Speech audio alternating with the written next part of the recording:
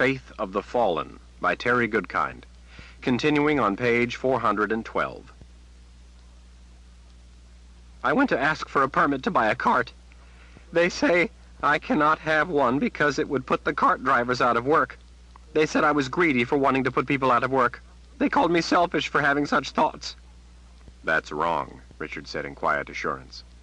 Your thoughts are not a crime, nor are they evil. It's your life, Fauvel. You should be able to live it as you see fit.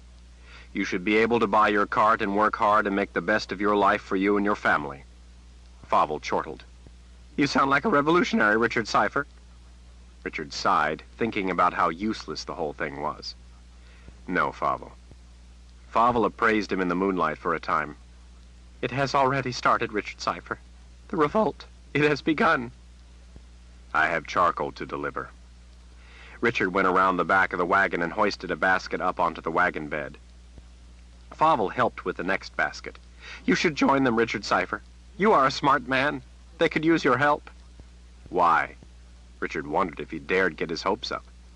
What do they have planned? What are they going to do with this revolt? Fauvel giggled. Why, they are marching in the streets tomorrow. They are going to demand changes. What changes? Well, I think they want to be able to work. They're going to demand they be allowed to do what they want. He giggled. Maybe I can get a cart? Do you think, Richard Cypher? Do you think that when they have this revolt, I can get a cart and deliver my charcoal? I could make more charcoal then. But what do they plan to do? How are they going to change anything if the order says no, which they will? Do? Why, I think they will be very angry if the order tells them no. They may not go back to their jobs. Some say they will break into the stores and take the bread. Richard's hopes faded back into the shadows. The man clutched at Richard's sleeve. What should I do, Richard Cypher? Should I join the revolt? Tell me. Fauvel, you should not ask anyone else what you should do about something like this. How can you endanger your life, the lives of your family, on what a man with a wagon says? But you are a smart man, Richard Cypher. I am not so smart as you. Richard tapped his finger against the man's forehead. Fauvel, in here, in your head, you are smart enough to know what you must do. You have already told me why the order can never help people have better lives by telling them how they must live. You figured that out all on your own. You, Fauvel the charcoal maker, are smarter than the order. Fauvel beamed. You think so, Richard Cypher? No one ever told me before that I was smart. You're smart enough to decide for yourself how much it means to you and what you want to do about it. I fear for my wife and my brother's wife and all our children. I don't want the order, but I'm afraid for them if I am arrested. How would they live? Richard heaved another basket into the wagon. Fauvel, listen to me. Revolt is the kind of thing you must be sure of. It's dangerous business. If you are going to join a revolt, you have to be sure enough of what you want to do to be ready to lay down your life for your freedom. Really? You think so, Richard Cypher? The spark of hope was gone. Fauvel, you stay here and make charcoal. Priska needs charcoal. The order will arrest those people, and then that will be the end of it. You're a good man. I don't want to see you arrested. Fauvel grinned. All right, Richard Cypher. If you say so, I will stay here and make charcoal. Good. I'll be back tomorrow night. But Fauvel, if there is still trouble, I may not make it tomorrow night. If there is still marching going on and the streets and roads are blocked, I may not be able to make it out here. I understand. You will be back as soon as you can. I trust you, Richard Cypher. You never let me down. Richard smiled. Look, if they are having a revolt tomorrow, and I can't make it out here right away, here's the money for the next load. He handed the man another silver mark. I don't want those loggers to stop getting wood for you. The foundries need charcoal. Fauvel giggled in genuine delight. He kissed the silver mark and slipped it down his boot. The charcoal will be ready. Now, let me help you load your wagon. Fauvel was only one of the charcoal makers with whom Richard dealt. He had a whole string of them he kept going so the foundries could have charcoal. They were all humble people just trying to get along in life. They did the best they could under the yoke of the order. Richard made a little profit selling the charcoal to the foundries, but he made more selling iron and steel he bought from them. Charcoal was just a small sideline to help fill his nights. As long as he was out with his wagon, what he made from the charcoal covered the bribes mostly. He made a good bit more hauling the odd load of ore, clay, lead, quicksilver, antimony, salt, molding powders, and a variety of other things the foundries needed but couldn't get permits for or get transported when they needed them. There was as much of that business as Richard could want. It paid for the care of his team with some profit left over. The iron and steel was pure profit.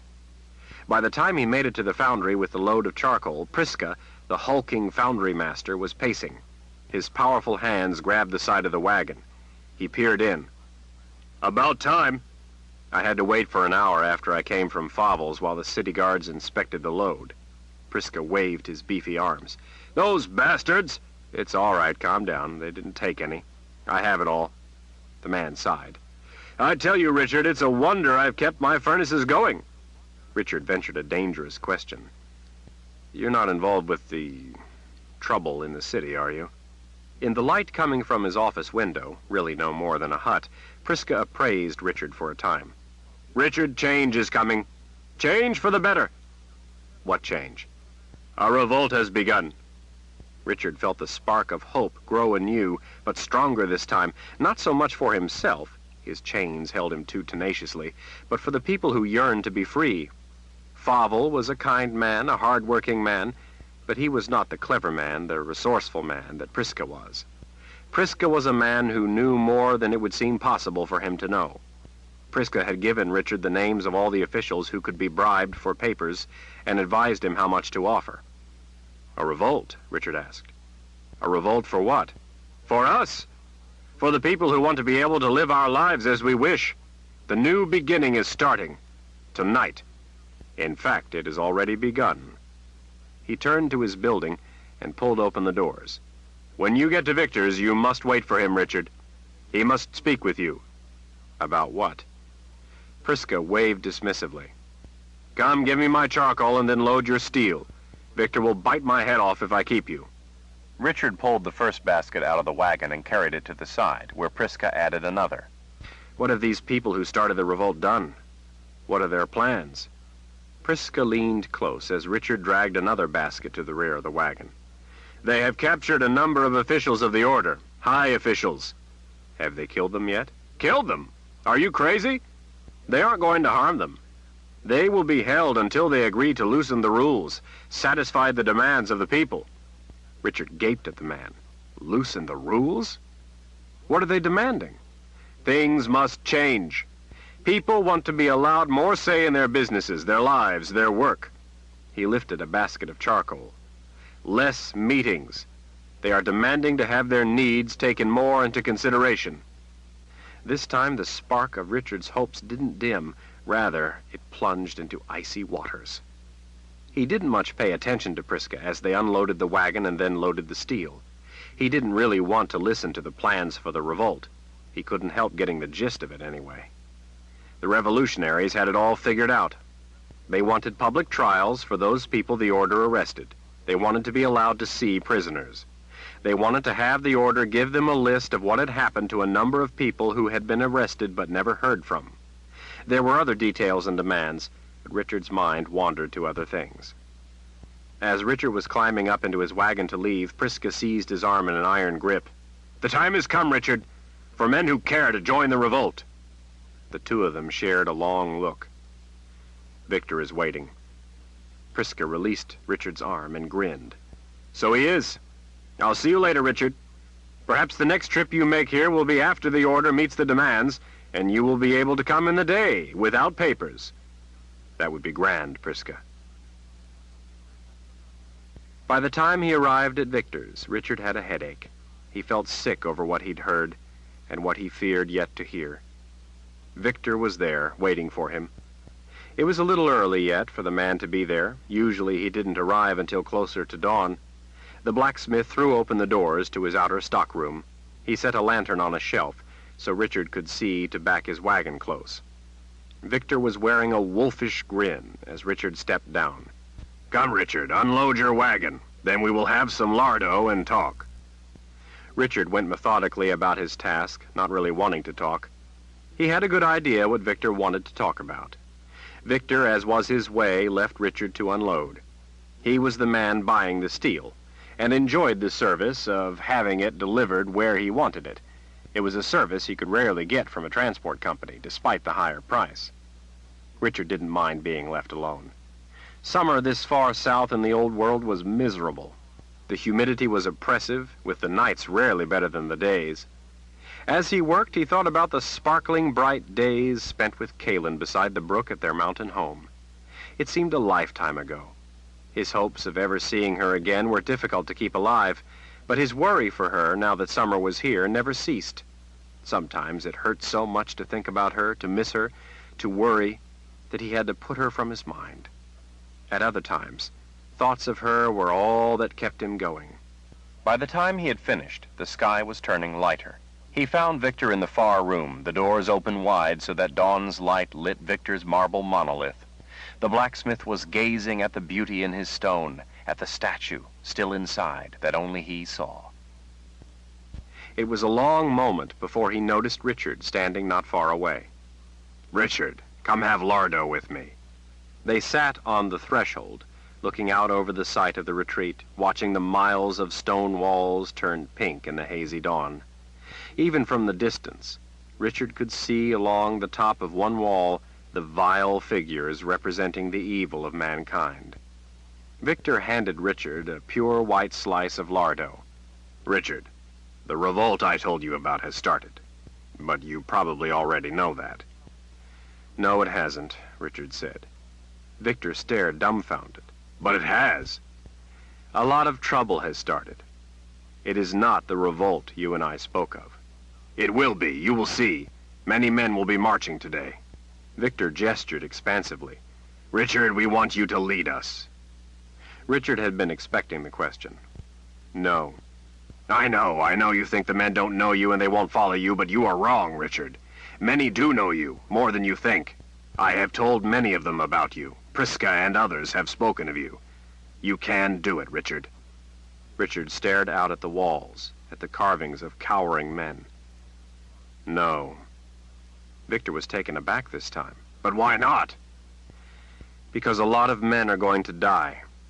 Victor chuckled. "No, Richard, no, you misunderstand. This will not be that kind of revolt. This will be a revolt of men of goodwill. This is a revolt for the betterment of mankind. That is what the Order always preaches. We are the people. They say they are for the people, and now, when we put the demands of the people to them, they will have to listen and give in." Richard shook his head sadly to himself. "You want me to lead you?" "Yes." "Then I want you to do something for me, Victor." "Of course, Richard, name it." "You stay far away from anything to do with this uprising. Those are my orders to you as your leader. You stay here and work today. You stay out of it." Victor looked as if he thought Richard might be making a joke. After a moment, he saw that Richard was not joking. "But why? Don't you want things to get better? Do you wish to live like this all your life? Don't you want things to improve?" "Are you willing to kill those men of the Order that have been captured?" "Kill them? Richard, why do you want to talk about killing? This is about life. About things being better." "Victor, listen to me. These men you go up against are not going to play by your rules. But they will want you stay here and work, or you will die along with a lot of other men. The Order will crush this uprising within a day or two, and then they will go after everyone they even suspect had a hand in it. A lot of people are going to die." "But if you were to lead us, you could present our demands.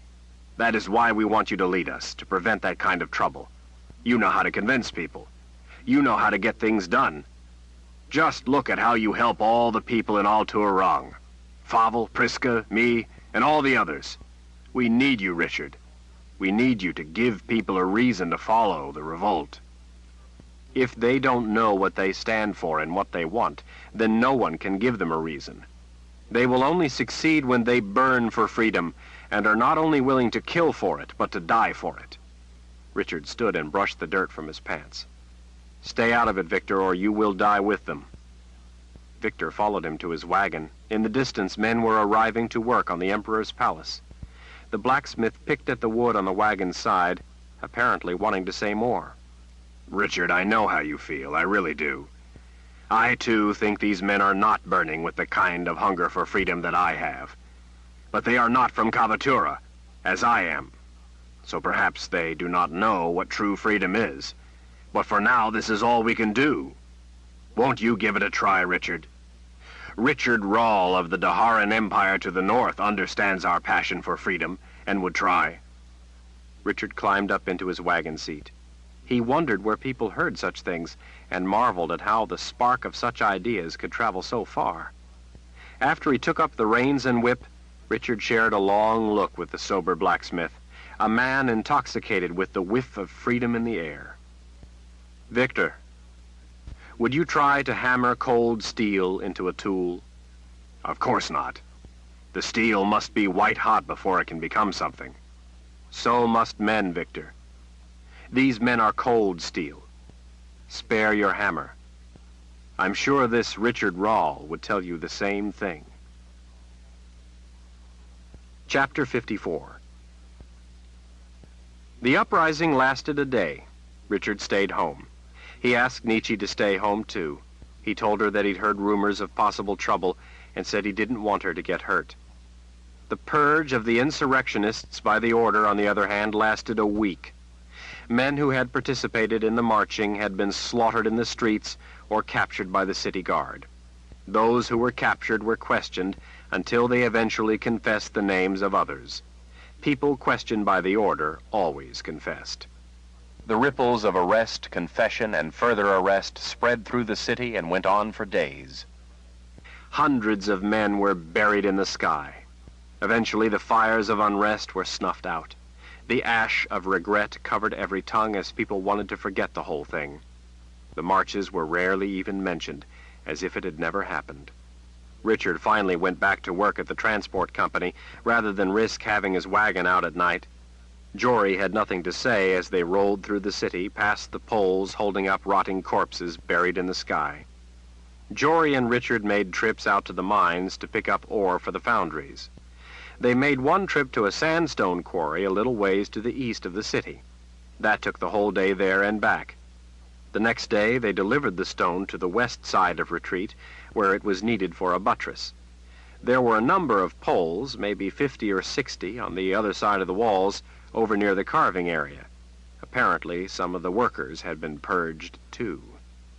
On the way out, they went up the road past the blacksmith shop.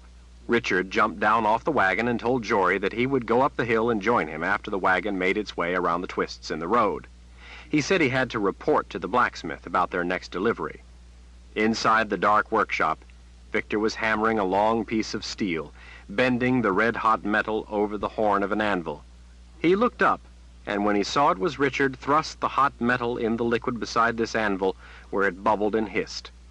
Richard, I'm glad to see you. Richard noticed several of Victor's men were missing.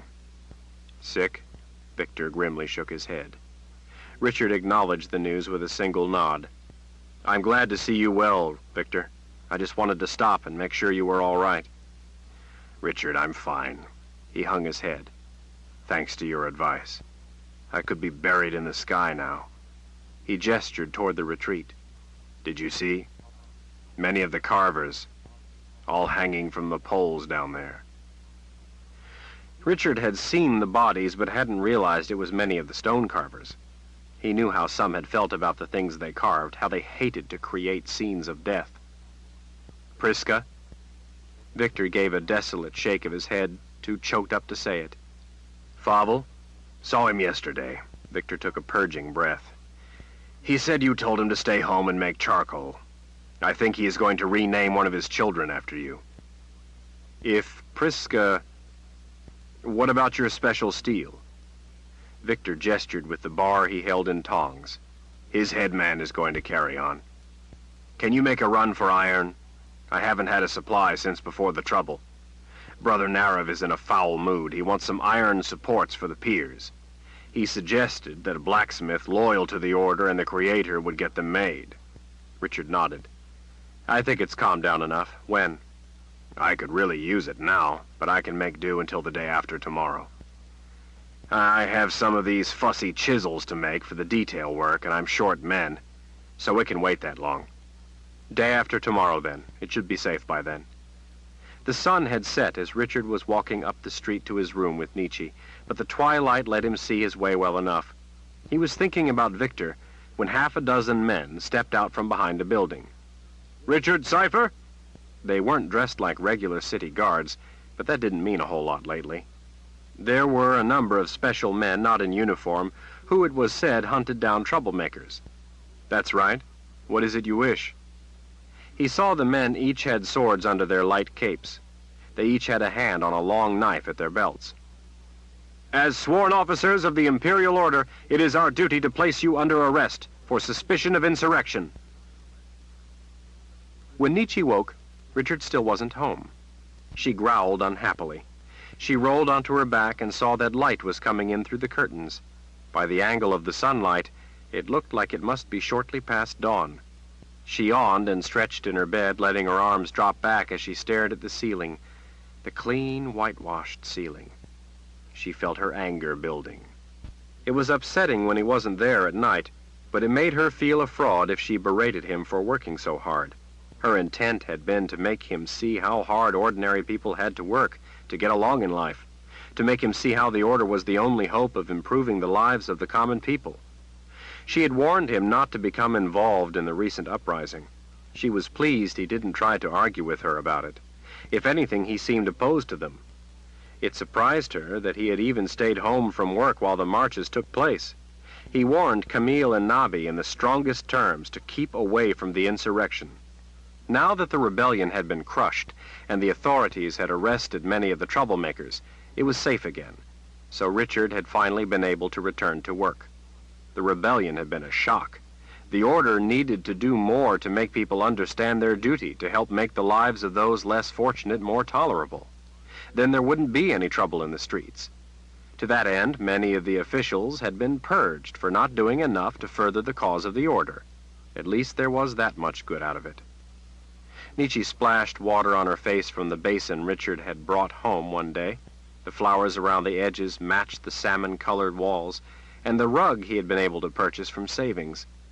He was certainly industrious, managing to save from his meager wage. She pulled off her sweaty nightshirt and bathed herself as best she could with a wet washcloth. It felt refreshing. She hated to look sweaty and dirty in front of Richard. She saw that the bowl of stew she'd made for his dinner the night before was still sitting on the table. He hadn't told her that he had to work at night, but sometimes he didn't have time to come home for dinner first. When he worked at night, he usually came home shortly after dawn, so she expected to see him at any moment. He would likely be hungry. Maybe she would make him eggs. Richard liked eggs. She realized she was smiling. She had been angry when she first woke, and now, thinking about what Richard liked, she was smiling. She combed her fingers through her hair, already eagerly looking forward to seeing him walk in, to asking if he would like her to make him eggs. He would say yes, and she would have the pleasure of doing something she knew he wanted. She loathed doing things she knew he didn't like.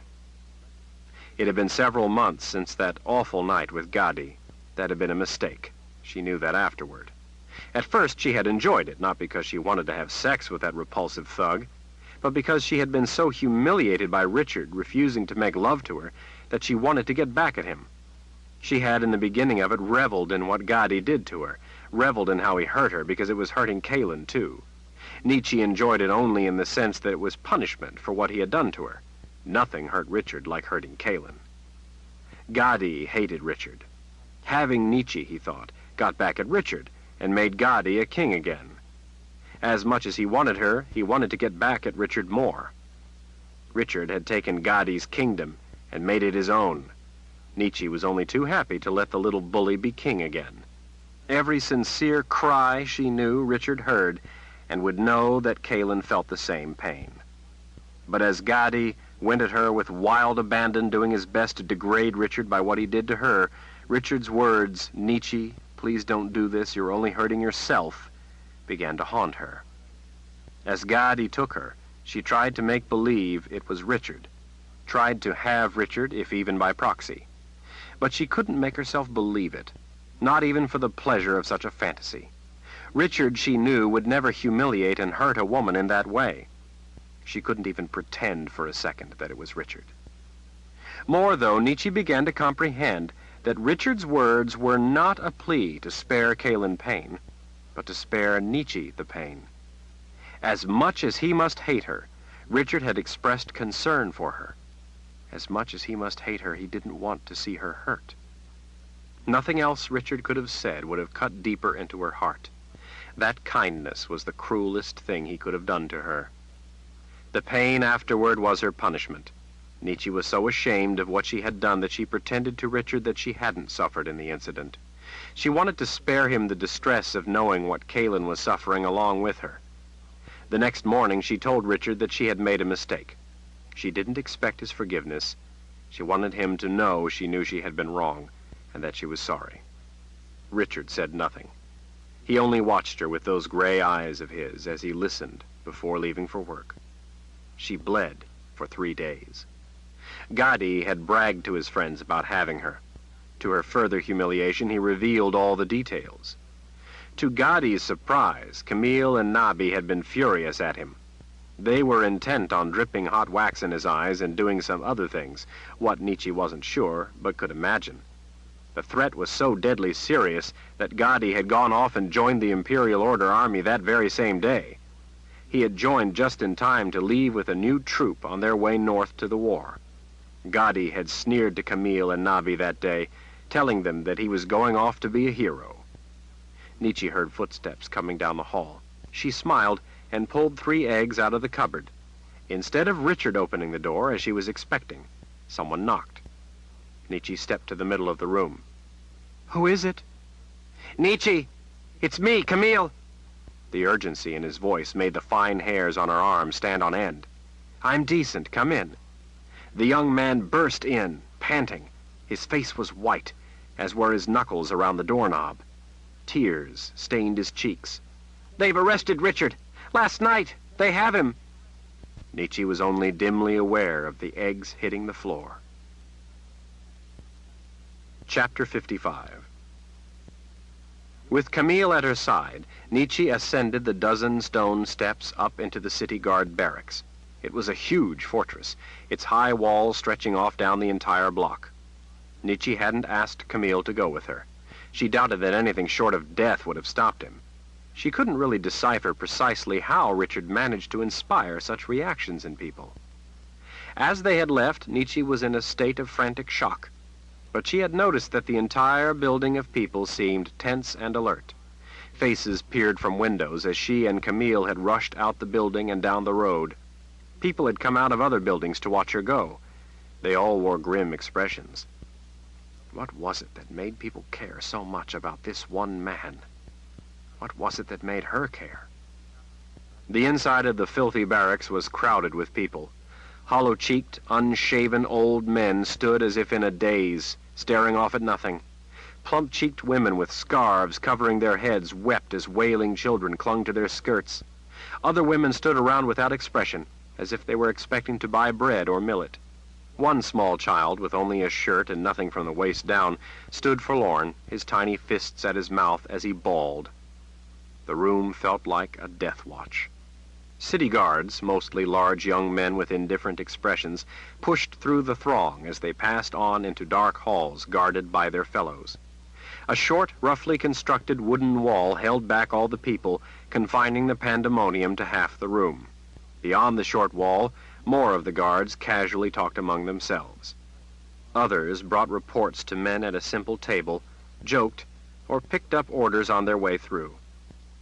Nietzsche cut right through the crowd, forcing her way to the short wall where cowering women pressed close, hoping to be called, hoping for word, hoping for the miracle of intercession by the Creator himself. Pressing up against the rough boards, they received splinters instead. Nietzsche seized the sleeve of a passing guard. He halted in mid-stride. His glare rose from her hand to her eyes. She reminded herself that she was without her power and released his sleeve. "May I ask, please, who is in charge?" He looked her up and down. A woman he appeared to judge was about to be without a husband and available. His face slid into an affected smile. He gestured. There, at the table. People's Protector Muxon. The older man sat ensconced behind his sovereign stacks of papers. Beneath the chin that sank down toward his chest, his spreading body looked as if it were melting in the summer heat. His loose white shirt bore big dark rings of sweat, adding its bit of stink to the stench of the sultry room. Guards leaned down to speak into his ear while his dull gaze roamed, never settling. Others behind the table to either side of him were busily engaged in work at stacks of their own papers, or speaking among themselves, or dealing with the other stream of officials and guards that was ebbing and flowing through the room. Protector Muxon, the shiny top of his head concealed about as well as an aged turtle napping beneath a few blades of grass, watched the room. His dark eyes never stopped moving, gliding past the guards, the officials, the milling crowd. When they glided over Nietzsche's face, they registered no more interest than in any of the other people. All were citizens of the order, equal pieces, each unimportant in and of itself. "Could I see him?" Nietzsche asked. "It's important." The guard's smile turned to mockery. "I'm sure it is." He waved a finger at the clump of people to the side. "End of the line, wait your turn." Nietzsche and Camille had no choice but to wait.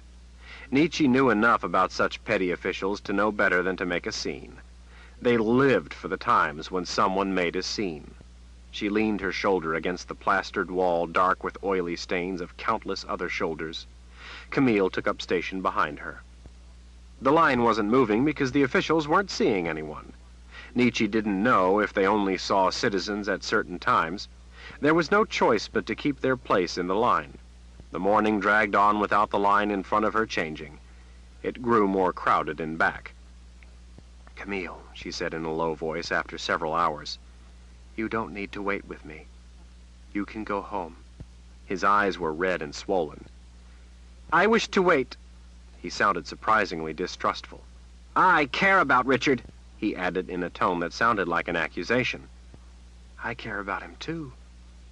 Why do you think I'm here?" "I only came to get you because I was so afraid for Richard. And I didn't know what else to do. Everyone else was off to work or to buy bread."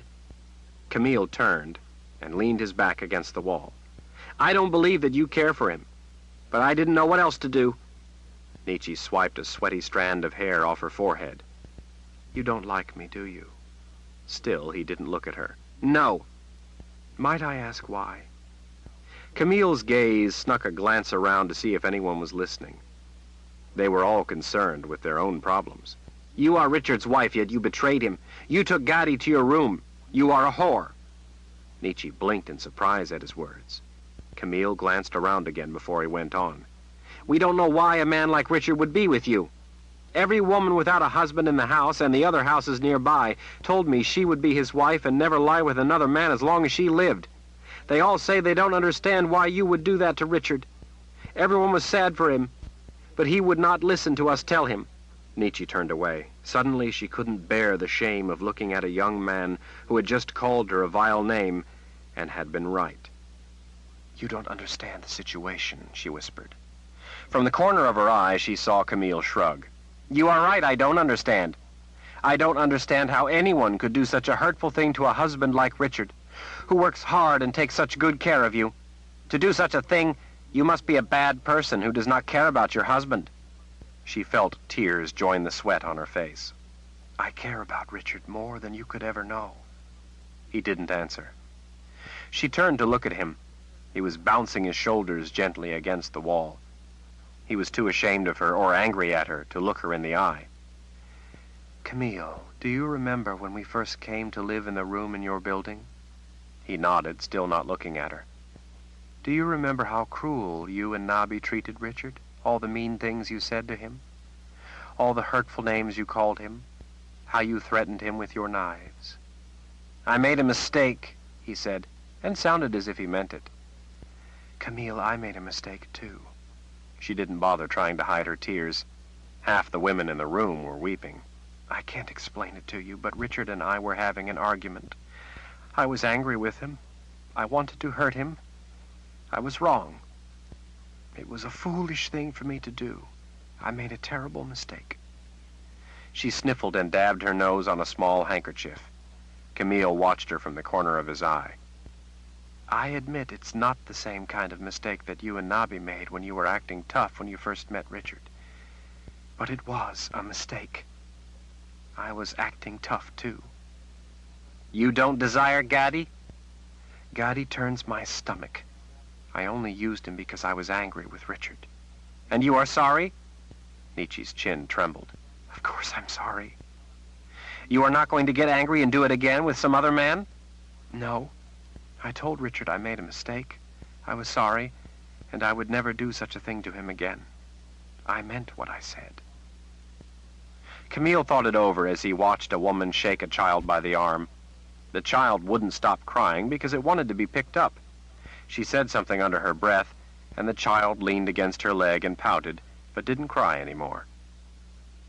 "If Richard can forgive you, then I should not be angry at you. He is your husband. It is for the two of you to settle, not for me." He touched her arm. "You made a foolish mistake. It is over. Don't cry for that anymore. There are more important things now." Nietzsche smiled through her tears and nodded. He smiled a bit. "Nobby and I told Gaddy we were going to cut off... We told him we would cut him for what he had done to Richard. Gaddy showed us his knife, so we would let him pass. Gaddy loves his knife. He has cut men with it before. Cut them bad. He told us to let him pass, to go join the army, that he was going to use his knife to slice the guts out of the enemy, to be a war hero, and to have many women better than Richard's wife. I'm sure I will not be the only woman to be sorry they ever met Gaddy." In the late afternoon, People's Protector Muxen began seeing people. Nietzsche's back ached, but it was nothing to compare to her fear for Richard. The people were taken one at a time by a pair of guards to stand before Protector Muxen. The line moved fairly rapidly because the Protector tolerated no long conversations. At most, he would riffle through some of his papers before telling the supplicant something. What with all the wailing and weeping in the room, Nietzsche couldn't hear any of it. When it was her turn, one of the guards shoved Camille back. "Only one citizen may speak with the Protector." Nietzsche tilted her head to signal Camille to stand back and not make a scene. The guards each grabbed an arm and fairly carried her to the spot in front of the Protector. Nietzsche was indignant at being treated so roughly, like some common citizen. She had always enjoyed a kind of authority, sometimes spoken, sometimes unspoken, and had never really given it much thought. She wanted to have Richard see what it was like to live as the common working people. Richard seemed to flourish.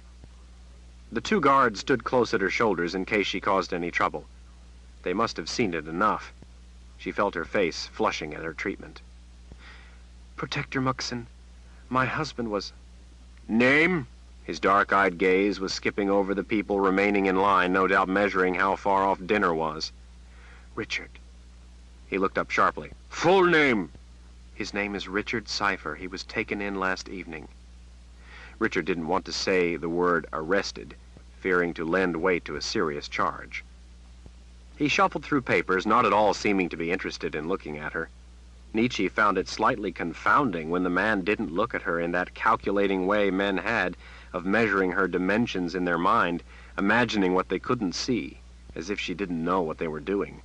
The two guards, though, were looking down the front of her dress. "Ah," Protector Muxen waved a paper. "You are lucky." "He was released then?" He looked up as if she were daft. "We have him. His name is on this paper. There are many places people are taken. The protectors of the people can't be expected to know where they all are." "Thank you," Nietzsche said, without knowing what she was thanking him for. "Why is he being held? What are the charges?" The man frowned. "How would we know the charges? He has not yet confessed." Nietzsche felt dizzy. A number of the other women fainted when they spoke to the Protector. The guard's hands on her arms tightened. The Protector's hand started to lift to signal them to remove her. Before he could, Nietzsche spoke in as calm a voice as she could muster. "Please, Protector Muxen, my husband is no troublemaker. He never does anything but work. He never speaks ill of anyone. He is a good man. He always does as he is told." For one fraction of a second, as she watched sweat roll down the man's cheeks, He seemed to be considering something. "Has he a skill?" "He is a good laborer for the order. He loads wagons." She knew the answer was a mistake before she had completed it. The hand lifted, flicked, dismissing her like a gnat. With a mighty jerk, the guards lifted her from her feet and whisked her from the important man's presence. "But my husband is a good man. Please, Protector Muxen. Richard did not cause any of the trouble. He was home." Her words were sincere, and much the same as those spoken by the women before her. She was furious that she could not convince him that she was different, that Richard was different. The others, she knew now, had all tried to do the same. Camille ran behind as the guards carried her down a short dark hall to a side door out of the stone fortress. Evening light stole in when they opened the door. They shoved her. Nietzsche stumbled down the steps. Camille was shoved out right behind her. He fell face down in the dirt. Nietzsche knelt to help him up. From her knees, she looked up to the doorway. "What about my husband?" she pressed. "You can come back another day," the guard said. "When he confesses, the Protector can tell you the charges." Nietzsche knew he would never confess. He would die first. That was not a problem as far as these men were concerned. "Can I see him?"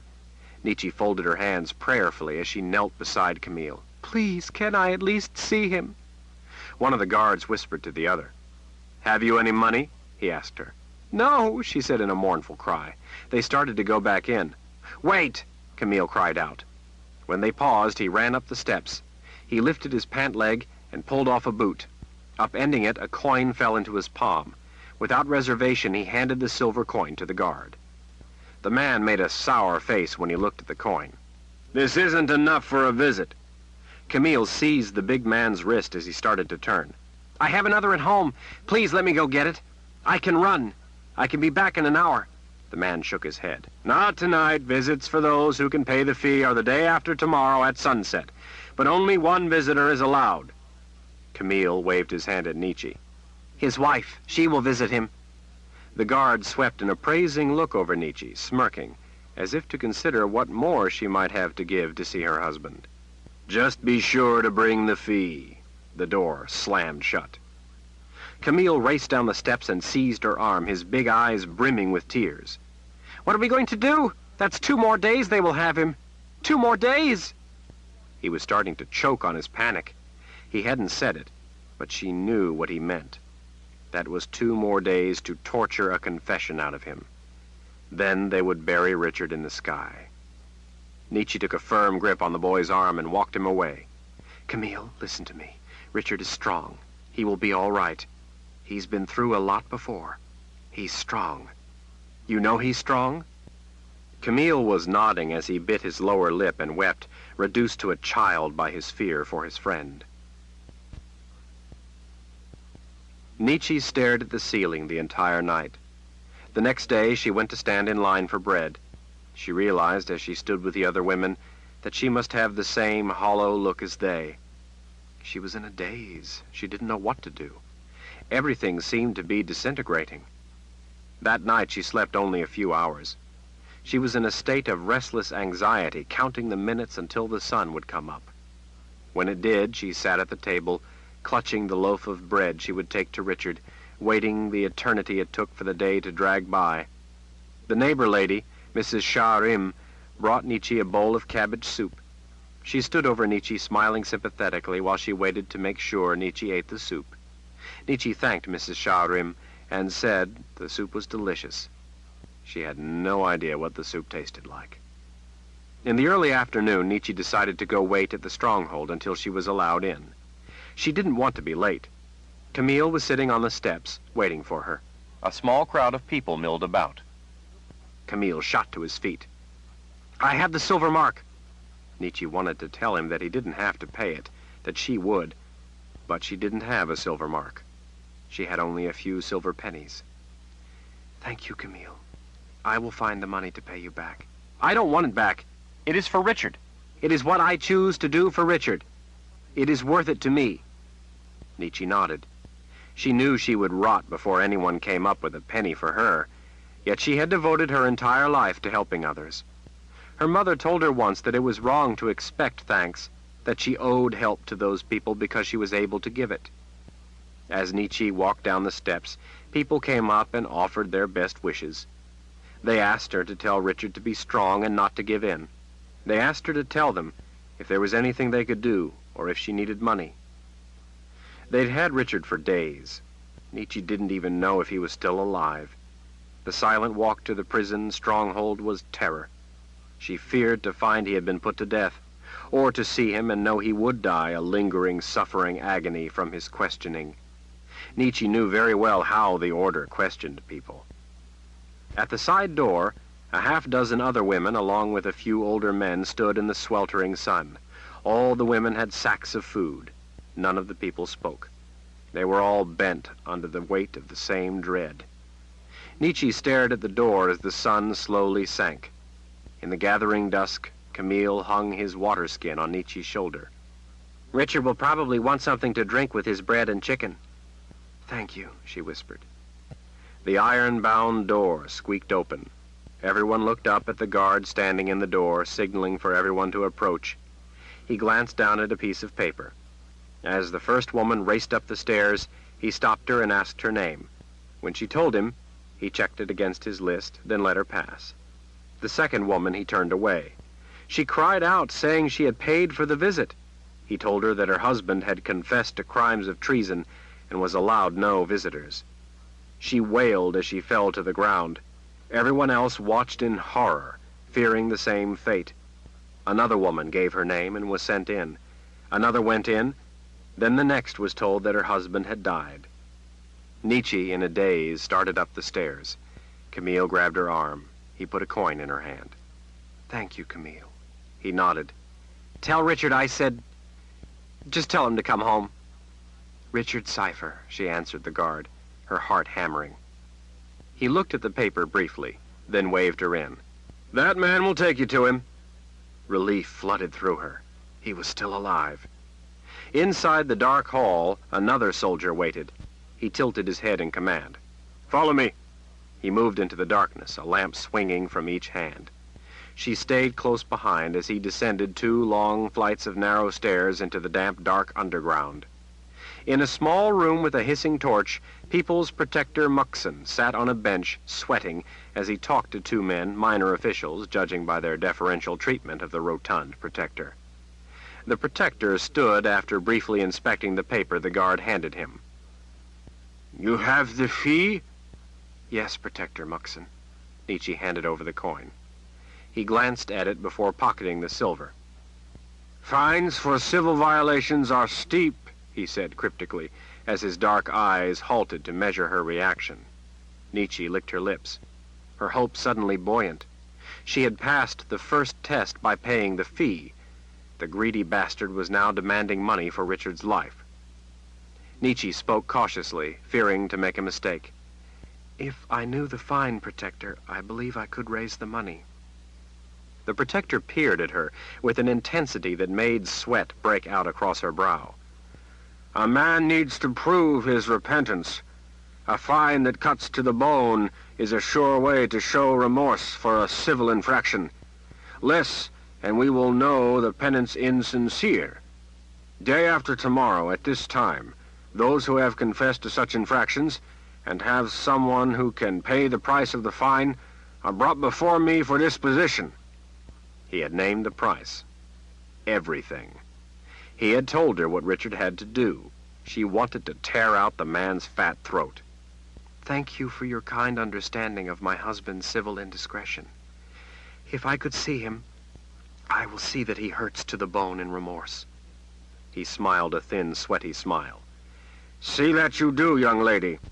Men left too long down here with their guilt end up confessing to the most terrible things." Nietzsche swallowed. "I understand, Protector Muxon." The torture would not stop until the man had the price.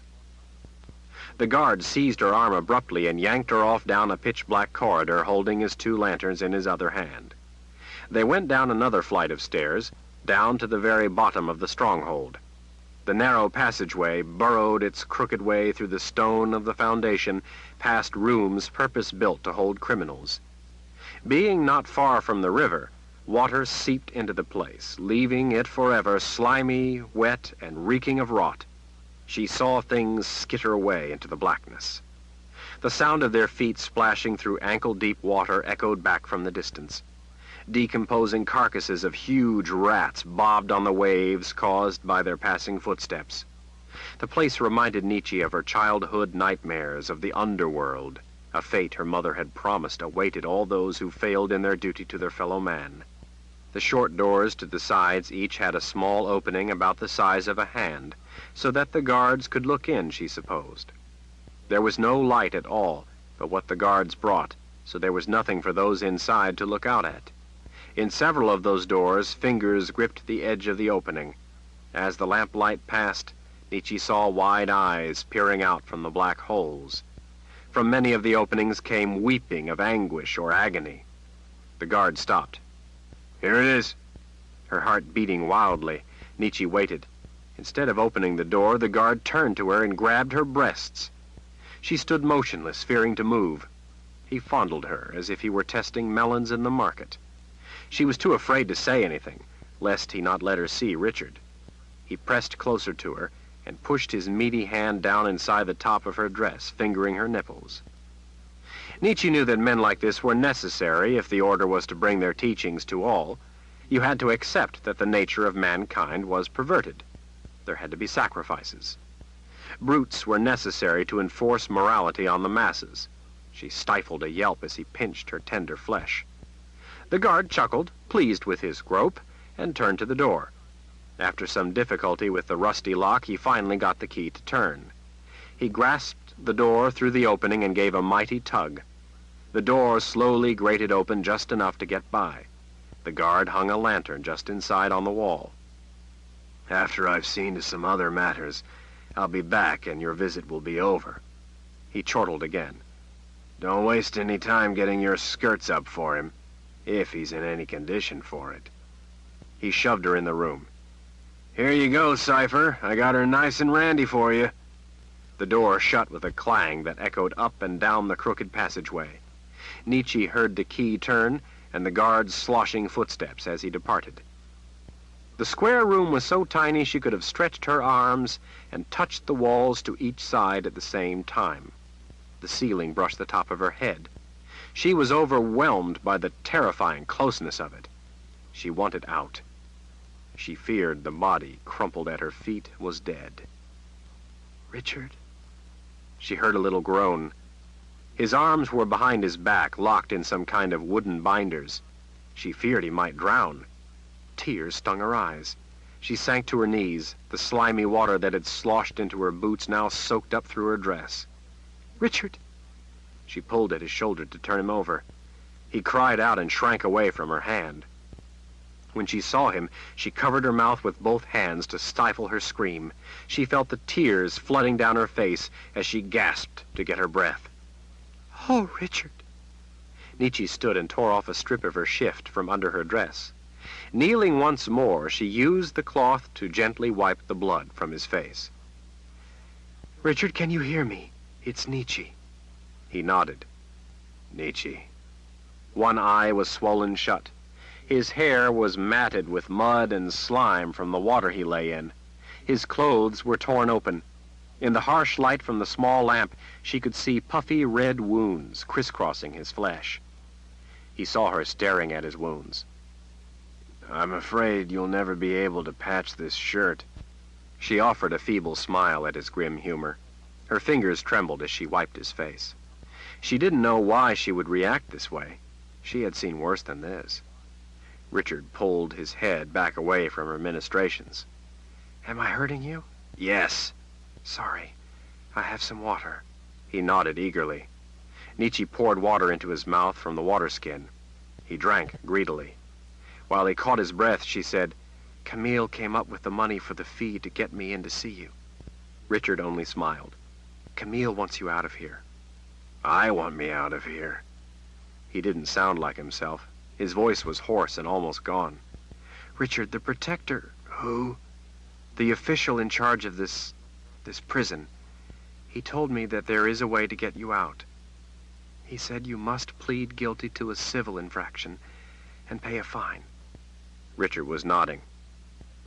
"I figured as much. He asked if I had money. I told him I did. You do? You've saved money? He nodded. I have money. Nietzsche's fingers desperately gathered his collar into her fist. Richard, I can't pay the fine to get you out for 2 more days. Can you hold on? Please, can you hold on until then? He smiled in the dim lamplight. I'm not going anywhere. Nietzsche remembered then and pulled the bread out of the sack. I brought food. Bread and some roasted chicken. Chicken. Bread won't sustain me long. They don't feed me. She tore at the chicken with her fingers. She held a piece up to his mouth for him. She couldn't stand to see Richard helpless. It angered her. It made her sick. Eat, Richard, she urged when his head sank forward. He shook his head as if to banish sleep. Here, have some more. She watched him chew. Can you sleep in this water? They don't let you sleep. She pushed a long chunk of chicken in his mouth. She knew too many of the details of the order's methods. She didn't want to know which technique they had chosen for him. I'll get you out, Richard. Don't give up. I'll get you out. He shrugged as if to say it didn't matter. Why? Covetous of your prisoner? Jealous to see others abuse me in your place? Fear they might destroy me before you can? Richard, that's not... I am just a man. Only the greater good matters. That I'm innocent is immaterial because no one man's life has value. If I must suffer and die this way to help drive others to the ways of your Creator and your order, who are you to deny them that virtuous end? What do your wishes matter? How can you put your life or mine above the good of others? How many times had she lectured him with that same moral doctrine? How contemptuous, how venomous, how treacherous it sounded from his lips. She hated herself at that moment. He somehow put the lie to everything the order stood for, to everything she had devoted her life to. He somehow made doing good seem evil. That was why he was so dangerous. That he even existed threatened everything for which they stood. She was so close to knowing what she needed to understand.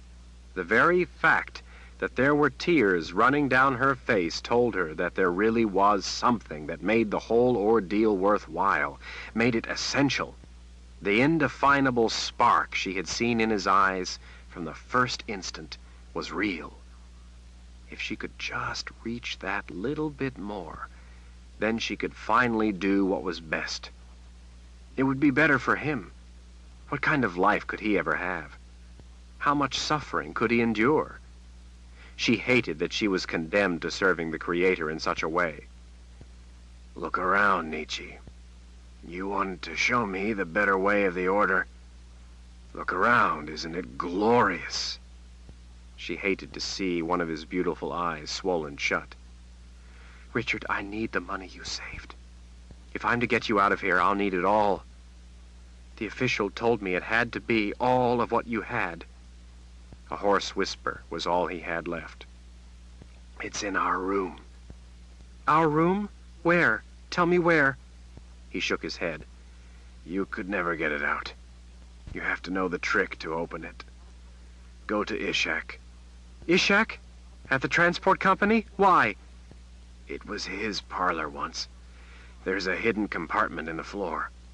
Tell him why you need the money. He will open it for you. She held more chicken up to his mouth. All right, I'll go to Ishak. She hesitated while she watched him chew. I'm sorry that you have to give up what you've managed to save. I know how hard you work. It's not right for them to take it. He shrugged again. Just money. I'd rather live. Nietzsche smiled and wiped the tears from her cheeks. That was the best thing she could have hoped to hear. The door opened. Pull your skirt down, woman. Time's up. As he dragged her out by her arm, she stuffed the last of the chicken in Richard's mouth. Civil infraction, she called to him. Don't forget. He had to confess to a civil infraction that could be paid with a fine. Then they would release him. Any other crime was death.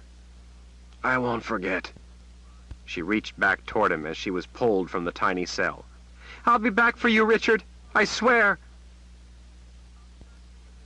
Chapter 56. Nietzsche paced as Ishak bent over the trap door in the corner of the room. He had been at it a long time. He had pushed the wardrobe aside to get at the secret place in the floor. Occasionally he muttered under his breath, cursing himself for having made it so difficult to get into. At last! Ishak scrambled to his feet. Nietzsche hoped that the meager money Richard could have managed to save would be enough to satisfy Protector Muxon. In her head she was going through a list of people who had offered money to help Richard. Ishak scurried close. Here it is. He hurriedly placed the leather purse in her hand. The weight shocked her. The purse filled her palm. It didn't make sense. She realized Richard must have put some metal items in with his savings. That would account for the weight. She pulled open the top and dumped the contents in her palm. Nietzsche gasped. There were close to 24 gold marks. There wasn't any silver. It was all gold. Dear Creator, she whispered, her eyes wide. Where would Richard get all this money? It was more money than most wealthy men saw in their lifetime. She looked up into Ishak's eyes. Where would Richard get all this money? He swept his red hat off his head. He waved impatiently at all the gold lying in her palm. Richard earned it. She felt her frown darkening. Earned it? How? No one man could earn this much money, not honestly anyway. She felt her anger building. Richard stole this gold, didn't he? Don't be silly, Ishak gestured irritably. Richard earned it. He bought and sold goods. She gritted her teeth. How did he get this money? The man flung up his hands. I'm telling you, he earned it himself, all by himself. He bought things and sold them to people who needed them. Things? What kind of things? Contraband? No, things like iron and steel. Nonsense. How would he move it? Carry it on his back? At first. But then he bought a wagon to... A wagon? Yes, and horses. He bought charcoal and ore and sold them to the foundries. Mostly he bought metal from the foundry and sold it to the blacksmith. The blacksmith uses a great deal of metal. He bought it from Richard. That was how he earned the money. Nietzsche seized the man's collar at his throat. Take me to this blacksmith. Nietzsche was furious. All this time she had thought Richard an honest, hard-working man, and now she had discovered that he was imprisoned properly. He was guilty of swindling honest working people out of their money. He was profiteering. At that moment she was not sorry at all for what they were doing to him in the prison. He deserved it all and more. He was a criminal, cheating honest, hard-working people out of gold. She burned with humiliation, knowing she had been deceived by him. Nietzsche had seen the side of the palace before, but at a distance as she went about her business in the city. She had never been this close. It was going to be everything Jagang said it would be. It filled her with awe. All the inspiring words of Brother Nariv from her youth were like a sacred choir singing from the depths of her memories as she looked upon the sweep of scenes being erected. The walls were already up over the openings for the windows on the first floor. In some sections, beams were being laid spanning the interior walls to support the next story. But it was the outside which took her breath. The stone walls were banded with carvings on a scale she had never imagined. Just as Brother Nariv would have directed, the carvings were inspirational and convincing. Nietzsche saw people gazing upon the scenes, weeping at the events recounted in stone, weeping at the depiction of the miserable creature that was man and the unattainable glory that was the perfection of the Creator. With such moving visions, there could be no doubt that the order was mankind's only hope of salvation. Just as Jagang had said, this would be a palace to stir the people with overpowering emotion. Why are those poles there? She asked Ishak as they marched along the wide cobbled path where people stood and watched the construction, while others knelt and prayed at various horrific scenes depicted on the walls. Carvers. Ishak removed his red hat as he looked at the sight. It was said they took part in the revolt. Nietzsche's gaze passed among the rotting corpses hanging at the tops of the poles. Why would the carvers take part in the revolt? They have work. More than that, they were working on the scenes of the glory of the order. They, of all people, should have known how their only hope of reward in the next world required suffering in this. I did not say they took part. I said that it was said that they took part. Nietzsche didn't correct the man. All men were corrupt. There wasn't a man who could not be put to death without it being justified. That included Richard. Many of the stones under protective roofs where men had worked now sat idle. Ramps were constructed along with scaffolding for the masons to work on the palace walls.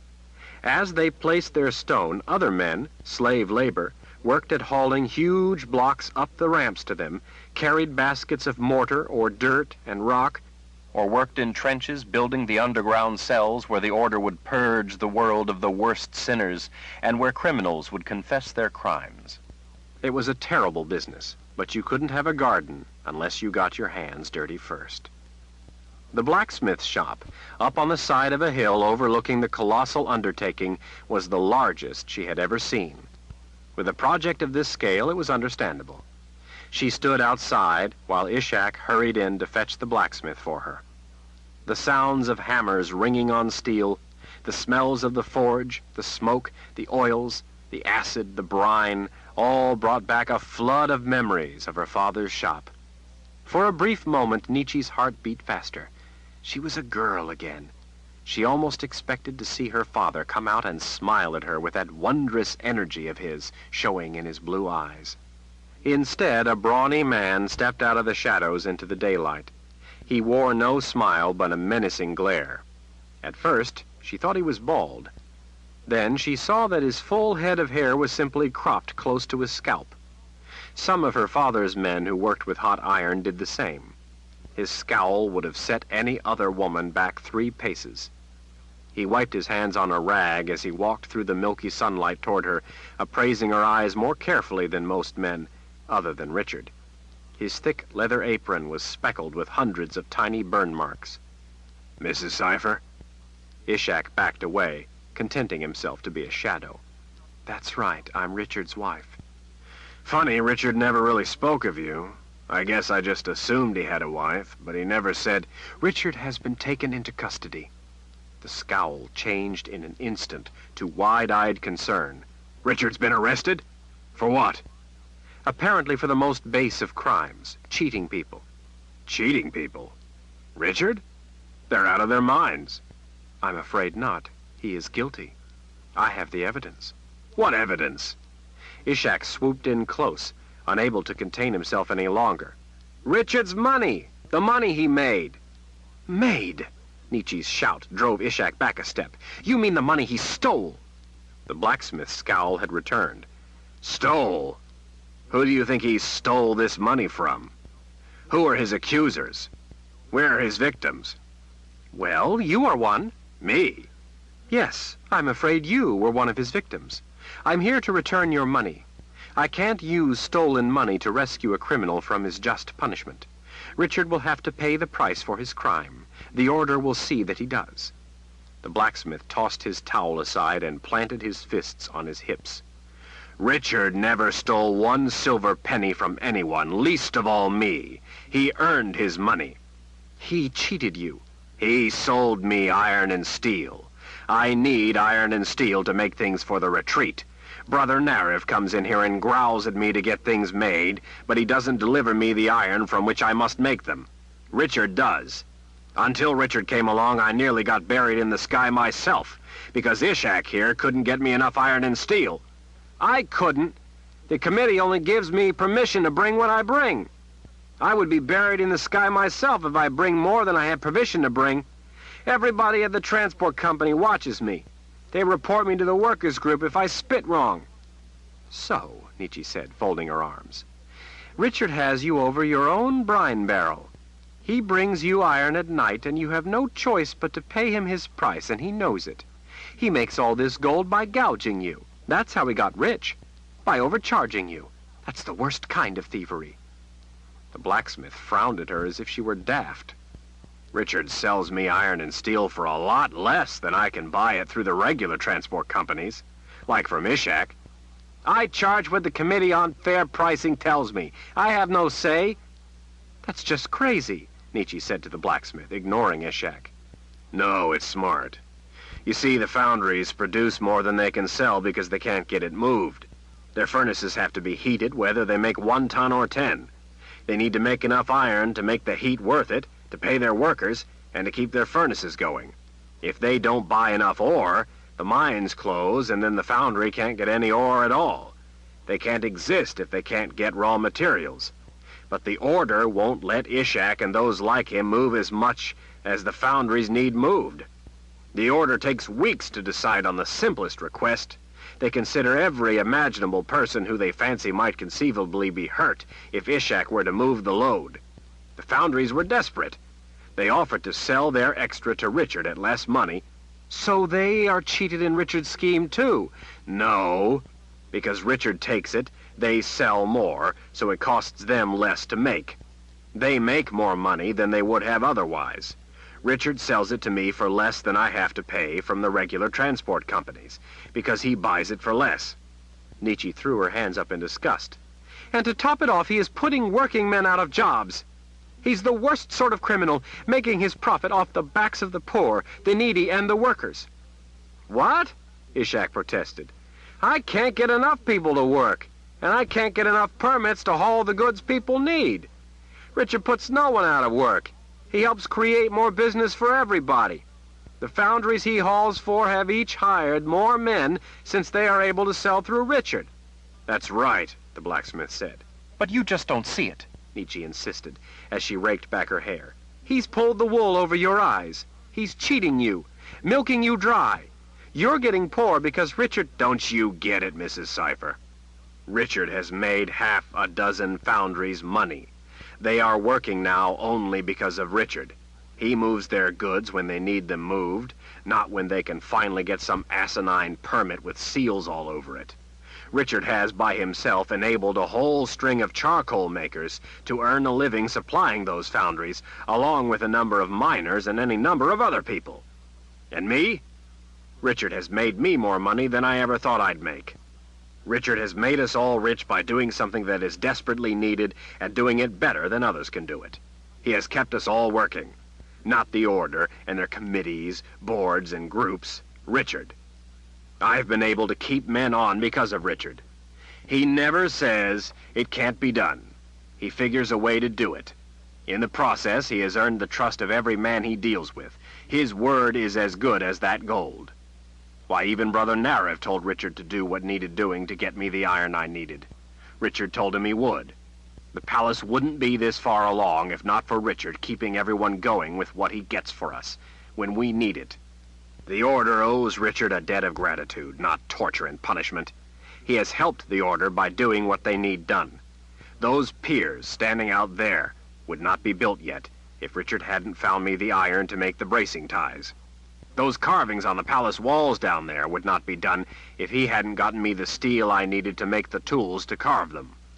The goods down there are only moved in by wheels turning on iron bands I make to repair them because Richard got me the steel. Richard has done more to raise that palace up out of the ground than any other single man. Besides that, he's made friends doing it.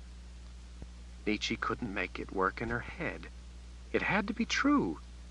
She remembered that Richard had met Brother Narev. How could someone make so much money, help the Order, and have the people he deals with still trust him? But he has made all this profit. The blacksmith shook his head as if she were a snake among them. Profit is a dirty word only to the leeches of the world. They want it seen as evil, so they can more easily snatch what they did not earn. The frown returned as the blacksmith leaned toward her. His voice became as hot as the iron he worked. What I want to know, Mrs. Cypher, is why Richard is in some stinking prison being tortured to give a confession, while his wife is standing here acting a fool over him earning money and making us all happy and rich in the process. Nietzsche felt a lump rising in her throat. I can't pay the fine until tomorrow night. Until I met you, I never thought Richard ever made a mistake. The man pulled his leather apron off over his head and heaved it at the wall of his shop. With that kind of money, we can bargain him out sooner. I hope it's soon enough. Ishak, are you with me?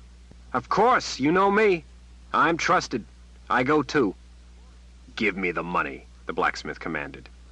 Nietzsche dropped it into his upturned palm without even thinking about it. Richard wasn't really a thief. It was a wonder. She didn't know how, but these people were all happy with him. He made them all rich. It didn't make any sense to her. Please, if you can help, I'd be indebted to you.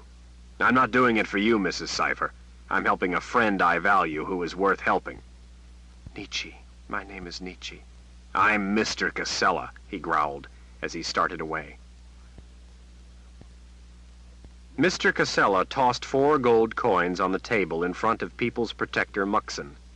He had told Nietzsche and Ishak that he wanted to hold something in reserve so they could pump the bellows if they needed more heat. The blacksmith towered over the man behind the table. Several officers put their noses to their work. The guards around the room all watched. Richard Cipher, you have him. We're here to pay the fine. Protector Muxon blinked at the coins like a fat carp that was too full to eat a worm. We don't assess fines until tomorrow night. Come back then, and if this man, Cipher, has not confessed to involvement in anything more serious, you can pay then. I work out at the new palace, Mr. Casella said.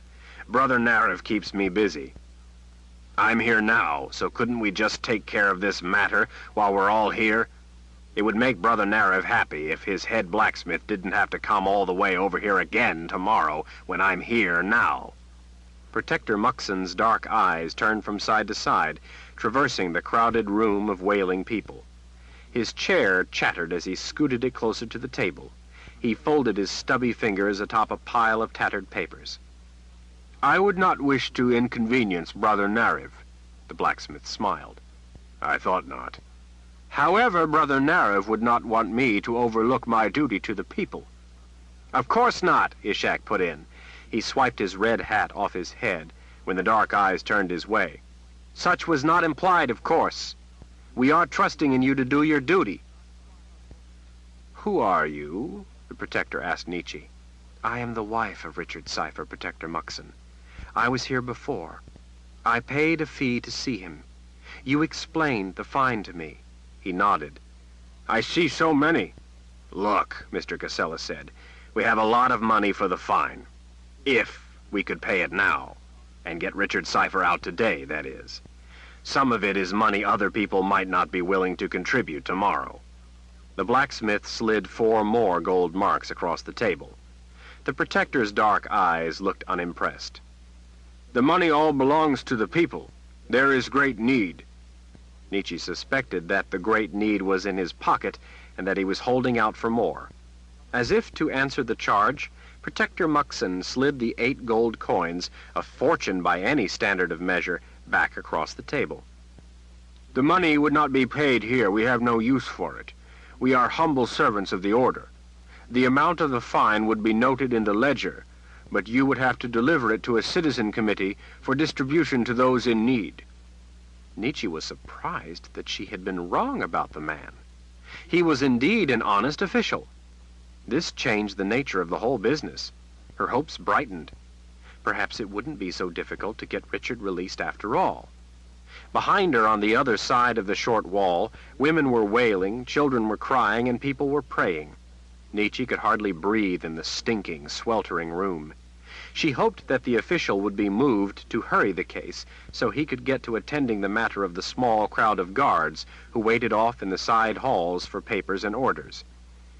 But you make a mistake, the Protector added, if you think money can buy this man's release. The order is not concerned with the life of one man, for no man's life is of any real importance. I'm inclined to tell you to keep your money until we can look into why anyone would have such a large sum. I think this man must be disruptive to civil order if he stirs up this much support. No one man is any better than another. That he can bring so much money to bribe him out of his just punishment proves my suspicion that he has something to confess. His chair creaked as he leaned back to peer up at them. It appears you 3 would think otherwise. Think that he is better than any other man. No, the blacksmith said in an offhanded manner. It's just that he is our friend. The order is your friend. Those in need are your concern. You have no business caring for one man over another. Such unseemly behavior is blasphemy." The three of them, before the desk, stood mute. Behind them, the weeping, the wailing, the panicked praying for those in the darkness far below went on without pause. Everything they said only seemed to turn the man more against them. If he had a skill, then it might be different. There is great need for contributions to the order by those with ability. There are many who hold back when they should be doing their best to contribute. It is the duty of those with ability to... It all came clear to Nietzsche in one blinding instant. "But he does have a skill," she blurted out. "What skill?" the Protector asked, not pleased at being interrupted. Nietzsche stepped closer. "He is the greatest..." "Greatness is a delusion of the wicked. All men are the same. All men are evil by nature. All men must struggle to overcome their baser nature by devoting their lives selflessly to the cause of helping their fellow man. Only selfless acts will enable a man to gain his reward in the afterlife." Mr. Casella's fists tightened. He started to lean in. If he argued now, it would render the matter irredeemable. Nietzsche gave him a stealthy kick with the side of her foot, hoping to convince him to be quiet and let her do the talking before it was too late.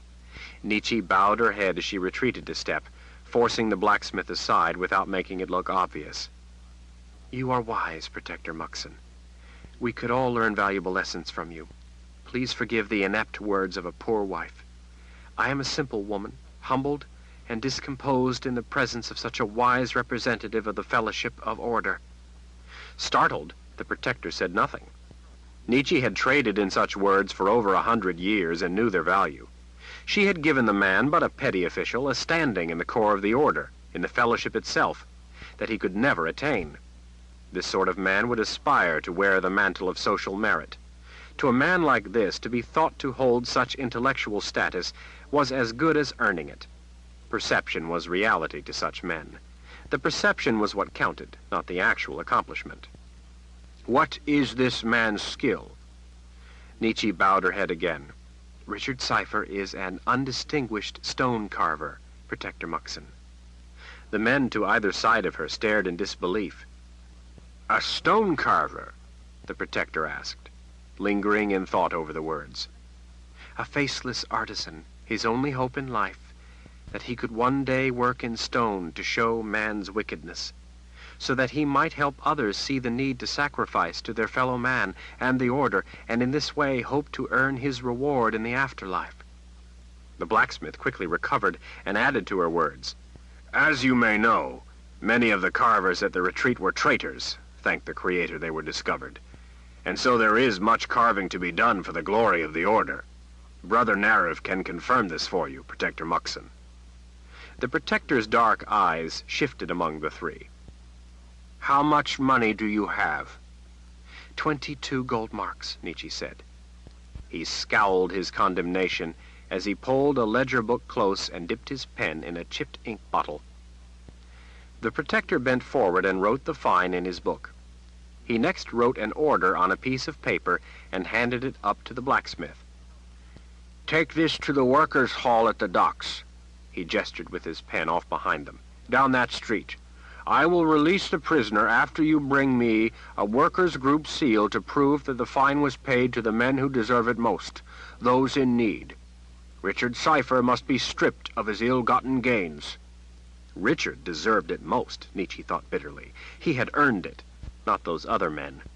Nietzsche thought about all the nights he'd worked without sleep, without food. She remembered him wincing as he lay down to sleep, his back aching from his labor. Richard had earned that money. She knew that now. Those men who would get it had done nothing for it but to desire it, thus proclaiming their right to it. "Yes, Protector Muxon," Nietzsche said as she bowed. "Thank you for your wise justice." Mr. Casella let out a quiet sigh. Nietzsche leaned confidentially toward the Protector. "We will carry out your equitable instructions immediately." She smiled deferentially. "Since you have treated us so fairly in this matter, might I ask one further consideration?" It was a lot of gold that would be credited to his effort on behalf of the order. She knew he would likely be in a generous mood at that moment. "It's more a matter of curiosity, really." He wheezed an annoyed sigh. What is it you want? Nietzsche leaned closer, close enough to smell the man's stale sweat. "The name of the person who reported my husband. The one who rightly brought Richard Cypher to justice." Nietzsche knew that he was thinking that men were more likely to be welcomed into the fellowship when they helped collect great sums for those in need. The matter of the name would only be a gnat bothering his pleasant thoughts. He pulled some papers close and scanned through them, flipping them aside as he searched. Here it is, Protector Muxon said at last. Richard Cypher's name was reported by a young soldier volunteering in the Imperial Order Army. His name is Gadi. The report is months old. It took some time to see justice done, but the Order always sees justice done in the end. That is why they call our great Emperor Jagang the Just. Nietzsche straightened. "Thank you, Protector Muxon." Her calm face concealed her inner fury that the little thug was out of her reach. Gadi deserved to suffer. The Protector wrote out his sentence for a civil crime as he spoke. Take the order of fine I gave you to the workers' group at the docks, and return here when you have seals to prove that his fine of 22 gold marks was paid in full. Richard Cypher is further ordered to report to the Carver's Committee for Work Assignment." He handed her the paper with the orders. "Richard Cypher is now a stone carver for the Order." Page 439. The sun was setting by the time they returned with all the papers and seals. The blacksmith was impressed with the way she had handled the official when the offer of gold failed to work. Ishak thanked her 100 times. It only mattered to her that Richard would be freed. She was relieved to know that she had been wrong, that Richard wasn't a cheat and a thief after all. It had been such an ugly feeling, thinking ill of Richard. It had for a time tainted her whole world. She had never been so happy to be wrong. Better yet, they had done it. She was to have him back. At the side door to the stronghold, Mr. Casella, Ishak, and Nietzsche waited. The shadows grew darker. Finally, the door opened. 2 guards held Richard between them as they came out onto the landing. When they saw Richard, his condition, Mr. Casella cursed under his breath. Ishak whispered a prayer. The guards released Richard with a shove. He stumbled forward. The blacksmith and Ishak raced to the steps to help him. Richard caught himself and straightened, a dark form upright in the last of the light, defiant of the long shadows around him. He held a hand out, commanding the 2 men to stay where they were. Both stopped with a foot on the bottom step, ready to run up to him should he need them.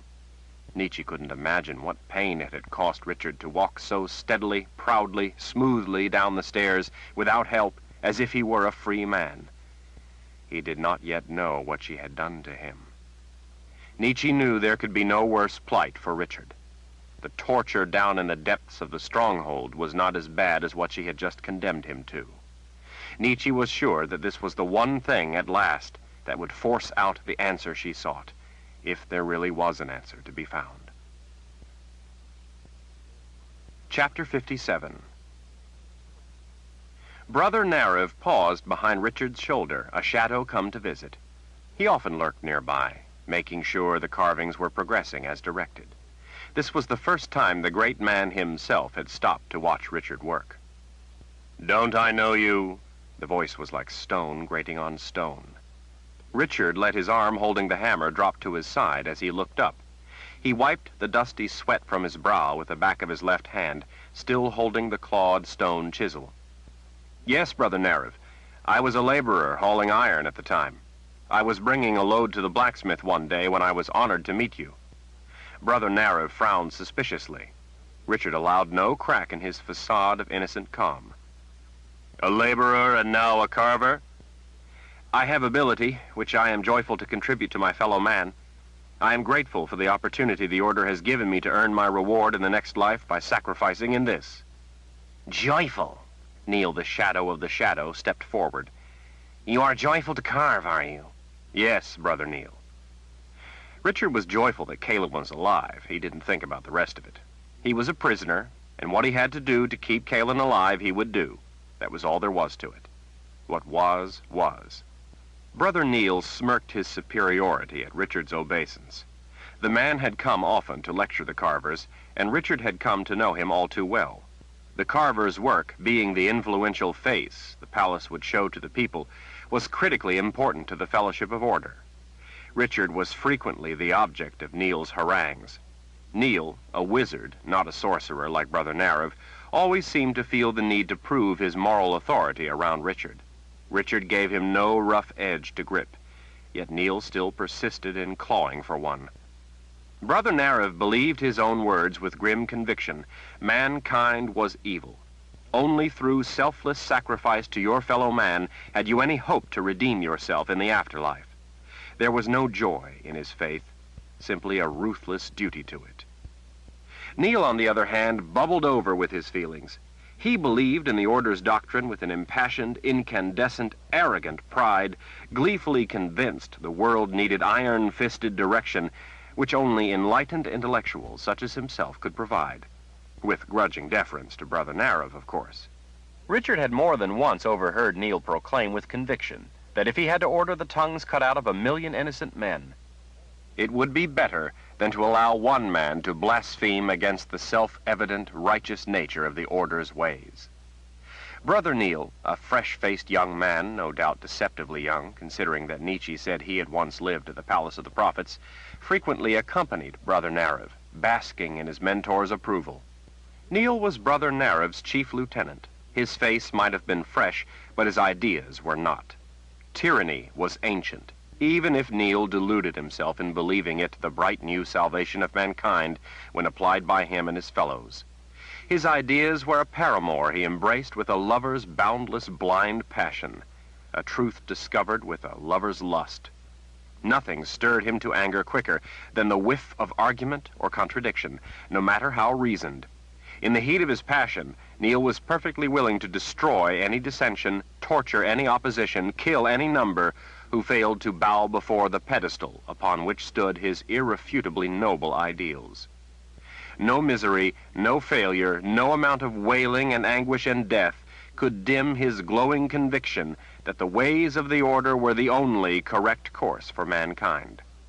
The other disciples, all, like Neil, wearing hooded brown robes, were an incongruous collection of the cruel, the pompously idealistic, the bitterly greedy, the resentful, the spiteful, the timid, and most of all the dangerously deluded.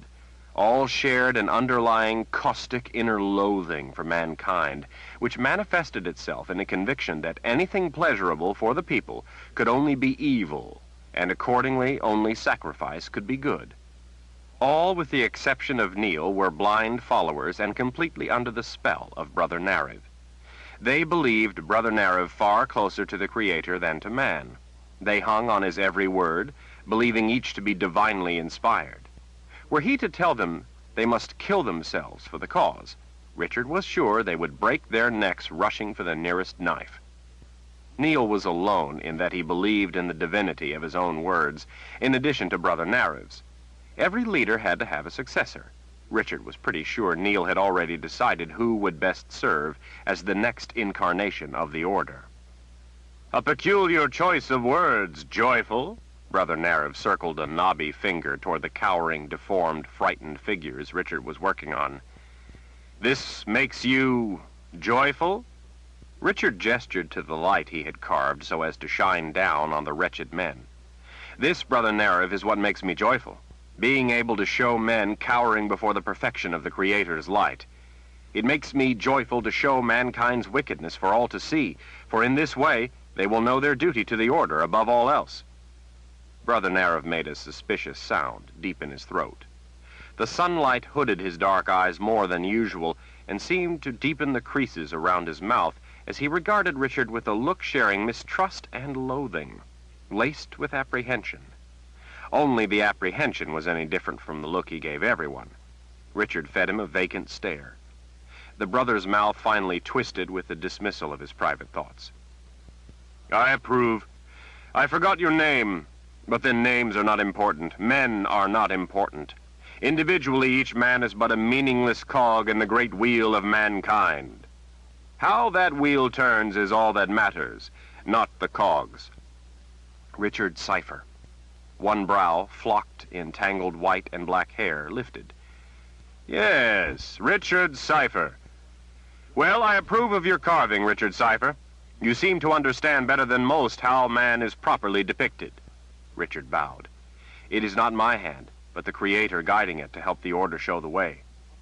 The suspicious look was back, but Richard's expression made Brother Narev finally believe the words. Brother Narev, his hands clasped behind his back, glided away to see to other matters. Neil, like a child sticking close to his mother's skirts, scurried to stay close to Brother Narev's robes. He cast a scowl back over his shoulder. Richard almost expected to see Neil stick out his tongue. As best as Richard could figure, there were about 50 of the brown-robed disciples. He saw them often enough to come to know their nature. Victor had mentioned to Richard that one of the foundries had cast in pure gold, from the master that the blacksmith had made, somewhere near the same numbers of the spell forms. Victor thought them only decorations. Richard had seen several of the gold spell forms being installed onto the tops of huge, ornate stone pillars set out around the grounds of the retreat. The pillars in polished marble were designed and placed to look like grand decorations for a grand place. Richard suspected they were more. Richard went back to chiseling a thick, unbending limb. At least now his own limbs worked again. It had been a while, but he was healed. This, though, seemed no less a torture. People gathered every day to view the low-relief carvings already up on the walls. Some people knelt on the cobblestone walks before the scenes, praying till their knees bled. Some brought rags to put beneath their knees as they prayed. Many simply stared with forsaken looks at the nature of mankind depicted in stone. Richard could see in the faces of many who came that they had come with some kind of vague, undefinable hope, hungering for some essential answer to a question they could not formulate. The emptiness in their eyes as they left was heartbreaking. They were people being drained of life no less than those bled to death in the dungeons of the order. Some of those people gathered to watch the carvers work. In the 2 months Richard had worked at carving for the retreat, the crowds grew larger to watch him than any of the other men.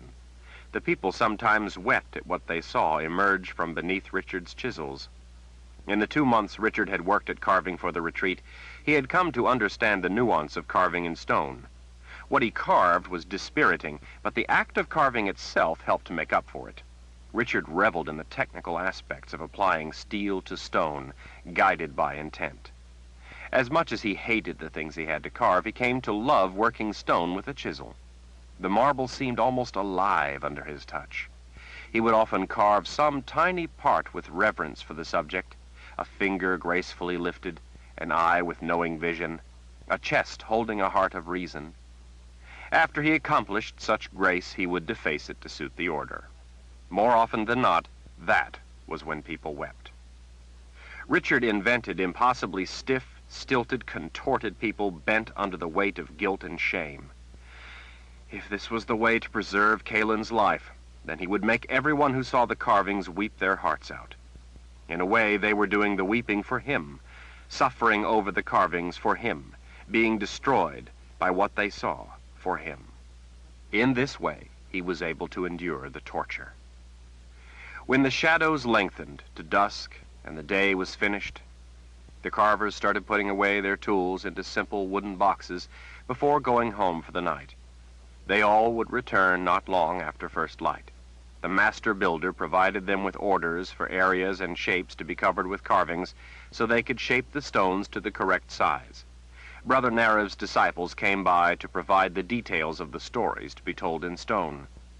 The stone Richard carved was for the grand entrance to the retreat. Marble steps swept around in a half circle leading up to the huge round plaza. A colonnade of pillars in a half circle mirroring the steps surrounded the black half of the plaza. Richard's job was carving the sweep of scenes that were placed above those columns. It was to be an entrance which set the tone for the entire palace. In the center of the plaza, Brother Neil had told Richard that Brother Narev's vision was that there would be the statue dominating the entrance to the palace, and it was to be a work which would strike down any observer with an overpowering sense of their own guilt and shame at mankind's evil nature. The statue, in its horror, was a call to selfless sacrifice, and was to be built in the form of a sundial, showing people cowering under the light of their Creator. Neil had described it with such delight that the image it created in Richard's mind sickened him. Richard was the last to leave the site. As he often did, he headed up the hill, along the winding road to the workshops. Victor was in his shop banking his coals for the night. With autumn upon them, the days weren't insufferably hot, so the forge wasn't the miserable place it had been in high summer. Winter this far south in the old world was never harsh, but the forge in winter would be a good place to banish the chill that would come on cold, rainy days. Richard, so good to see you. The blacksmith knew why Richard was there. Go on back. Maybe I will come sit with you when I'm finished here. Richard gave his friend a smile and said, "I'd like that." Richard opened the double doors at the rear, letting the last of the light fill the room where stood the marble. He came often to see the monolith. Sometimes, after a day of carving ugliness, he had to come and look at the stone and imagine the beauty inside. That balance sometimes seemed as if it was all that sustained him. Richard's fingers, dusty from his work carving stone, reached out to feel the white cavatura marble. It was slightly different from the stone he carved down at the site. He had the experience now to discern the subtle difference. The grain was finer in Victor's stone, harder. It would better take and hold detail. Under Richard's fingers, the stone was as cool as moonlight and just as chaste. When he looked up, Victor was standing nearby, smiling wistfully, watching Richard and the stone. After carving such ugliness, it is good to look upon the beauty of my statue. Richard chuckled in answer. Victor strode across the room, gesturing. Come, sit with me and have some lardo. In the failing light, they sat on the threshold, eating thin slices of the heavy delicacy, savoring the cool air coming up the hill. You know, you don't need to come here to look at my beautiful statue, Victor said. You have a beautiful wife to look at. Richard didn't say anything. I never recalled you mentioning your wife. I never knew about her until she came to me that day. For some reason, I always believed you had a good woman. Victor frowned off at the shell of the retreat. Why didn't you ever mention her? Richard shrugged. I hope you don't think me a terrible person, Richard, but she just doesn't fit my idea of the woman I thought would be with you. I don't think you're a terrible person, Victor. Everybody should have the right to think for themselves. Do you mind if I ask you about her? Richard sighed. Victor, I'm tired. I'd really rather not talk about my wife. Besides, there's nothing to say. She's my wife. What is, is. Victor grunted as he chewed a big bite of red onion. After he swallowed, he waved the half of onion he had left. It's not good for a man to carve such things in the day, and then at night have to go home to... What am I saying? What has gotten into me? Forgive me, Richard. Nietzsche is a beautiful woman. Yes, I suppose so. And she cares for you. Richard didn't say anything. Ishak and I tried to get you out of that place by bargaining for you with your gold. It wasn't enough. The man was a pompous official. Nietzsche knew how to wiggle-worm him. She used her words to turn the key on your prison door. Without Nietzsche, you would be buried in the sky. So, she told them that I could carve to save my life. That's right. It is she who got you the job of carver. Victor waited for more, and finally sighed in resignation when it wasn't forthcoming. How are those chisels I sent down? Good. They work well. I could use a clawed chisel with finer teeth, though. Victor handed Richard another small slice of lardo. You will have it. What about the steel? Victor waved his onion. Not to worry. Ishak is doing well in your place. Not as good as you, but he is doing well. He gets me what I need. Everyone likes Ishak and is happy he decided to fill in the need. The order is so desperate for progress to continue that they turn a blind eye to his work. Fable the charcoal maker asked about you. He likes Ishak, but misses you. Richard smiled at the memory of the nervous fellow. I'm glad Ishak is buying his charcoal. There were a lot of good people in the old world. Richard had always envisioned them as the enemy, and now he was friends with a number of them. It had happened to him so often and in the same way. People were basically the same everywhere once you got to know them. There were those who loved liberty, who cried out to live their own lives, to strive, to rise above, to achieve, and those bent on the mindless equality of stagnation, brought about through the enforcement of an artificial, arbitrary gray uniformity. Those who wanted to transcend through their own effort, and those who wanted others to think for them and were willing to pay the ultimate price for it. Camille and Nobby both stood and grinned when Richard climbed the steps. Nobby and I worked on our carving, Richard. Will you come and see? Richard smiled and put an arm around Camille's shoulders. Sure. Let's see what you've done today. Richard followed them down the clean hallway and out to the back, where Camille and Nobby had carved faces in an old log. The carvings were terrible. Well, Camille, it looks pretty good. Yours too, Nobby. The carvings of the faces wore smiles, and to Richard that alone was priceless. Despite how poorly done, they had more life to them than what Richard saw executed day in and day out in precious marble by master carvers. Really, Richard? Nobby asked. You think Camille and I could be carvers? Someday, maybe. You need more practice. You still have much to learn, but all carvers have to practice to become adept. Here, look at this, right here, for example. What do you think of this? What's wrong with it? Camille folded his arms as he frowned in concentration at the face he'd carved. I don't know. Nobby? Ill at ease, Nobby shrugged. It doesn't look like a real face, but I can't tell why. Look at my face, at my eyes. What's different? Well, I think your eyes are a different shape, Camille said. And they are closer together. Not out at the side of the head, Nobby added. Very good. Richard smoothed some of the dirt where the carrots had been pulled up, and then molded the moist dirt into a mound. He used his finger and thumb to shape a simple face. See here? By putting the eyes closer, like this, it looks more like a real person. Both young men nodded as they studied what he had done.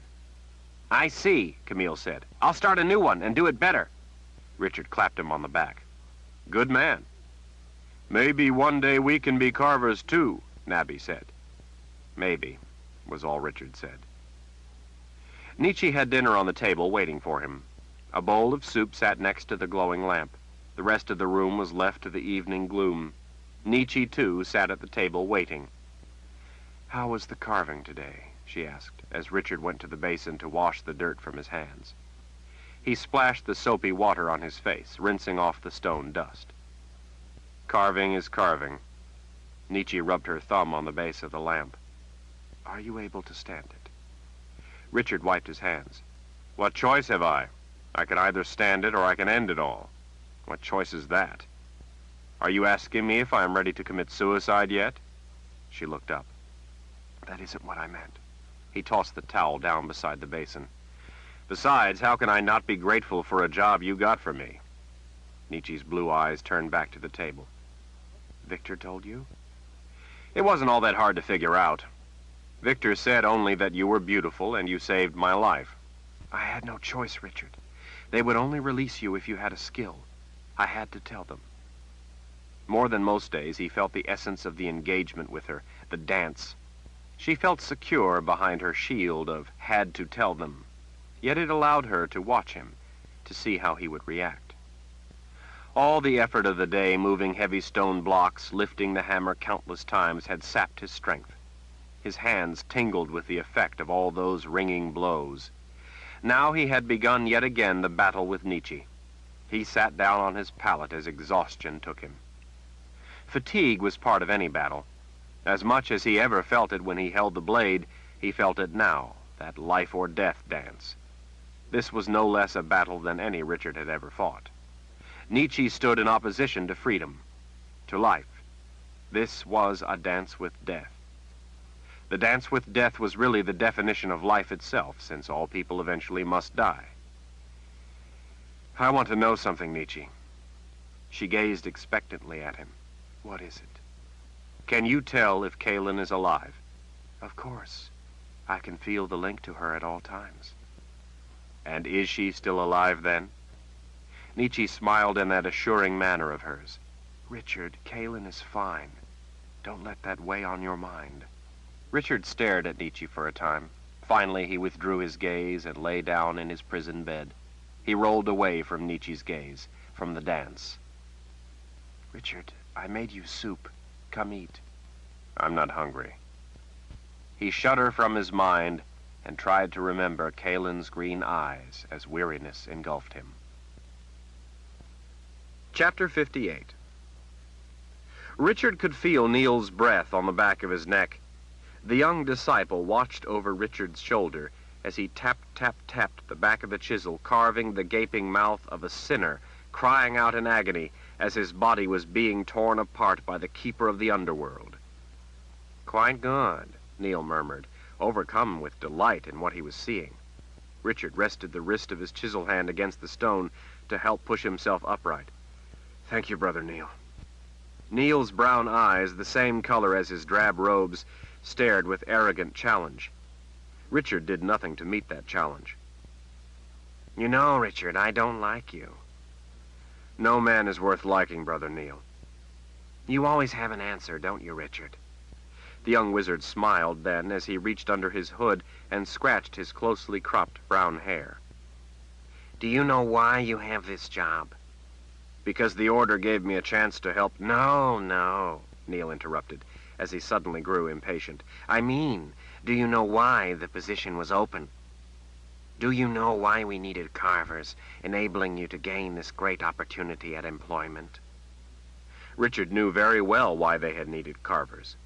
No, Brother Neil, I was a laborer at the time. Many of them were put to death. Then they must have been traitors to our cause. I'm happy the order caught them. Neil's sly smile returned as he shrugged. Maybe. I could tell that they had a bad attitude. They thought too much of themselves, of what they selfishly considered their talent. A very old-fashioned notion, don't you think, Richard? I wouldn't know, Brother Neil.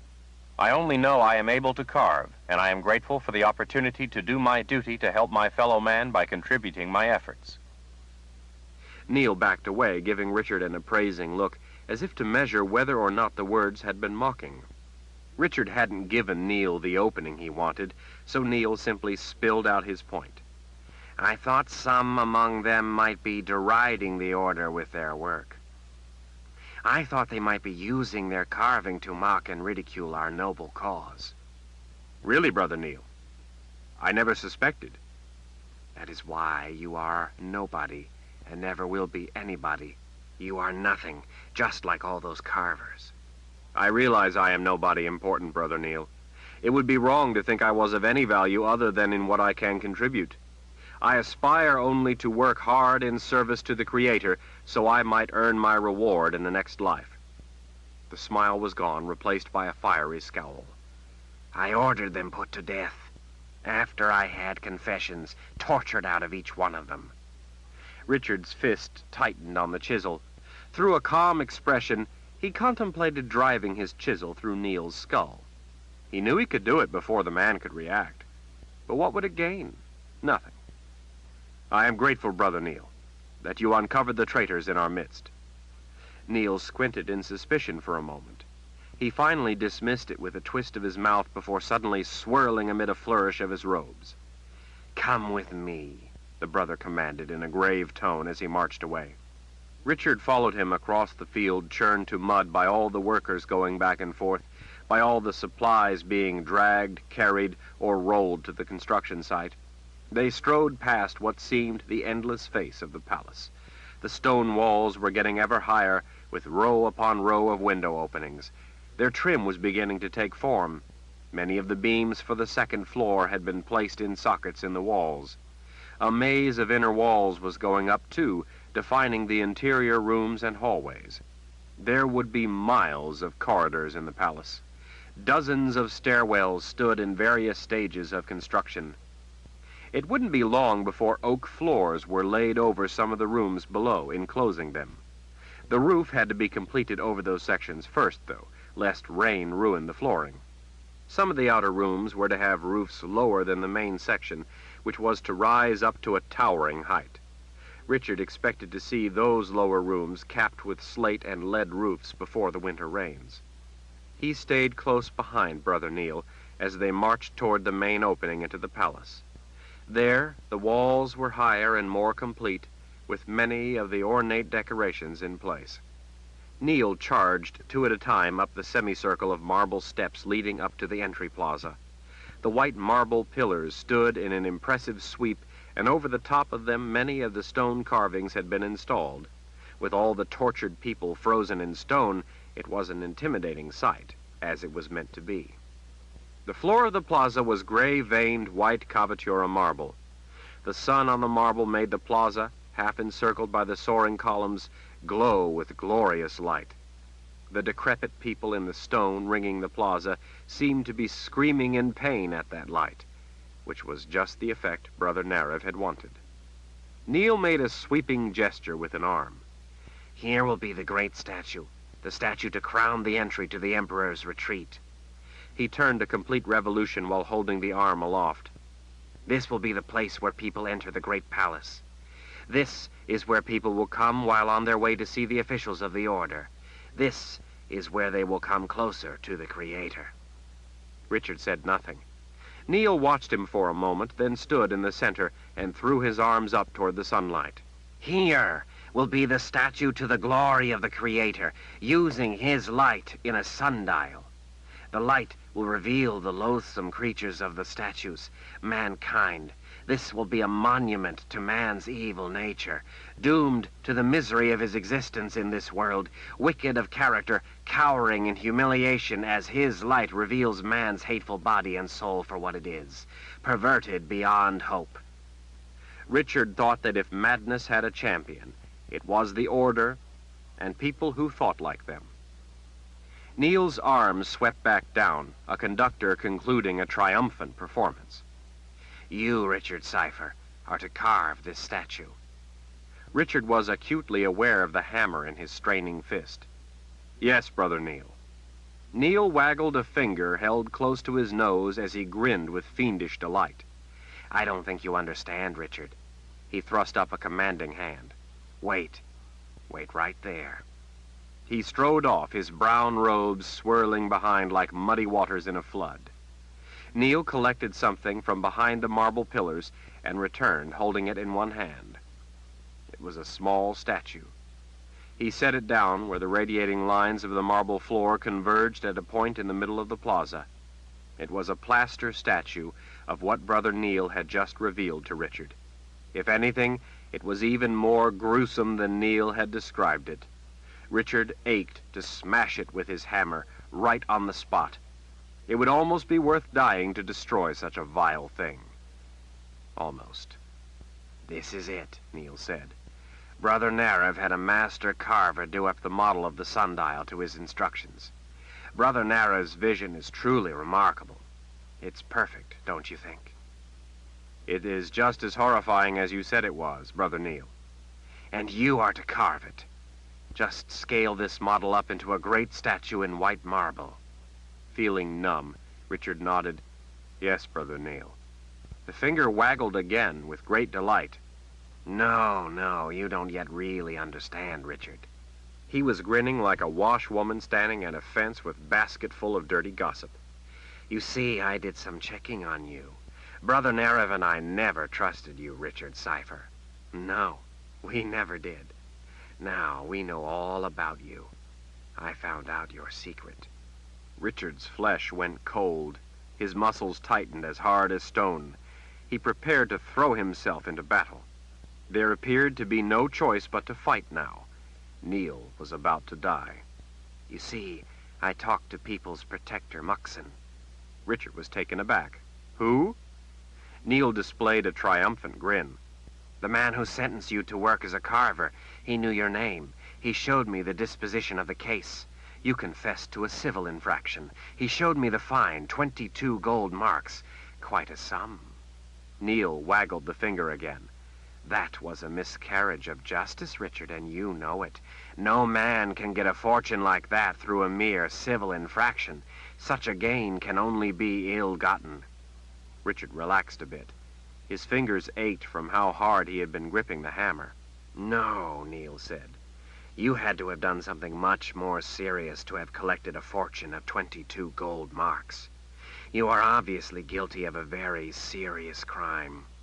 Neil spread his hands like the Creator before one of his children. I am going to show you mercy, Richard. Does Brother Nerev approve of your showing mercy? Oh, yes. You see, the statue is to be your penance to the Order, your way to atone for your evil deed. You will create this statue when you are not doing your other carving for the palace. You will receive no pay for it. You are commanded not to steal any marble from that which the Order has purchased for the Emperor's retreat, but to procure the marble with your own money. If you have to work for a decade to earn such a sum, all the better. You mean I am to carve here in the day at my job, and I am to carve this statue for you on my own time at night? Your own time? What a corrupt concept. When am I to sleep? Sleep is not the concern of the Order. Justice is. Richard took a calming breath. He pointed with his hammer at the thing on the ground. And this is what I am to carve? That's right. The stone will be purchased by you, and your labor will be contributed by you to the benefit of your fellow man. It will be your gift to the people of the Order in penance for your evil deeds. Men like you with the ability must happily contribute their all to help the Order. Brother Neil swept his arm out. There is to be a dedication of the palace this winter. The people need to see tangible evidence that the Order can bring such a great project as this magnificent palace to reality. They desperately need the lessons the palace will teach them. Brother Nerev is eager to dedicate the palace. He wishes to hold a great ceremony this winter, which will be attended by many dignitaries of the Order. The war is progressing. The people need to see that their palace is too. They need to see results for their sacrifices. You, Richard Cipher, are to carve the great statue for the entrance to the Emperor's retreat. I am honored, Brother Neil. Neil smirked. You should be. What if I'm not up to the task? Neil's smirk widened into a grin. Then you will go back into custody, and Protector Muxon's questioners will have you until you confess. After you finally confess, you will be hung on a pole. The birds will feast on your flesh. Brother Neil pointed down at the grotesque model. Pick it up. This is what you shall devote your life to. Nietzsche looked up when she heard Richard's voice. He was talking to Camille and Nabi. She heard him say that he was tired and couldn't look at their carving, that he would look tomorrow. Nietzsche knew they would be disappointed. That was unlike Richard. She spooned buckwheat mush and peas from a dented pot into a bowl. She placed the bowl and a wooden spoon on the table. There was no bread. She wished she could make something better for him, but after their voluntary contributions were taken out, they had no money. If not for the garden the women of the building had taken to planting in the back of the house, they would be in desperate straits. Nietzsche had learned how to grow things so she could have food for him. His shoulders were stooped, his eyes distant. He was carrying something in one hand. I have your dinner. Come and eat. Richard set the thing on the table beside the oil lamp. It was a small, intricately carved statue of figures cowering in terror. They were partially surrounded by a section of a ring. A tall lightning bolt, a common symbol of retribution by the Creator, came down in the center, piercing a number of obviously evil men and women, pinning them to the ground. It was a staggering representation of the evil nature of mankind and the Creator's anger at their wanton ways. "What's this?" she asked. Richard slumped down into a chair. His face sank into his hands, his fingers stabbed back into his hair. After a time, he looked up. "What you wanted," he said quietly. "What I wanted?" "My punishment." "Punishment?" Richard nodded. "Brother Nerev found out about the fine of 22 gold marks. He said I must have done something criminal to get that much money, and he sentenced me to make a statue for the grand entrance to the Emperor's palace." Nietzsche glanced down at the small thing on the table. "What is it?" "A sundial. This is the ring with the times etched on it. The lightning bolt casts a shadow of the Creator's light on the ring to tell the time of day. I still don't understand. Why is it a sentence? You are a carver. That is your job. Richard shook his head. I am to buy the stone out of my own money, and I am to carve this at night on my own time as my gift to the order. And why do you see this as what I wanted? Richard ran a finger down the lightning bolt, his eyes studying the statue. You brought me here to the old world because you wanted me to learn the errors of my ways. I have. I should have confessed to a crime and let them end it. Without thinking, Nietzsche reached across the table and put her hand over his. No, Richard, that's not what I wanted. He pulled his hand away. Nietzsche pushed his bowl closer to him. Eat, Richard. You need your strength. Without complaint, he did as she told him. A prisoner doing as ordered. She hated to see him like this. The spark was gone from his eyes just as it had left her father's eyes. When he looked at the statue sitting in the center of their table, his eyes were dead. It was as if the life, the energy, the hope was gone from him. When he was finished with his meal, he went without a word to his bed and lay down facing away from her. Nietzsche sat at the table listening to the sputter of the lamp's flame, watching Richard's even breathing as he went to sleep. It seemed his spirit was crushed. She had believed for so long that she would learn something valuable when he was pushed to such extremes. It appeared she had been wrong, that he had finally given up. She could learn nothing from him now. There was little left for her to do, little reason to continue the whole thing. For a moment she felt the crushing weight of her disappointment. Then even that was gone. Empty and unfeeling, Nietzsche collected the bowl and spoon and carried them to the wash bucket. She worked quietly to let him sleep as she resigned herself to returning to Jigang. It wasn't Richard's fault he could teach her nothing. There was nothing more to life to learn. This was all there was. Her mother had been right. Nietzsche took out the butcher knife and set it quietly on the table. Richard had suffered enough. It would be for the best. Chapter 59. Nietzsche sat at the table, the knife under her fingers, forever. She watched his back. His chest slowly expanded with his breath of life and sank again. There was time enough to slip the knife into his back between his ribs to pierce his heart. There was time enough yet before dawn. Death was so final. She wanted to watch him for a while. Nietzsche never tired of watching Richard. After she did it, she wouldn't be able to watch him anymore. He would be gone forever. With the damage the chimes had done to the worlds and their interconnection, she didn't even know if a person's soul could still go to the spirit world. She didn't know if the underworld still existed, and if Richard's spirit would go there, or if he would simply be gone forever. If he and that which was his soul would simply cease to exist. In her numb state, she had lost track of time. When she glanced out the window that Richard had had installed with the money he had earned, she noticed that the sky had taken on the color of a week-old bruise. Linked as she was to Kalin, Nietzsche couldn't accomplish the deed with her magic. As much as she abhorred the idea of it, and knowing how gruesome it would be, she had to use the sharp blade. Nietzsche curled her fingers around the wooden handle of the stout knife. She wanted it to be quick. She couldn't bear to think of him suffering. He had suffered enough in life. She didn't want him to suffer in death, too.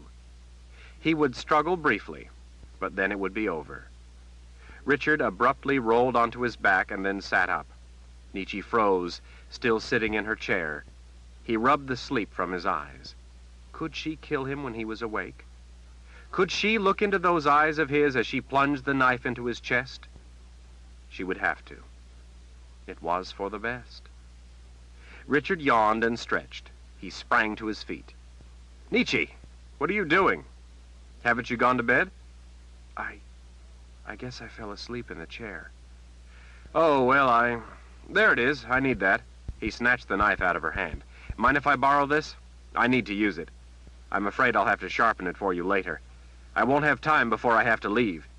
Can you make me something to eat? I'm in a hurry. I have to go see Victor before I start to work. Nietzsche was dumbfounded.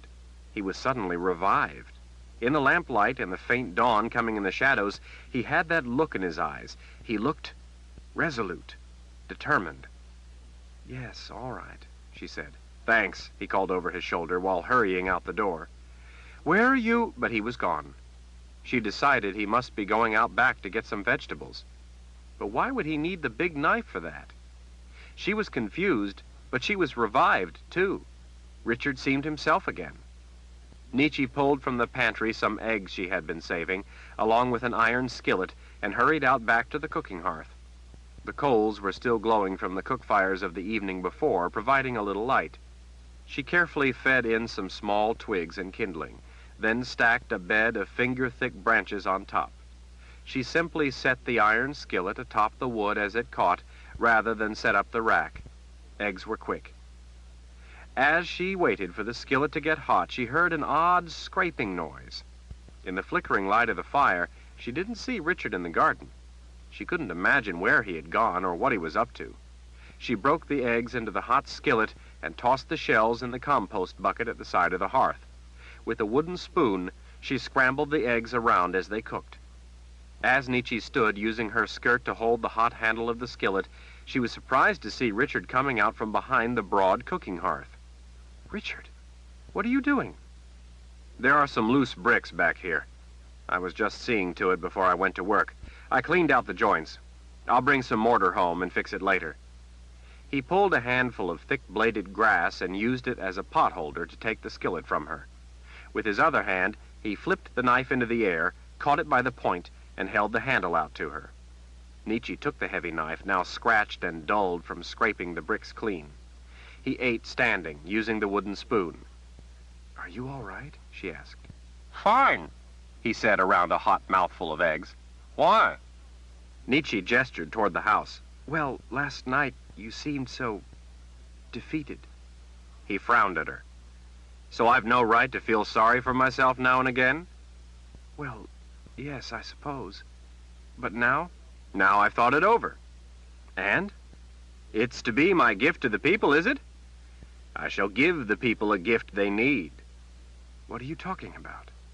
Richard waved the wooden spoon. "Brothers Narev and Neil said this will be my gift to the people, and so it shall be." He shoveled more eggs into his mouth. "So you are going to carve the statue they want?" He was already running up the stairs before she had finished the question. "I have to get the model of the statue and be off to work." Nietzsche raced after him up the stairs. He was still eating the eggs as he went. He stood in their room, peering down at the small statue on the table as he finished the eggs. She couldn't make sense of it. He was smiling. He set the skillet on the table and scooped up the model. "I'll probably be home late. I have to get started on my penance for the order if I can. I may have to work all night." In astonishment, she watched him hurry off to work. She could hardly believe that he had once again somehow evaded death. Nietzsche couldn't recall ever being so grateful about anything. She couldn't understand it. Richard reached the blacksmith's shop shortly after Victor had opened up for the day's work. His men had not yet arrived. Victor wasn't surprised to see him. Richard sometimes came early, and the two of them would sit and watch the sun come up over the site. Richard, I'm glad to see you. "And I you, Victor. I need to talk to you." He let out a gruff grunt. The statue? "That's right," Richard said, a little taken aback. "The statue. You know?" With Richard following behind, Victor made his way through the dark shop, weaving among the clutter of benches, work, and tools. Oh, yes, I heard. Along the way, he stooped to pick up a hammer here and a bar of iron there and set them on a table or shoved them in a bin, as if one could tidy a mountain by arranging a few pebbles and picking up a fallen limb. "What did you hear?" Brother Narev paid me a visit last evening. He said there is to be a dedication of the retreat to show our respect to the Creator for all he provides for us. He glanced back over his shoulder as he strode past his huge block of Cavatura marble. He told me you are to carve a statue for the entrance plaza, a big statue. He said it is to be done for the dedication. From what I hear from people, from Ishak and others, the order credits the uprising to the drain of building such a monumental project as the retreat, in addition to waging the war. They have armies of men working for the construction. Not just here, but from quarries far and wide, to mines for the gold and silver, to forests where they cut the wood. Even slaves must be fed. The purge of officials, leaders, and skilled workers after the uprising was expensive. With a dedication, I think Brother Narev wants to show people the progress, to inspire them, to involve outlying lands in the celebration, believing this will head off further troubles. In the blackness of the room, only the skylight in the high ceiling above let light cascade down over the stone. The marble took the light deep into its fine crystalline structure and gave it back as a loving gift. Victor opened the double doors that looked out over the retreat. Brother Narev told me that your statue is also to be a sundial, with the Creator's light shining down on mankind's torment. He told me I am to oversee the making of the gnomon and dial plane for its shadow to fall upon. He said something about a lightning bolt. Victor turned around, his eyes following as Richard set the model of the statue on a narrow tool shelf that ran the length of the room. Dear spirits, Victor whispered. That is grotesque. They want me to carve this. They want it to be a statue with the power to dominate the grand entrance. Victor nodded. Brother Narev said as much. He told me how big would be the metal for the dial plane. He wants bronze. Can you cast the bronze? No. With the backs of his fingers, Victor tapped Richard's arm. Here is the good part. Few people can cast such a piece. Brother Narev ordered Priska released to do the casting. Richard blinked in astonishment. Priska is alive? Victor nodded. High people must have not wanted him buried in the sky in case they needed his skills. They had him locked away in a dungeon. The Order knows they need people with ability. They released him to get this done. If he wants to remain alive and out of the dungeon, he is to cast the bronze at his own expense as a gift to the people. They say it is his penance. I am to give him the specifications and see to its assembly and placement on the statue. Victor, I want to buy your stone. The blacksmith's brow slid into an unfriendly frown. No. Narev and Neil found out about my civil fine. They think I got off too lightly. They ordered that I carve their statue, much like Priska is to provide the casting, as my penance. I must buy the stone myself, and I must carve it after my work at the site is finished for the day. They want it for this winter's dedication of the retreat. Victor's eyes turned toward the model on the shelf, as if it was some monster come to visit ruin on him. Richard, you know what this stone means to me. I won't... Victor, listen to me. No. He held his palm up toward Richard. Don't ask this of me. I don't want this stone to become ugly, like all the Order touches. I won't allow it. Neither will I. Victor gestured angrily at the model. That is what you are to carve. How can you even think of that ugliness visiting my pure marble? I can't. Richard set the plaster model on the floor. He picked up a large hammer, its handle leaning against the wall, and with a mighty blow shattered the abomination into 1,000 pieces. He stood as the white dust slowly billowed over the threshold out the door and down the hill toward the retreat, like some ghost of evil returning to the underworld. Victor, sell me your stone. Let me liberate the beauty inside. Victor squinted his distrust. The stone has a flaw. It can't be carved. I've thought about it. I have a way.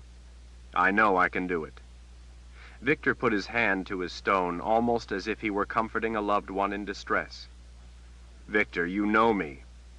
Have I ever done anything to betray you, to harm you? His voice came softly. No, Richard, you have not. Victor, I need this stone. It is the best piece of marble. The way it can take in light and send it back. It has grain that can hold detail. I need the best for this statue. I swear, Victor, if you trust me with it, I will be true to your vision. I won't betray your love of this stone, I swear.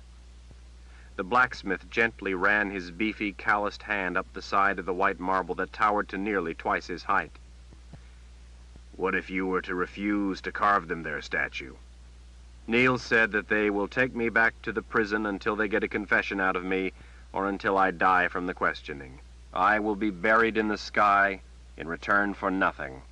And if you do as you want instead, Victor gestured to the fragments of the model. and don't carve them what they want, Maybe I would like to see beauty again before I die. bah, what would you carve? What would you see before you die? What could be worth your life? Man's nobility, the most sublime form of beauty. The man's hand paused on the stone, his eyes searching Richard's, but he said nothing. Victor, I need you to help me. I'm not asking you to give me anything. I'm willing to pay your price. Name it. Victor returned his loving gaze to his stone. 10 gold marks, he said with bold confidence, knowing Richard had no money. Richard reached into his pocket and then counted out 10 gold marks. He held the fortune out to Victor. The blacksmith frowned. Where did you get such money? I worked and I saved it. I earned it helping the order build their palace, remember? But they took all your money. Nietzsche told them how much you had, and they took it all. Richard cocked his head. You didn't think I'd be foolish enough to put all my money in one place, did you? I have gold stashed all over. If this isn't enough, I will pay you whatever you ask. Richard knew that the stone was valuable, although not worth 10 gold marks, but it was to Victor, so Richard would not argue the price. He would pay whatever the man asked. I can't take your money, Richard. He waved a hand in resignation. I don't know how to carve. It was but a dream. As long as I never carved it, I could dream of the beauty in the stone. This is from my homeland, where once there was freedom. His fingers blindly found the wall of marble. This is noble stone. I would like to see nobility in this Cavatura marble. You may have the stone, my friend. No, Victor, I don't want to take your dream. I want to, in a way, fulfill it. I cannot accept it as a gift. I want to buy it. But why? Because I will have to give it to the order. I don't want you giving this to the order. I will have to do that. More than that, though, they will no doubt want it destroyed.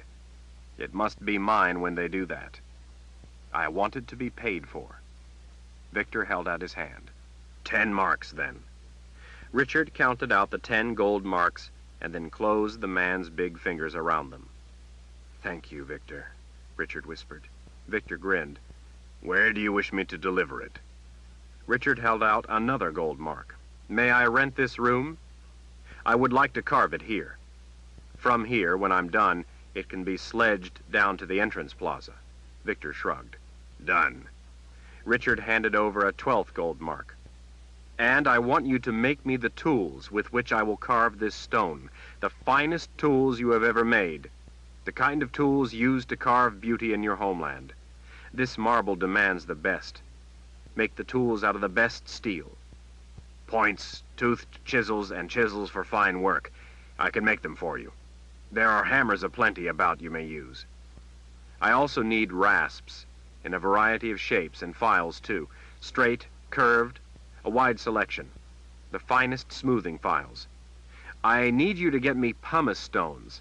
The fine, white, close-grained pumice, ground to the same shapes to match the rasps and files, and a good supply of powdered pumice, too. Victor's eyes had gone wide. The blacksmith had come from a place where they had once done such carving.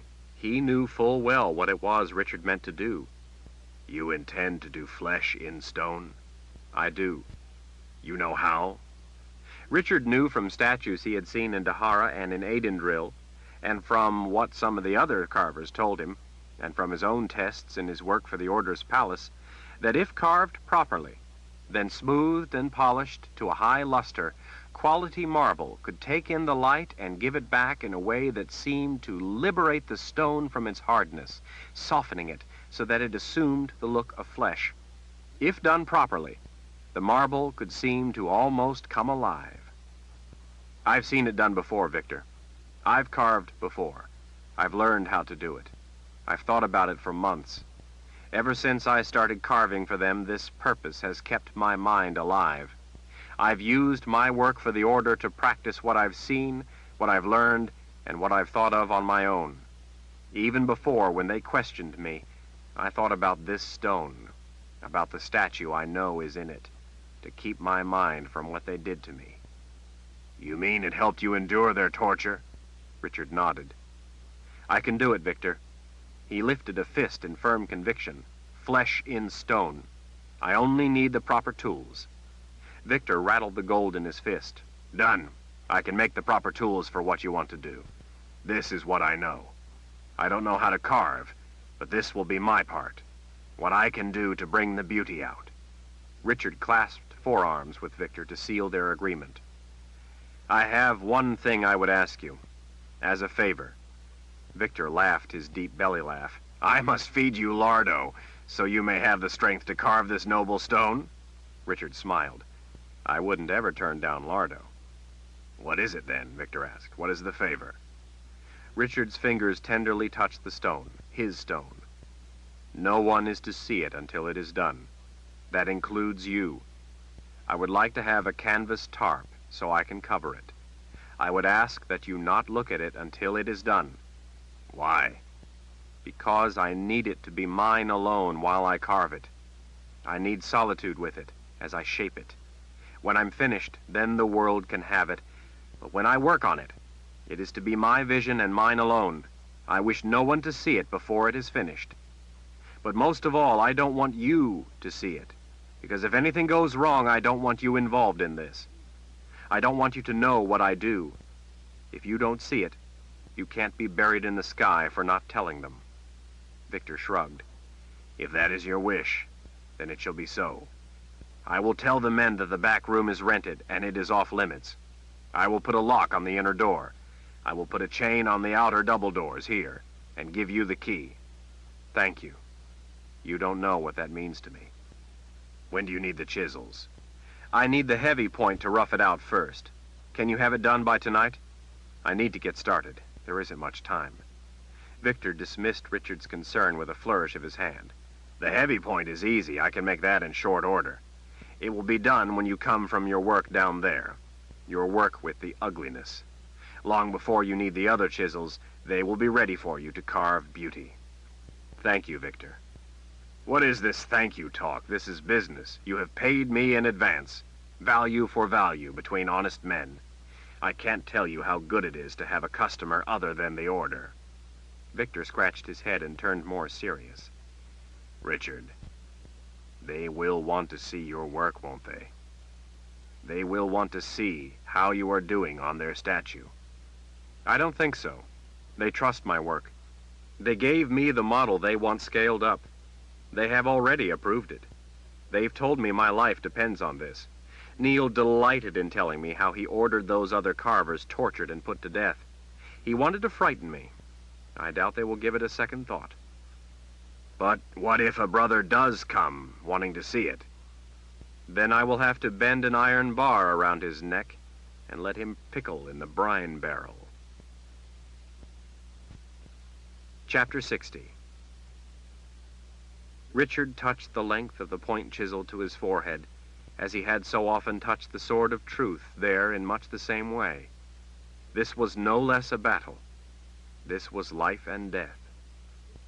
Blade, be true this day, he whispered. The chisel had 8 sides, so as to provide grip in a sweaty hand.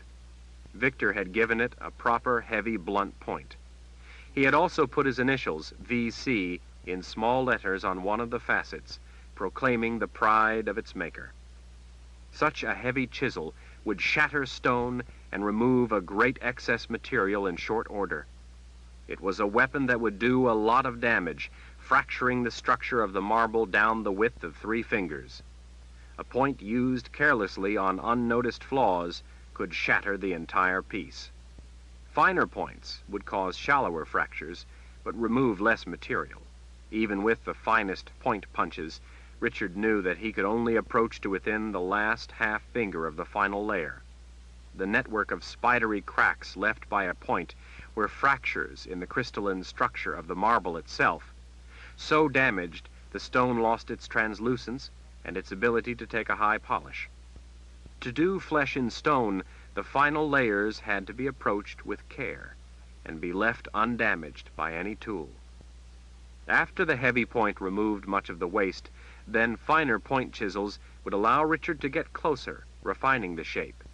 Once he was within as close as a half finger of the final layer, he would turn to the clawed chisels, simply chisels with notches in their edge, to shear away the stone without fracturing the underlying structure of the marble.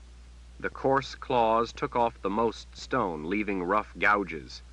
He would use chisels with a series of finer and finer teeth to refine the work. Finally, he would use smooth-bladed chisels, some only half as wide as his little finger. Down at the site, where he carved scenes for the frieze, that was as far as the carvers went. It left an ugly surface, ungainly and coarse, rendering flesh as wooden, leaving no definition or refinement to muscle and bone. It robbed the people in the carvings of their humanity. On this statue, Richard would really only begin where the carvings for the order ended. He would use rasps to define bone, muscle, even veins in the arms. Fine files would remove the marks left by the rasps and refine the most subtle contours. The pumice stones would remove the filing marks, leaving the surface ready to polish with pumice paste held in leather, cloth, and finally straw. If he did it right, he would have his vision in stone, flesh in stone, nobility. Holding the heavy point chisel to his palm with his thumb, Richard put his hand to the stone, feeling its cool surface. He knew what was inside. Inside not only the stone, but inside himself. There were no doubts, only the heart-pounding passion of expectation. As he so often did, Richard thought of Kaylin. It had been nearly a year since he had looked into her green eyes, touched her cheek, held her in his arms. She would have long ago left the safety of their home for dangers he could vividly imagine. For a moment he was overwhelmed with the weight of despair, choked by the sadness of how much he missed her, humbled at how much he loved her. Now he knew he must dismiss her from his mind so that he could devote himself entirely to the task he had to do. As he so often did, Richard said his silent good night to Kaylin. Then he set the point at 90 degrees to the face of the stone and took a powerful swing with the steel club. Stone chips exploded away. His breaths came deeper and faster. It was begun. With great violence, Richard attacked the stone. By the light of lamps Victor left for him after the workday was done, Richard lost himself in the work, raining down blow upon blow. Sharp stone chips rattled off the wooden walls and stung when they hit his arms or chest. With a clear vision of what he wanted to do, he broke away the waste stone. His ears rang with the sound of steel on steel and steel on stone. It was music. Jagged chips and chunks fell away. They were the fallen enemy. The air boiled with the white dust of battle. Richard knew precisely what he wanted to accomplish. He knew what needed to be done and how to do it. He was filled with a clarity of purpose, a course to follow. Now that it had begun, he was lost in the work. Dust billowed up around him until his dark clothes were white, as if the stone were absorbing him as he was transforming with it until they were one. Sharp shards nicked him as they shot away. His bare arms, white as the marble itself, were soon streaked here and there with blood from the battle. From time to time he opened the doors to shovel out the ankle-deep scree. The white scrap avalanched down the hill, tinkling with a sound like 1,000 tiny bells. The white dust covering him was cut through with dark rivulets of sweat and red scratches. The cool air felt refreshing against his sweat-soaked skin. But then he once again shut out the night, shut out the world to be alone. For the first time in nearly a year, Richard felt free. In this, he was in complete control. No one watched him. No one told him what he must do. This work was his singular purpose, in which he strove for perfection. There were no chains, no limitations, no desires of others to which he must bow. In this struggle to accomplish his best, he was utterly free. What he intended would stand in unyielding opposition to everything the order represented. He intended to show them life. Richard knew that when the brothers saw the statue, they would sentence him to death. Stone chips burst forth with each blow, taking him closer to his goal. He had to stand on a work stool to reach the top of the marble, moving it around the monolith to work all sides, narrowing it down to what would be. Richard swung the steel club with the fury of battle. His chisel hand stung with the ringing blows. As violent as the attack was, though, it was controlled. A trimming hammer called a pitcher could be used for such rough work. It removed waste with greater speed than a heavy point to shape the block, but it was used with a full swing, and Richard feared, because of the flaw, to unleash that much power against the stone. In the beginning, the block had strength in its sheer mass, but even so, he considered such a trimming hammer too dangerous for this particular stone. Richard would have Victor make him a set of drill bits for a bow drill. With a bow's cord run around the shaft of the drill, it could be twisted and driven through the marble. Richard had thought long and hard about the problem of the flaw. He had resolved to cut out most of it. First, to stop any further cracks from running through more of the stone. He would drill holes through the crack to relieve the stress. With another series of closely spaced holes, he would weaken the stone in a waste area around the flaw and simply remove most of it. There would be two figures, a man and a woman. When finished, the space between them would be where Richard had removed the worst of the flaw. With the weakest stone removed, the sound stone that remained would be strong enough to take the stress of the work. Since the defect started at the base, he couldn't eliminate it all, but he could reduce the problem it presented to a manageable level. That was the secret to this piece of stone, eliminating its weakness, then working in its strength.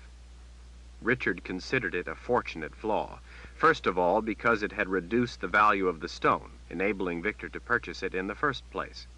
To Richard's mind, though, the flaw had been valuable because it had caused him to think about the stone and how to carve it. That thought had brought him to his design. Without the flaw, he might not have come to the same design. As he worked, he was filled with the energy of the fight, driven onward by the heat of the attack. Stone stood between him and what he wanted to carve, and he craved to eliminate that excess so he could get to the essence of the figures. A huge corner of waste broke loose, slipped away, slowly at first, then crashing down. Chips and shards rained down as he worked, burying the fallen foe. Several more times he had to open the doors and shovel out the scrap. It was invigorating to see what was once an irregular-shaped block becoming a rough shape. The figures were still completely encased, their arms far from being free, their legs not separate yet, but they were beginning to emerge. He would have to be careful, drilling holes in the open areas to prevent breaking off the arms. Richard was surprised to see light streaming through the window overhead. He had worked the entire night without realizing it. He stood back and appraised the statue that was now more or less roughly a cone shape. Now there were only lumps where the arms would extend out from the bodies. He wanted the arms to be free, the bodies to convey grace and movement, life. What he carved for the order was never free, always tightly bound to the stone, forever stiff, unable to move, like cadavers. Half of what had been there the night before was now gone. Richard ached to stay and work on, but he knew he couldn't. From the corner, he excavated the canvas tarp Victor had left for him and flung it over the statue. When he threw open the door, the white dust billowed out. Victor was sitting among the rubble of his stone monolith. The blacksmith blinked. "Richard, you have been here the whole night?" "I guess I have." He gestured as a grin split his face. "You look like a good spirit. How goes the battle with the stone?" Richard could think of nothing to say. He could only beam with the joy of it.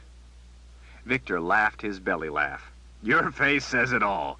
You must be tired and hungry. Come sit and rest. Have some lardo." Nietzsche heard Camille and Nabi shout a greeting as Richard came down the street, and then their footsteps as they ran down the front stairs. She glanced out the front window, and in the failing light of dusk, saw them meet up with Richard as he came down the street. She, too, was happy to see him coming home this early. Nietzsche had seen precious little of Richard in the weeks since he took on the duty of carving the statue for Brother Nariv. She couldn't imagine how Richard could endure carving a statue she knew had to be agony for him, not so much because of its size, but because of its nature. If anything, though, Richard seemed invigorated. Often after working all day carving the moral lessons for the facade of the palace, he would then work late into the night on the grand statue for the entrance plaza. As tired as he had to be when he came home, he would sometimes pace. There were nights when he would only sleep for a couple of hours, rise, and go to work on the statue for hours before his workday at the site began. Several times he had worked the entire night. Richard seemed driven. Nietzsche didn't know how he could do it. He sometimes came home to eat and to take a nap for an hour, and then he would go back.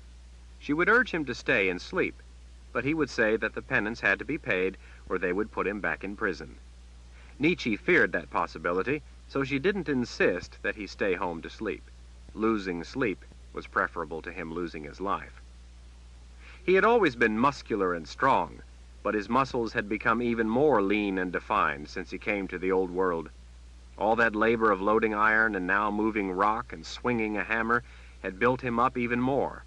When he went out back to the washtubs and removed his shirt to rinse off the stone dust, the sight of him made her knees weak. Nietzsche heard footsteps passing down the hallway and the excited voices of Camille and Nabi asking questions. She couldn't understand Richard's words, but she easily recognized the timbre of his voice calmly giving the two the answers to their questions. As tired as he was, as much as he was away at his work, he still took time to talk to Camille and Nabi and to the people of the building. He was no doubt now on his way out back to give pointers to the two young men on their carving. During the day, they worked around the building, cleaning and caring for the place. They turned over the dirt in the garden, mixing in compost when it was ready. The women appreciated having the heavy spade work done for them. The two washed, painted, and repaired, hoping Richard would approve and then show them how to do new things. Camille and Nabi always offered to help Nietzsche with anything she might need. She was, after all, Richard's wife. Richard came in the door as Nietzsche stood at the table cutting up carrots and onions into a pot. He slumped down into the chair across the table. He looked spent from his day of work, after having been up hours earlier working on the statue. "I came home to get something to eat. I have to go back and work on the statue." "This is for tomorrow's stew. I have some millet cooked." "Is there anything more in it?" She shook her head. "I only had enough money for the millet today." He nodded without complaint. Despite how exhausted he looked, there was some remarkable quality in his eyes, some inner passion that made her pulse race faster. Whatever it was that she had seen in him from the first moment seemed to have only gotten stronger since that night she had almost put the knife through his heart. "Tomorrow we'll have this stew," she said. His gray eyes were staring off into his private visions. "From the garden." She retrieved the cook pot after setting a wooden bowl on the table before him and spooned millet into his bowl until it was full. There was little left, but he needed it more than she. She had spent the morning waiting in line for the millet, and then had spent the afternoon picking all the worms out of it. Some of the women just cooked it until you couldn't tell. Nietzsche didn't like to feed that to Richard. Standing close to the table cutting up carrots, she could finally stand it no more. "Richard, I want to come to the site with you and see this statue that you're carving for the order." He was silent for a moment, as he chewed and then swallowed. When he finally did speak, it was with a quiet quality that matched that inexplicable look in his eyes. "I want you to see the statue, Nietzsche. I want everyone to see it. But not until I'm finished." "Why?" He stirred his spoon around in his bowl. "Please, Nietzsche, will you grant me this? Let me finish it. Then you will see it." Her heart pounded against her ribs. This was important to him. "You aren't carving what they told you to carve, are you?" Richard's face turned up until his gaze met hers. "No, I'm not. I'm carving what I need to carve, what people need to see." Nietzsche swallowed. She knew. This was what she had been waiting for. He had been ready to give up, then he wanted to live, and now he was willing to die for this. Nietzsche nodded, having to look away from those gray eyes of his. "I'll wait until it's ready." Now she knew why he seemed so driven lately. That quality hinted at in her father's eyes and blazing in Richard's, she felt was somehow tied to this. The very idea was intoxicating. In more ways than one, this was a matter of life and death. "Are you sure about this, Richard?" "I am." She nodded again. "All right. I will honor your request." The next day, Nietzsche got an early start to buy bread. She wanted Richard to have bread with the stew she was cooking. Camille offered to go for her, but she wanted to get out of the house. She asked him to keep an eye on Richard's stew as it simmered on the banked coals. It was an overcast day and cool, a hint of the rapidly approaching winter. The streets were crowded with people out looking for work, with carts hauling everything from manure to bolts of coarse dark cloth, and with wagons, mostly carrying building materials for the palace. She had to step carefully to avoid the dung in the road and squeeze between all the people moving as slowly as the sludge of the open sewers as she made her way through the city. There were crowds of needy people in the street. Many come to Al-Tuarang for work, no doubt, although there were few people at the workers' group hall. The lines at the bakeries were long. At least the order saw to it that people got bread, even if it was gray, tough bread. You had to go early, though, before they ran out. With more people all the time, the shops ran out earlier every week. Someday, it was rumored, they were going to be able to provide more than one kind of bread. She hoped that this day, at least, they might have some butter, too. Sometimes they sold butter. The bread and the butter were inexpensive, so she knew she could afford to buy a little for Richard, if they had any. They almost never had any butter. Nietzsche had spent 180 years trying to help people, and people seemed no better off now than they ever were. Those in the New World were prosperous enough, though. Someday, when the order ruled the world, and those with the means were made to contribute their fair share to their fellow man, then everything would finally fall into place, and all of mankind could at last live with the dignity they deserved. The order would see to it. The bread shop stood at an intersection of two roads, so the line turned around the corner onto another street. Nietzsche was around that corner, leaning a shoulder against the wall, watching the passing throngs, when a face in the crowd caught her attention. Her eyes went wide as she straightened. She could hardly believe what she was seeing. What was she doing in Al-Tuarang? Nietzsche didn't really want to find out, not now, when it seemed she was getting close to finding her answers. Matters seemed to be at a critical state with Richard.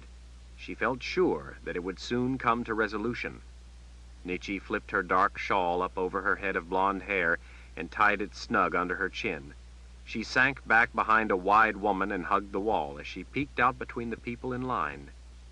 Nietzsche watched Sister Alessandra, her nose held high as her calculating gaze swept the faces of all the people on the street. She looked like a mountain lion on the prowl. Nietzsche knew who Alessandra was hunting. Ordinarily, Nietzsche would have been only too happy to cross paths with the woman, but not now.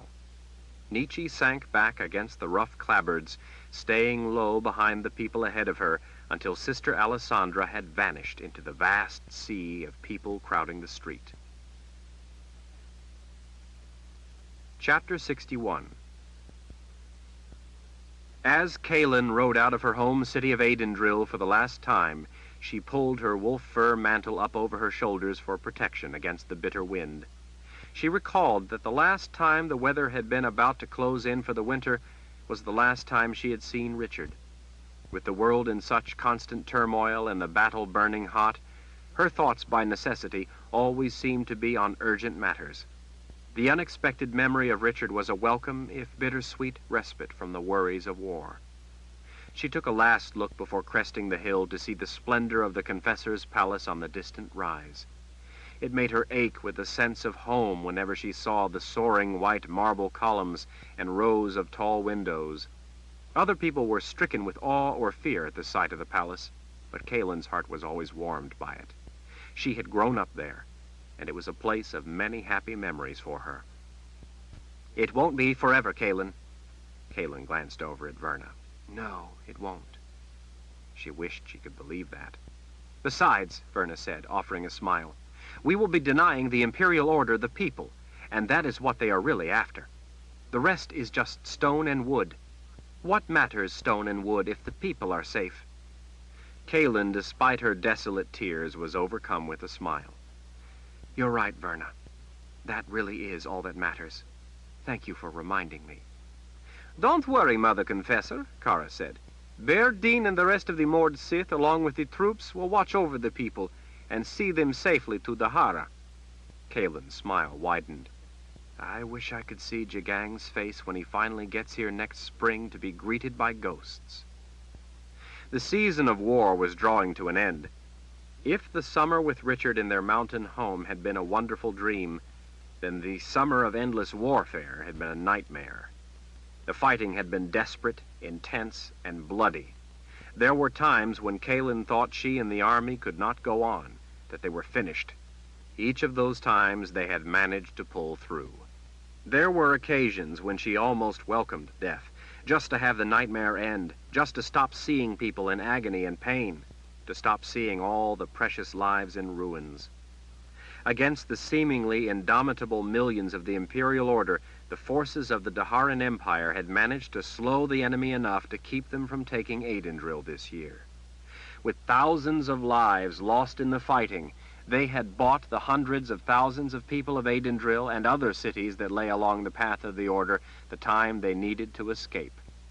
As autumn had turned bitter, the immense force of the Imperial Order had reached a broad valley at a convergence of the Kern River and a large tributary, where the lay of the land provided space to accommodate their entire force. With winter closing in, Jagang knew better than to be caught unprepared. They had dug in while they had the opportunity. The Daharan forces had set up their defensive lines to the north, bulwarking the way to Aidendril. Just as Warren had forecast, Aidendril was more than Jagang's army could take in this season of war. Jagang once again had proven his prudent patience. He had chosen to preserve the viability of his army, so he would be able to press on successfully when conditions allowed. In the short run, it gave Kaelin and her forces breathing room, but in the long run, it would spell their doom. Kaelin felt sweet relief that Warren's prediction of Aidendril falling the following year at least would not be at the cost of a slaughter of the city's citizens. She didn't know what hardships the people would have to endure escaping to Dahara, but it was better than the certain slavery and widespread death of remaining behind in Aidendril. Some people, she knew, would refuse to leave. In cities along the Order's march up the Midlands, some people put their faith in Jagang the Just. Some people believed that the good spirits, or the Creator, would watch over them no matter what. Kaelin knew they couldn't save everyone from themselves. Those who wished to live and were willing to see reason stood a chance. Those who saw only what they wished to see would, at the least, fall under the pall of the Order's domination. Kaelin reached back and touched the hilt of the sword of truth sticking up behind her shoulder. It was comforting, sometimes, to touch it. The Confessor's palace was no longer her home. Home was wherever Richard and she were together. The fighting was often so intense, the fear so palpable, that there were times, days at a stretch, when she never thought of him. Sometimes she had to devote all her physical and mental effort to just staying alive one more day. Some men, feeling the war was hopeless, had deserted. Kaelin could understand the way they felt. All they ever did, it seemed, was to fight for their lives against overwhelming odds as they backed their way up through the Midlands. Gallia had fallen. That there was no word from any city in Gallia probably said it all. Page 468. They had lost Kelton, too. Many of the Keltons in Winstead, Penvarrow, and other cities had fled first. Most of Kelton's army was still with them, though some had rushed home in desperation. Kaelin tried not to think too long on everything that had gone wrong, lest she give up. They had saved a good many people, gotten them out of the way of the Order, at least for the time being. It was the best they could do. Along the long retreat north, tens of thousands of their joint forces had lost their lives in the fierce battles. The Order had lost many times that number. In the high summer heat, the Order had lost 250,000 men to fever alone. It made little difference. They continued to grow and to roll onward. Kaelin recalled the things Richard had told her, that they could not win, that the new world was going to fall to the order, and if they resisted, it would only cause greater bloodshed. She was reluctantly coming to understand that hopeless outlook. She feared she was only getting people killed to no good end, yet giving up still was out of the question for her. Kaelin looked over her shoulder, past the long column of men escorting her, past the trees and up the mountain, to the great dark mass of the Wizard's Keep looming up on the mountain overlooking Adendrill. Zed would have to go there. They could not stop the Imperial Order from having Adendrill, but they dared not let him have the keep. It was dusk, 10 days later, when Kaelin and her company rode back into the Daharan camp. It was obvious from the first instant that something was wrong. Men were running through camp, swords drawn. Others were rushing pole weapons to the barricades. Men were donning leather and chainmail as they ran to their posts. It was a tense scene, but one Kaelin had seen repeated so often that it seemed almost routine. "I wonder what this is all about," Verna said with a scowl. "I'll not like it if Jagang spoils my dinner." Kaelin, not wearing her leather armor, suddenly felt naked. It was uncomfortable to wear on long rides, so, going through friendly territory, she had tied it to her saddle. Kara moved close as they dismounted. They handed the reins to soldiers as men closed in protectively. Kaelin couldn't remember what color cloth would be used to mark the command tents. She had lost track of the exact number of days she had been gone. It had been somewhat over a month. She took the arm of an officer among the men who had swept in around her. "Where are the commanders?" He pointed with his sword. "Down that way, Mother Confessor." "Do you know what's going on?" "No, Mother Confessor. The alarm sounded. As a sister rushed past, I heard her say it was genuine." "Do you know where my sisters or Warren are?" Verna asked the officer. "I've seen sisters running around everywhere, Prelate. I've not seen Wizard Warren." Darkness was settling in, leaving only the fires to guide them through camp. Most of the fires, though, had been doused at the alarm, so the camp was becoming a black maze. Horses with Daharan riders flashed past, headed out on patrol. Foot soldiers raced out of camp to scout. No one seemed to know what the threat was, but that wasn't unusual. Besides being frequent and varied, attacks were usually confusing in addition to being frightening. It was over an hour before Kaelin, Kara, Verna, and their heavy ring of guards made it through the sprawling camp that was the size of a city to the officers' tents. None of the officers were there.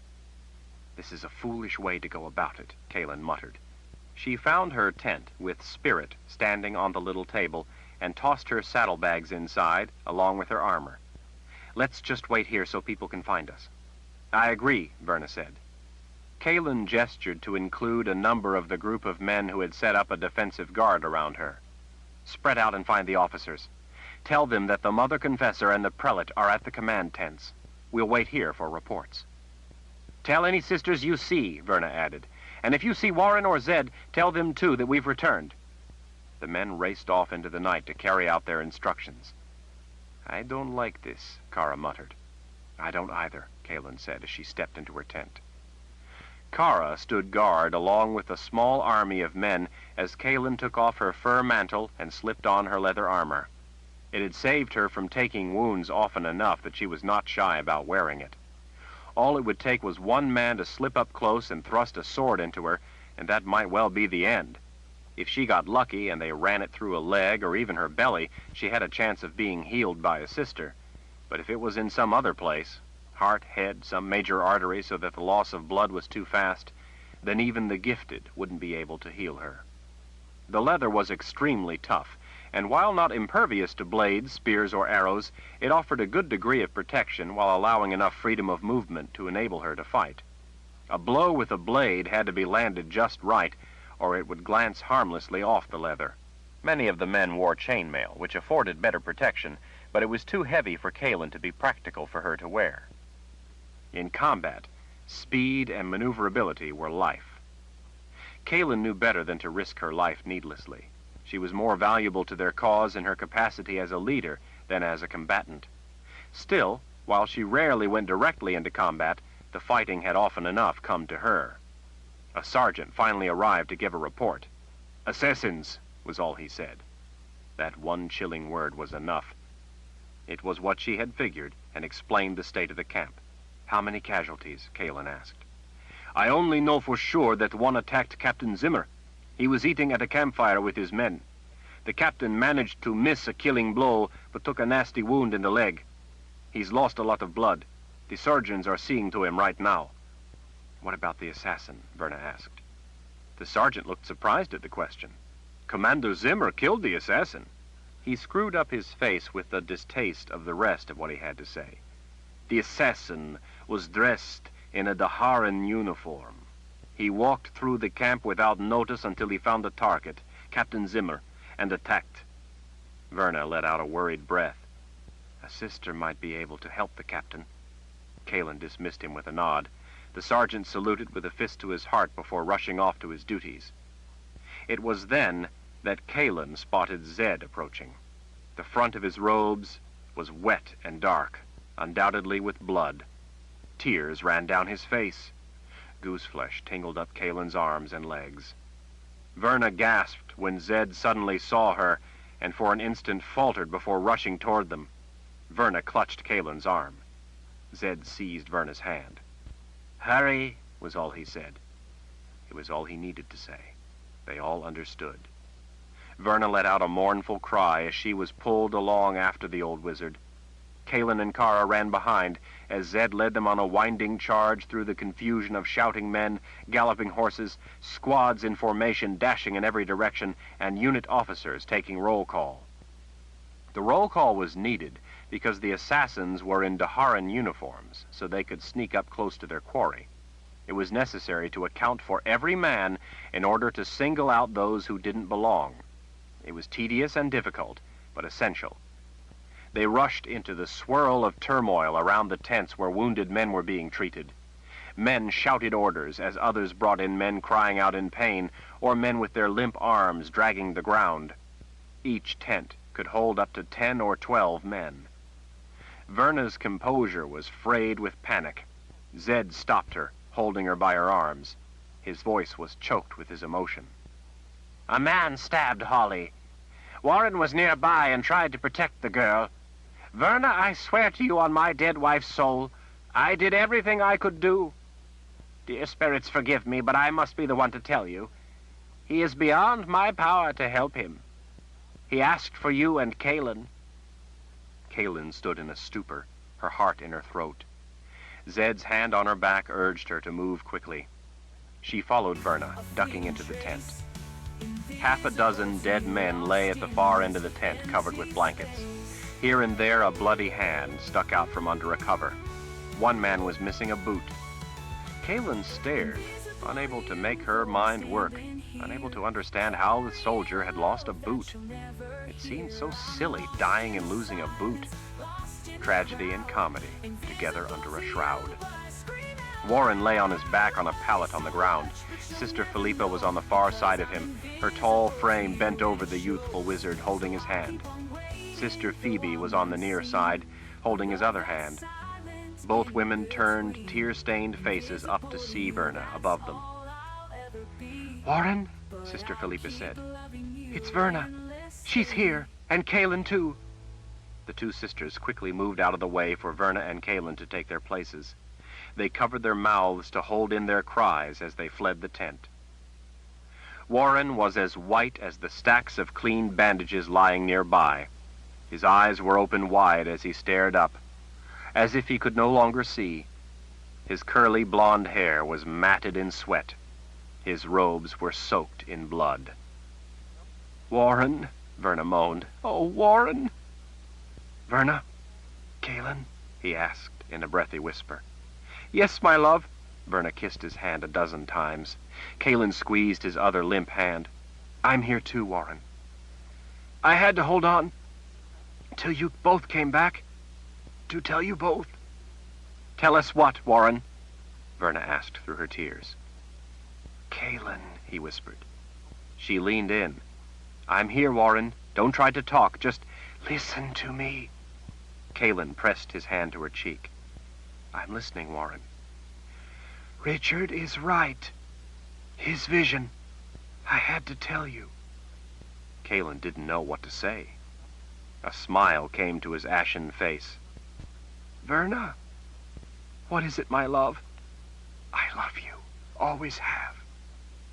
Verna could hardly get her words past her choking tears. Warren, don't die. Don't die. Please don't die. Give me a kiss, Warren whispered. while I still live. And don't mourn what ends, but what a good life we've had. Kiss me, my love. Verna bent over him and met his lips with hers, giving him a gentle, loving kiss as her tears dripped onto his face.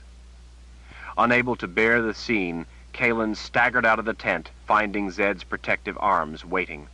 She hid her weeping against his shoulder. What are we doing? She cried. What's it all for? What good is any of it? We're losing everything. Zed had no answer for her tears at the futility of it all.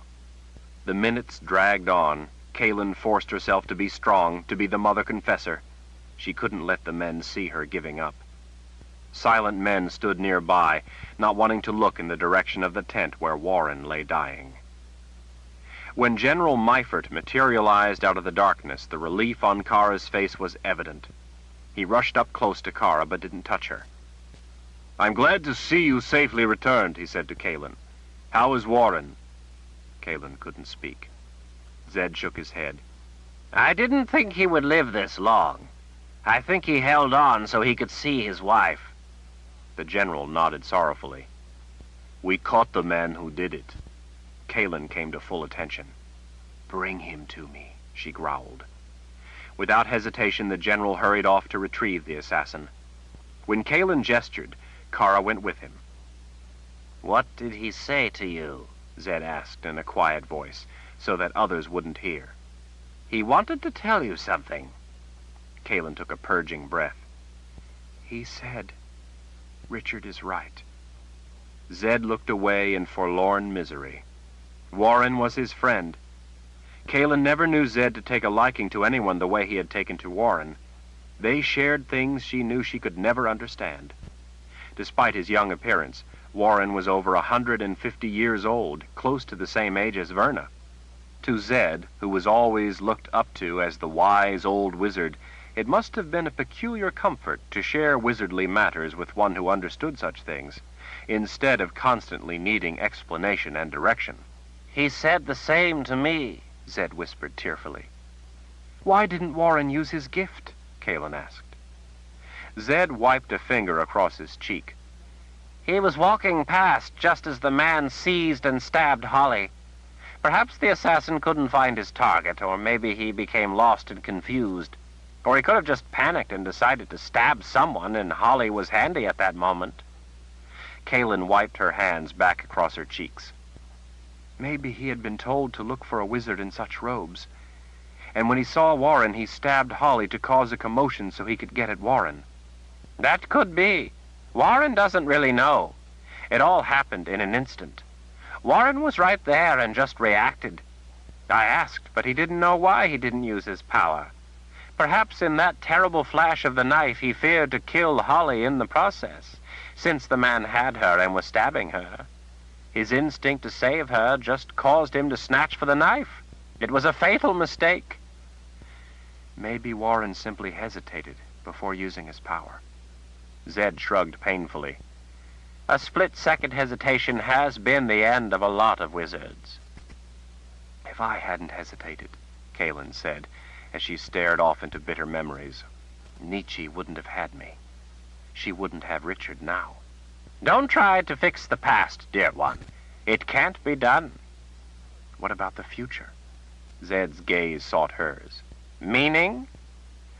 Remember at the end of last winter, when we left camp, when the order began moving? When Zed nodded, she went on. Warren pointed at this place on the map. He said we had to be here to stop the order. Are you suggesting he knew he would die here? You tell me. I'm a wizard, not a prophet. But Warren is. When he said nothing, Kalen asked in a whisper, What about Holly? I don't know. I was just arriving to talk to Warren. It had just happened.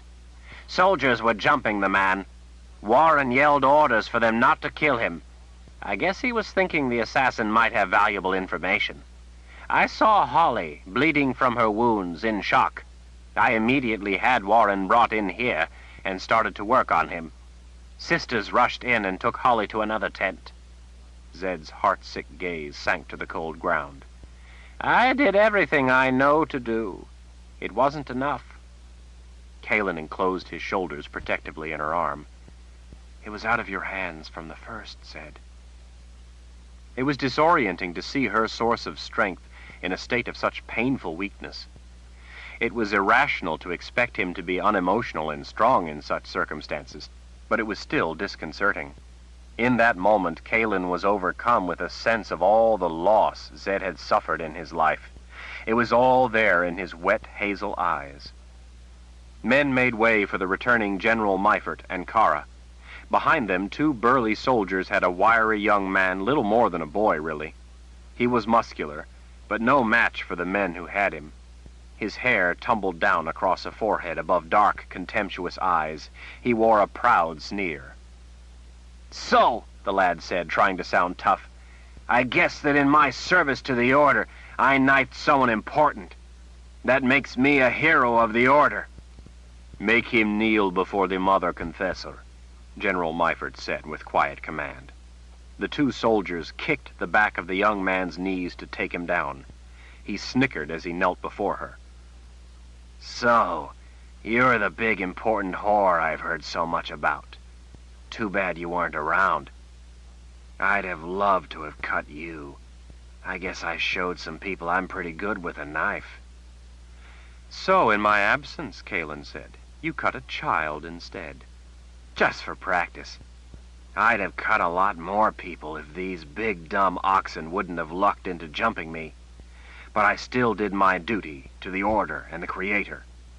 It was the bravado of someone who knew he was about to pay the ultimate price for his actions. He was trying to convince himself that he had fulfilled a valuable service. He wanted to die a hero, and then go straight to the Creator for his reward in the afterlife. Verna emerged from the tent. There was no hurry in her movements. Her face was ashen and drawn. Kalen took hold of her arm, ready to help if Verna should need it. Verna stopped when she saw the young man on his knees.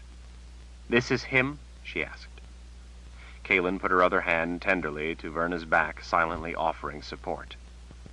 This is him, Kalen confirmed. That's right, the lad sneered up at Verna. I'm the one who knifed the enemy wizard. I'm a hero. The Order will bring relief and justice to the people, and I helped do it. Your kind is always trying to keep us down. Keep you down, Verna repeated in a dead tone. Those who are born with all the luck and advantages. They never want to share. I waited, but no one ever gave me a chance in life until the Order did. I'm a hero of downtrodden people everywhere. I've struck a blow against the oppressors of mankind. I've helped bring justice to those who are never given a chance. I killed an evil man. I'm a hero. The silence of everyone nearby was all the more grim with the backdrop of activity going on as men searched the camp for other assassins. Officers called out names, getting quick replies. Troops searching for invaders trotted through the night, their chain mail and weapons jingling like thousands of tiny bells. The man on his knees grinned at Verna. The Creator will give me my reward in the next life. I'm not afraid to die. I've earned eternity in his everlasting light. Verna passed her gaze among the eyes of all those gathered. I don't care what you do to him, she said, but I want to hear his screams the entire night. I want this camp to hear his screams the entire night.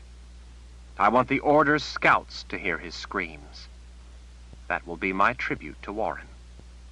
The young man licked his lips, realizing things weren't going as he had expected.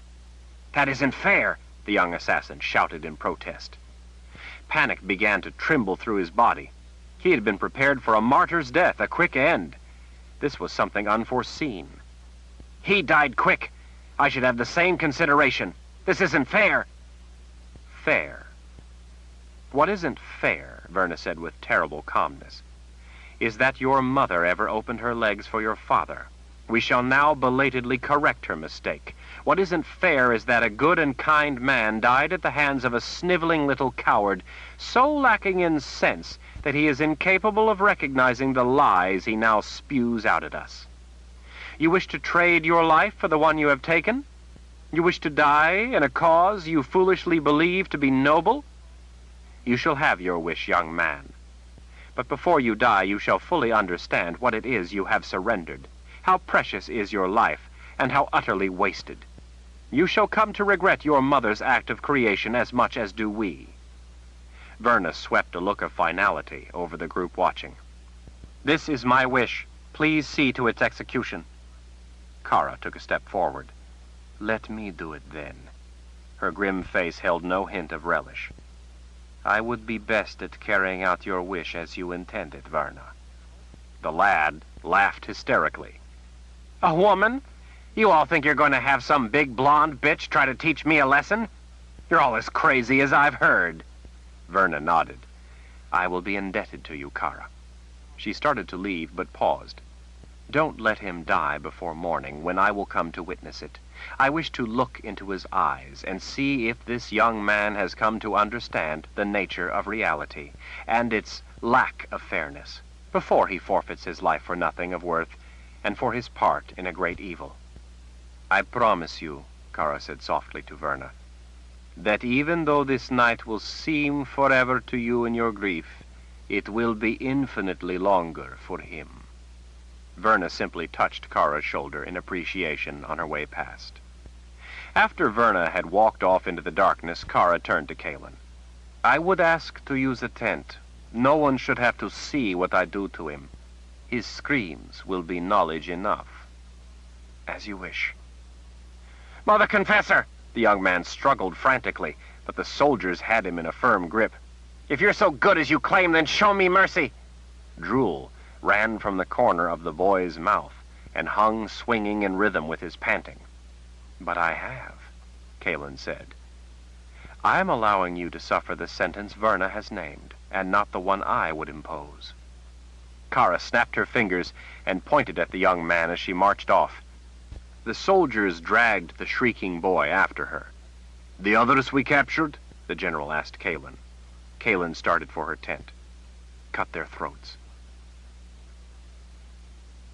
Chapter 62.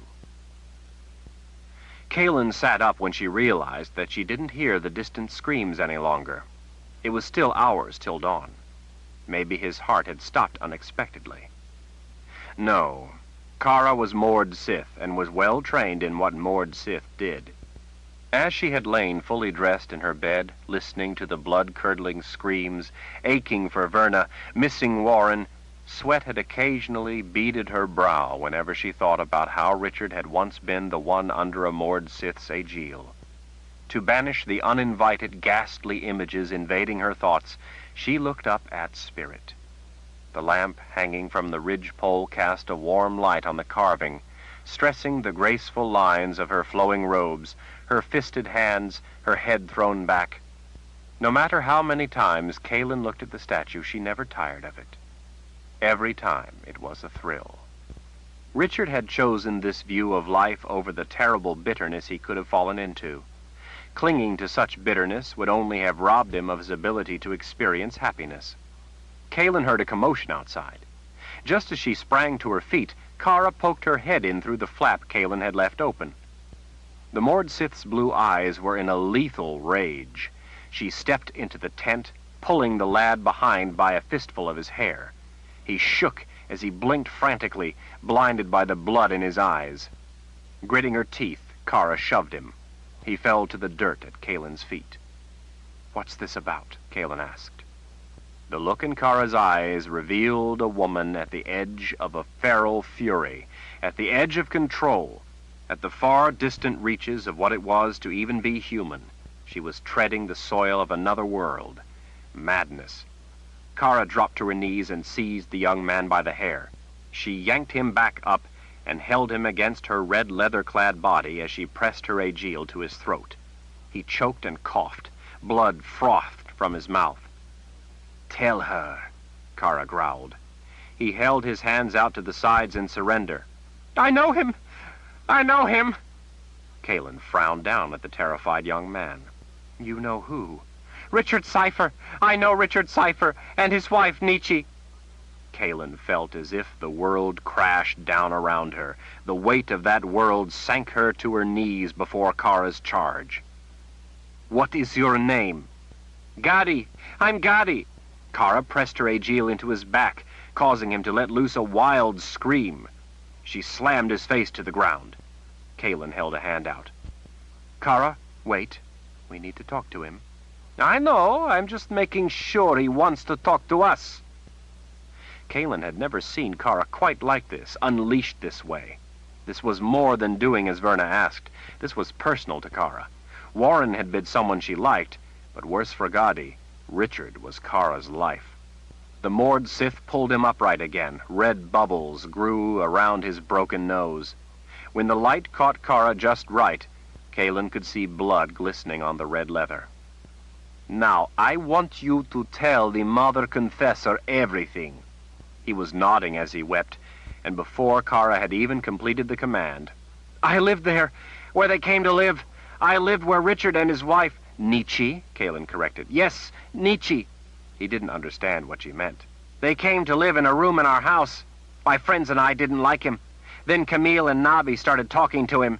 They started liking Richard. I was angry. He fell to such blubbering that he couldn't finish. Kalen seized his jaw, slick with blood, and shook his face. Talk, or I'll have Kara start in again.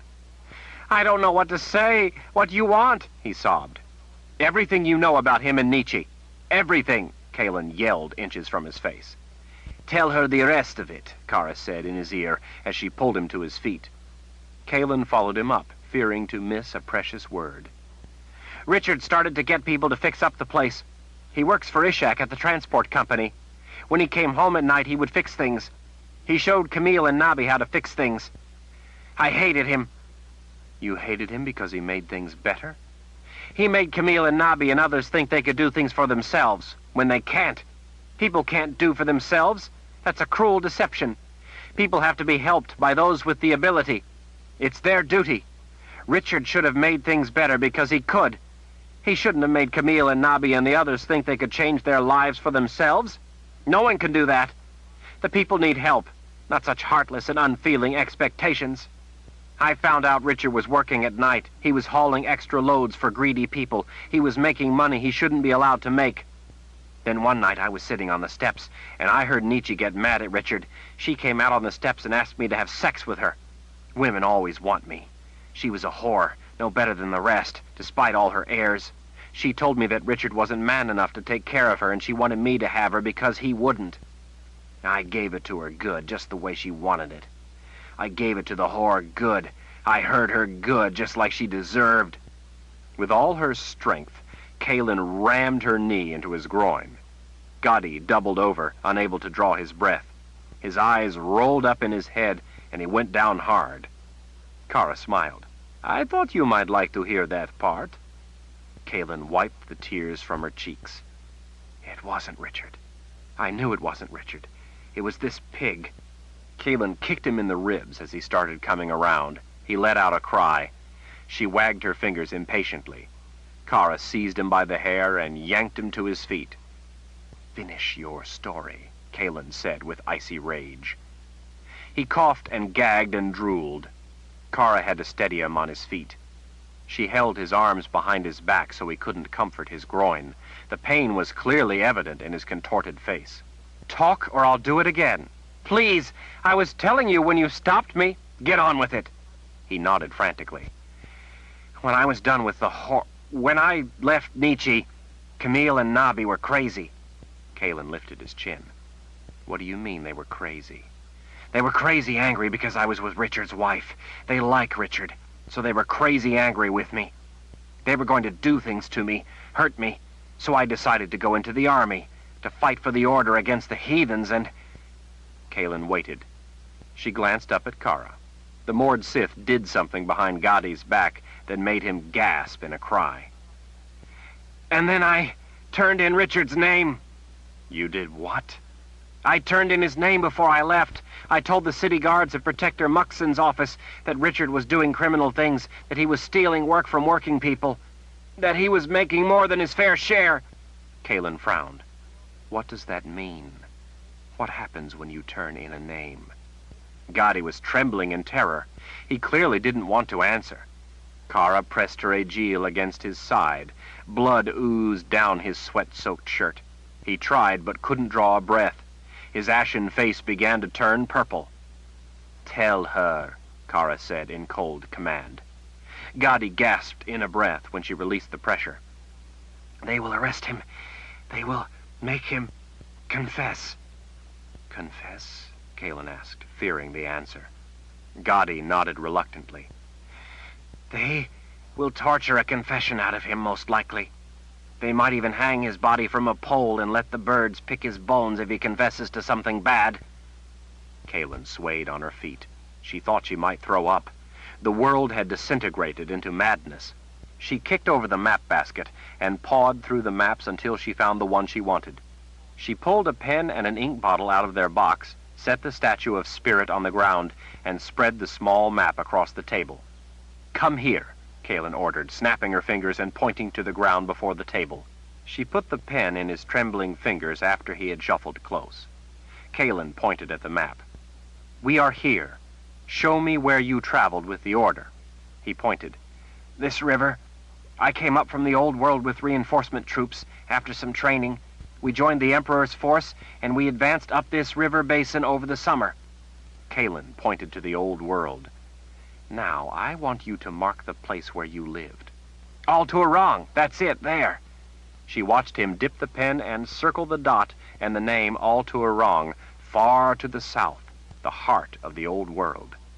"Now," she said, "mark the roads you came up in the old world, including any cities or towns you went through."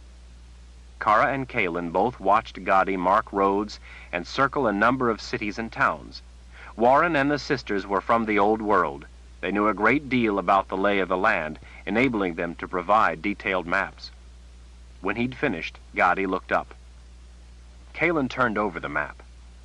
"Draw the city of Altuarang. I want to see the major roads, anything you know of it." Gotti immediately set to drawing the map for her. When he was finished, he looked up again. "Now, show me where this room is where Richard lives." Gotti marked the map to indicate the place. "But I don't know if he will be there. Lots of people turn in the names of people suspected of wrongdoing against their fellow man. If they take the name and they arrest him, the brothers may order penance, or they could even question him and then order him put to death." "Brothers?" Kalen asked. Gotti nodded. "Brother Narav and his disciples. They are the head of the Fellowship of Order. Brother Narav is our spiritual guide. He and the brothers are the heart of the Order." "What do they look like?" Kalen asked, her mind already racing ahead. "The brothers wear dark brown robes with hoods. They are simple men who have given up the luxuries of life to serve the wishes of the Creator and the needs of mankind. Brother Narav is closer to the Creator than any man alive. He is mankind's savior." Gotti was clearly awed by the man. Kalen listened while Gotti told her everything he knew about the Fellowship of Order, about the brothers, and about Brother Narav. Gotti shook in the silence after he had finished. Kalen wasn't watching him, but staring off. "What did Richard look like?" she asked in a distant voice. "Was he well? Did he look all right?" "Yes, he's big and strong. Foolish people like him." Kalen spun around, landing the heel of her hand against Gotti's face, hard enough to knock him from his feet. "Get him out of here," she told Kara. "But you must show me mercy now. I told you what you want to know." He broke down in tears. "You must show me mercy." "You have a job to finish," Kalen said to Kara. Kalen pulled the tent flap back and peeked in. Sister Dulcinea was snoring softly. Holly looked up. Tears filled the girl's eyes as she stretched out her arms pleadingly. Kalen knelt beside the girl and bent over to hug her. Holly started crying. Sister Dulcinea woke with a snort. "Mother Confessor!" Kalen put a hand on the sister's arm. "It's late. Why don't you go get some sleep, sister?" Sister Dulcinea smiled her agreement and then grunted with the effort of struggling to her feet in the low tent. In the distance, On the far side of the camp, Kalin could hear Gadi's blood-curdling screams. Kalin smoothed the downy hair from Holly's brow and kissed her there. "How are you, sweetheart? Are you all right?" Oh, Mother Confessor, it was awful. Wizard Warren got hurt. I saw it. Kalin hugged her as she started weeping again. I know. Is it all right? Is he healed like they healed me? Kalin cupped the little cheek and wiped a tear away with her thumb. I'm sorry, Holly, but Warren died. Her brow bunched up with her misery. He shouldn't have tried to save me. It's my fault he's dead. No, Kalin soothed. That's not the way it is. Warren gave his life to save us all. He did what he did out of his love of life. He didn't want to let evil be free among those he loved. Do you really think so? Of course I do. Remember him for how he loved life, and how he wanted to see those he loved free to live their own lives. He danced with me at his wedding. I thought he was the most handsome groom ever. He was indeed a handsome groom, Kalin said, with a smile at the memory. He was one of the best men I've ever known, and he gave his life to help keep us free. We honor his sacrifice by living the best lives we can live. Kalin started to rise, but Holly hugged her all the tighter, so Kalin lay down beside her. She stroked Holly's brow and kissed her cheek. Will you stay with me, Mother Confessor, please? For a while, sweetheart. Holly fell asleep, cuddled up to Kalin. Kalin wept frustrated, bitter tears over the sleeping girl, a girl who should have the right to live her life. Others, though, lusted to steal that right at the point of a blade. After she had finally decided what she must do, Kalin slipped silently out of the tent to go pack her things. It was just turning light when Kalin emerged from her tent, carrying her bedroll, saddlebags, Daharan sword, the sword of truth, leather armor, and pack with the rest of her things. Spirit was safely rolled up in her bedroll. A light snow was just beginning to fall, announcing to the muted camp that winter had arrived in the northern Midlands. Everything seemed as if it was ending. It wasn't just Warren's death that convinced her, but rather the futility it symbolized. She could no longer delude herself. The truth was the truth. Richard was right.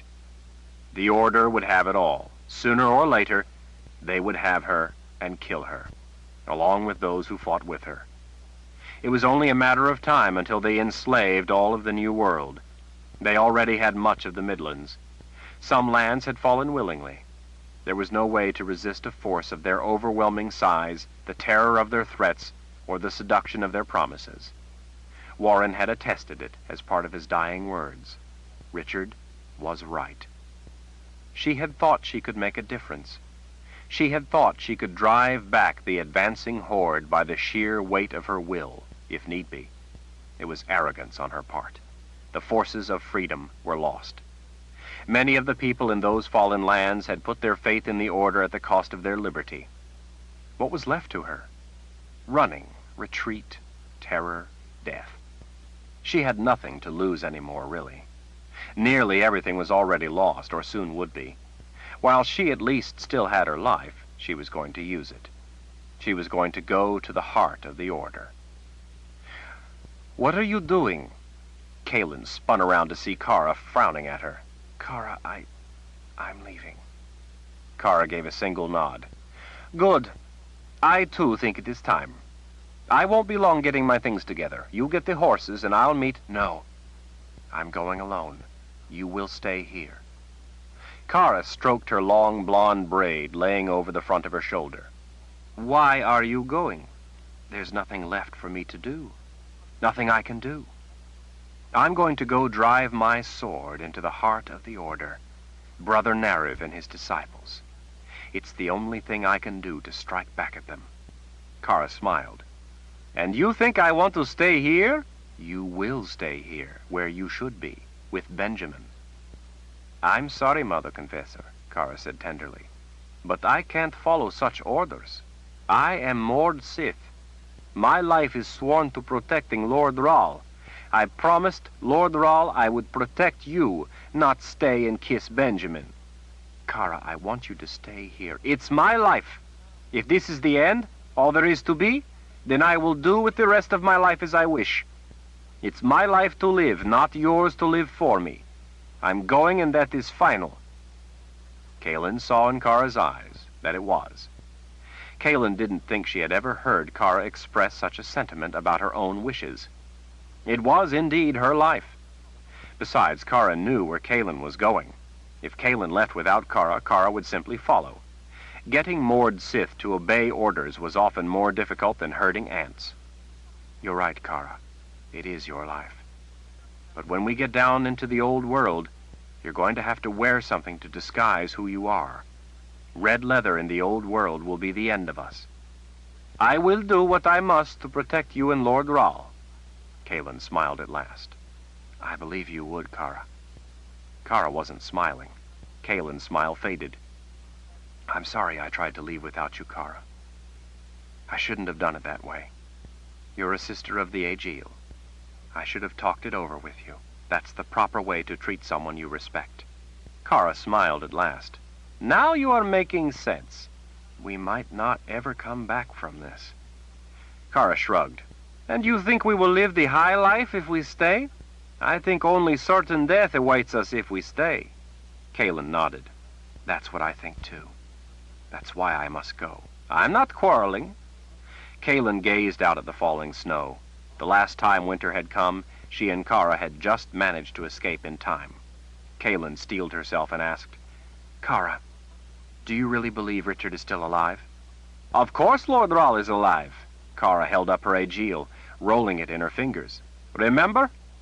And then she did. The Aegil would only work if the Lord Rahl to whom she was sworn was alive. Kalin handed Kara some of her load. "Gadi, he died as Verna wished it. She showed him no pity." "Good. Pity for the guilty is treason to the innocent."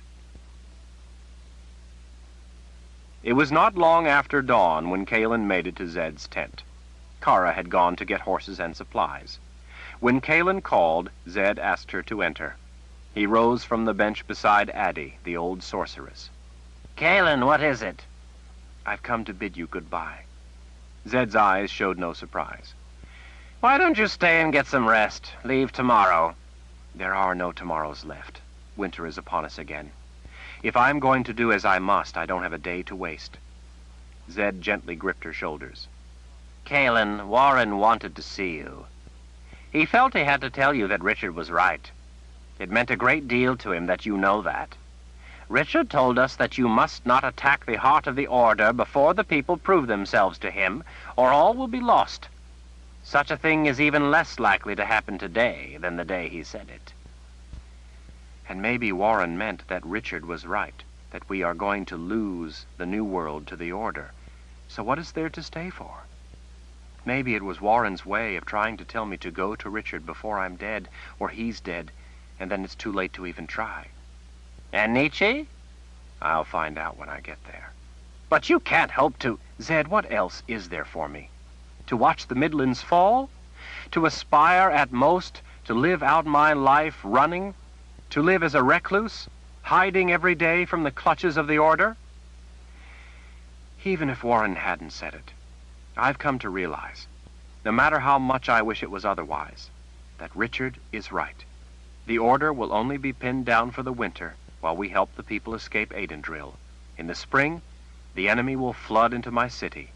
Then they will turn to Dahara. There will be nowhere to run. Though they escape for the moment, the Order will subjugate those people. There is no future for me.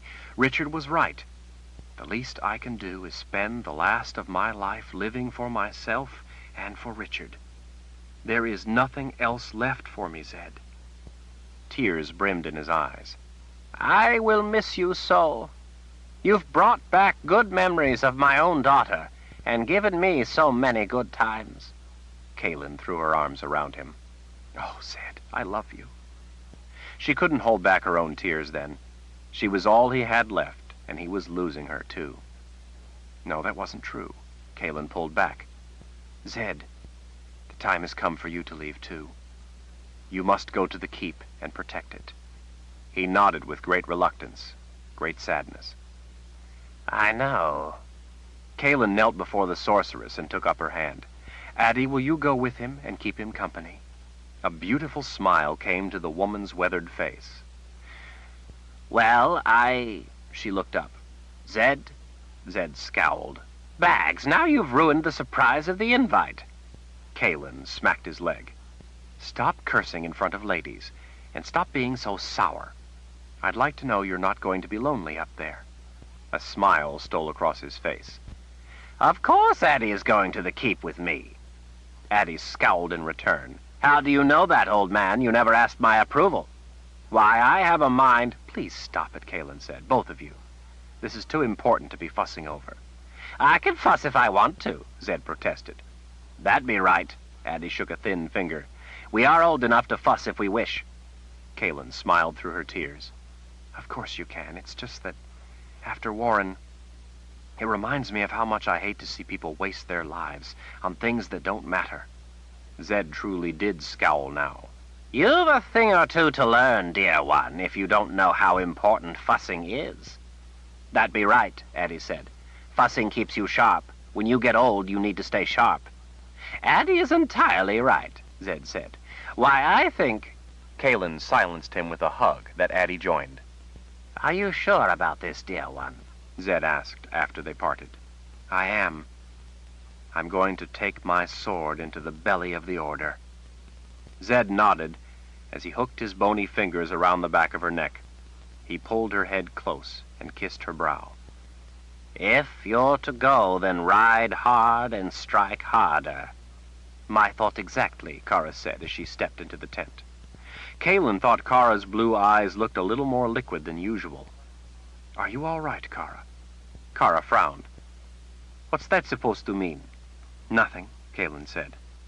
General Meifert got us the 6 fastest horses he could find. Kara smiled her pleasure at the prospect.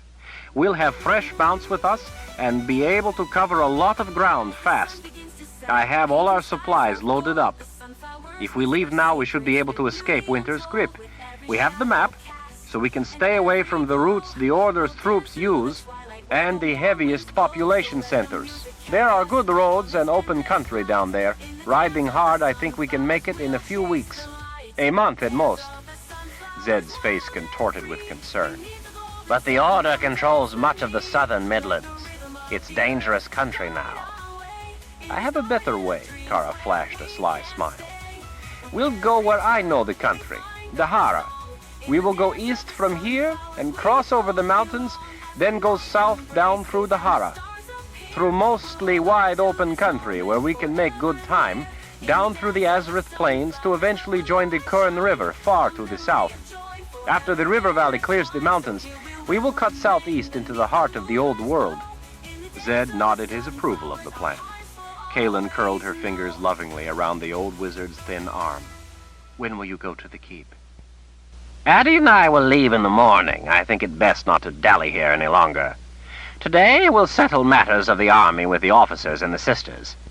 I think that as soon as the people are out of Aiden drill, and when the snow quickly deepens to ensure the Order won't be going anywhere until spring, then our men should begin slipping out of this place to make their way over the mountains to the safety of Dahara. It will be slow going in winter, but without having to fight as they travel, it won't be as difficult as it otherwise would be. That would be best, Kaelin agreed. It will get our men out of harm's way for now. They won't have me to be the magic against magic for them, but they will have Verna and her sisters.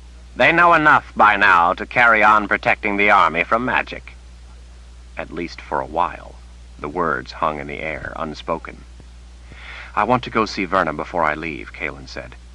I think it will be good for her to have other people to worry about. Then, I want to see General Meifert, and then we'd best start riding. We have a long way to go, and I want to be south before the snow hobbles us. Kaelin embraced Zed fiercely one last time. When you see him, Zed whispered in her ear, tell the boy I love him dearly, and I miss him something awful. Kaelin nodded against his shoulder and told him a bold lie. You'll see us both again, Zed. I promise you. Kaelin stepped out into the early light of winter's first breath. Everything was dusted with snow, making it look as if the world were carved from white marble. Chapter 63. In one long fluid motion, with his fingertips adeptly guiding the far end of the file, Richard glided the steel tool down the fold of cloth held forever crisp in white marble. Concentrating on applying steady pressure to cut a precise, fine layer, he was lost in the work. The file held hundreds of ridges, row upon row of tiny blades of hardened steel, which did the work of cutting away and shaping the noble stone. These were blades he wielded with the same commitment with which he wielded any blade.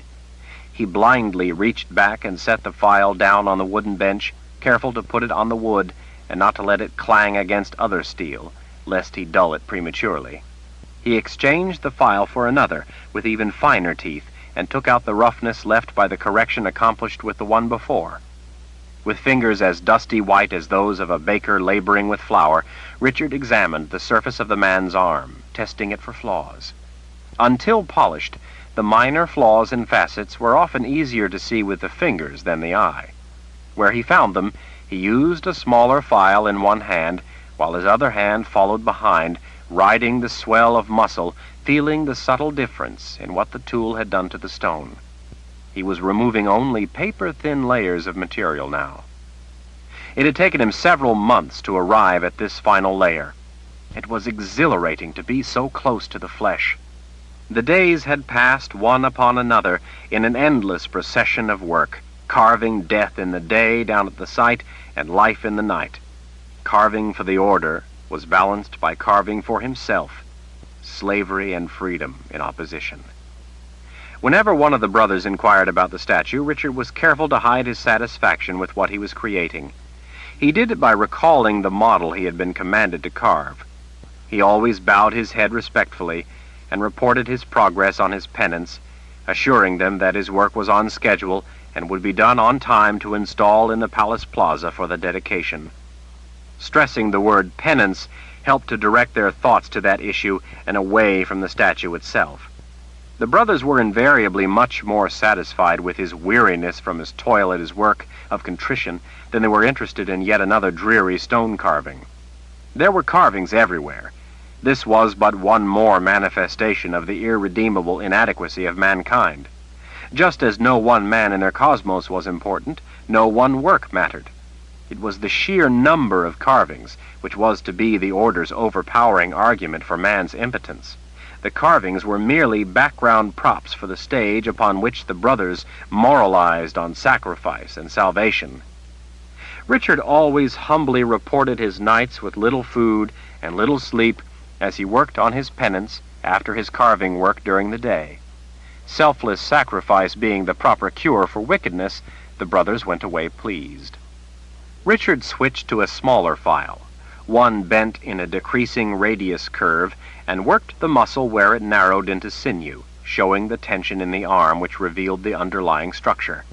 During the day, he observed other men as they worked, in order to study the complex shapes of muscle as it moved with life. At night, he referred to his own arms, held up to the lamplight, so that he might accurately depict veins and tendons standing proud on the surface. He referred to a small mirror at times. The surface of the skin he carved was a rich landscape stretched over bone and muscle, creased in corners, drawn smooth as it swept over curves. For the woman's body, his memory of Kaylin was vivid enough to require little other reference. He wanted this work to show the capacity for movement, for intent, for accomplishment. The posture of the figures displayed awareness. The expression of the faces, especially the eyes, would show that most sublime human characteristic, thought. If the statues he had seen in the old world were a celebration of misery and death, this was a celebration of life. He wanted this to show the raw power of volition.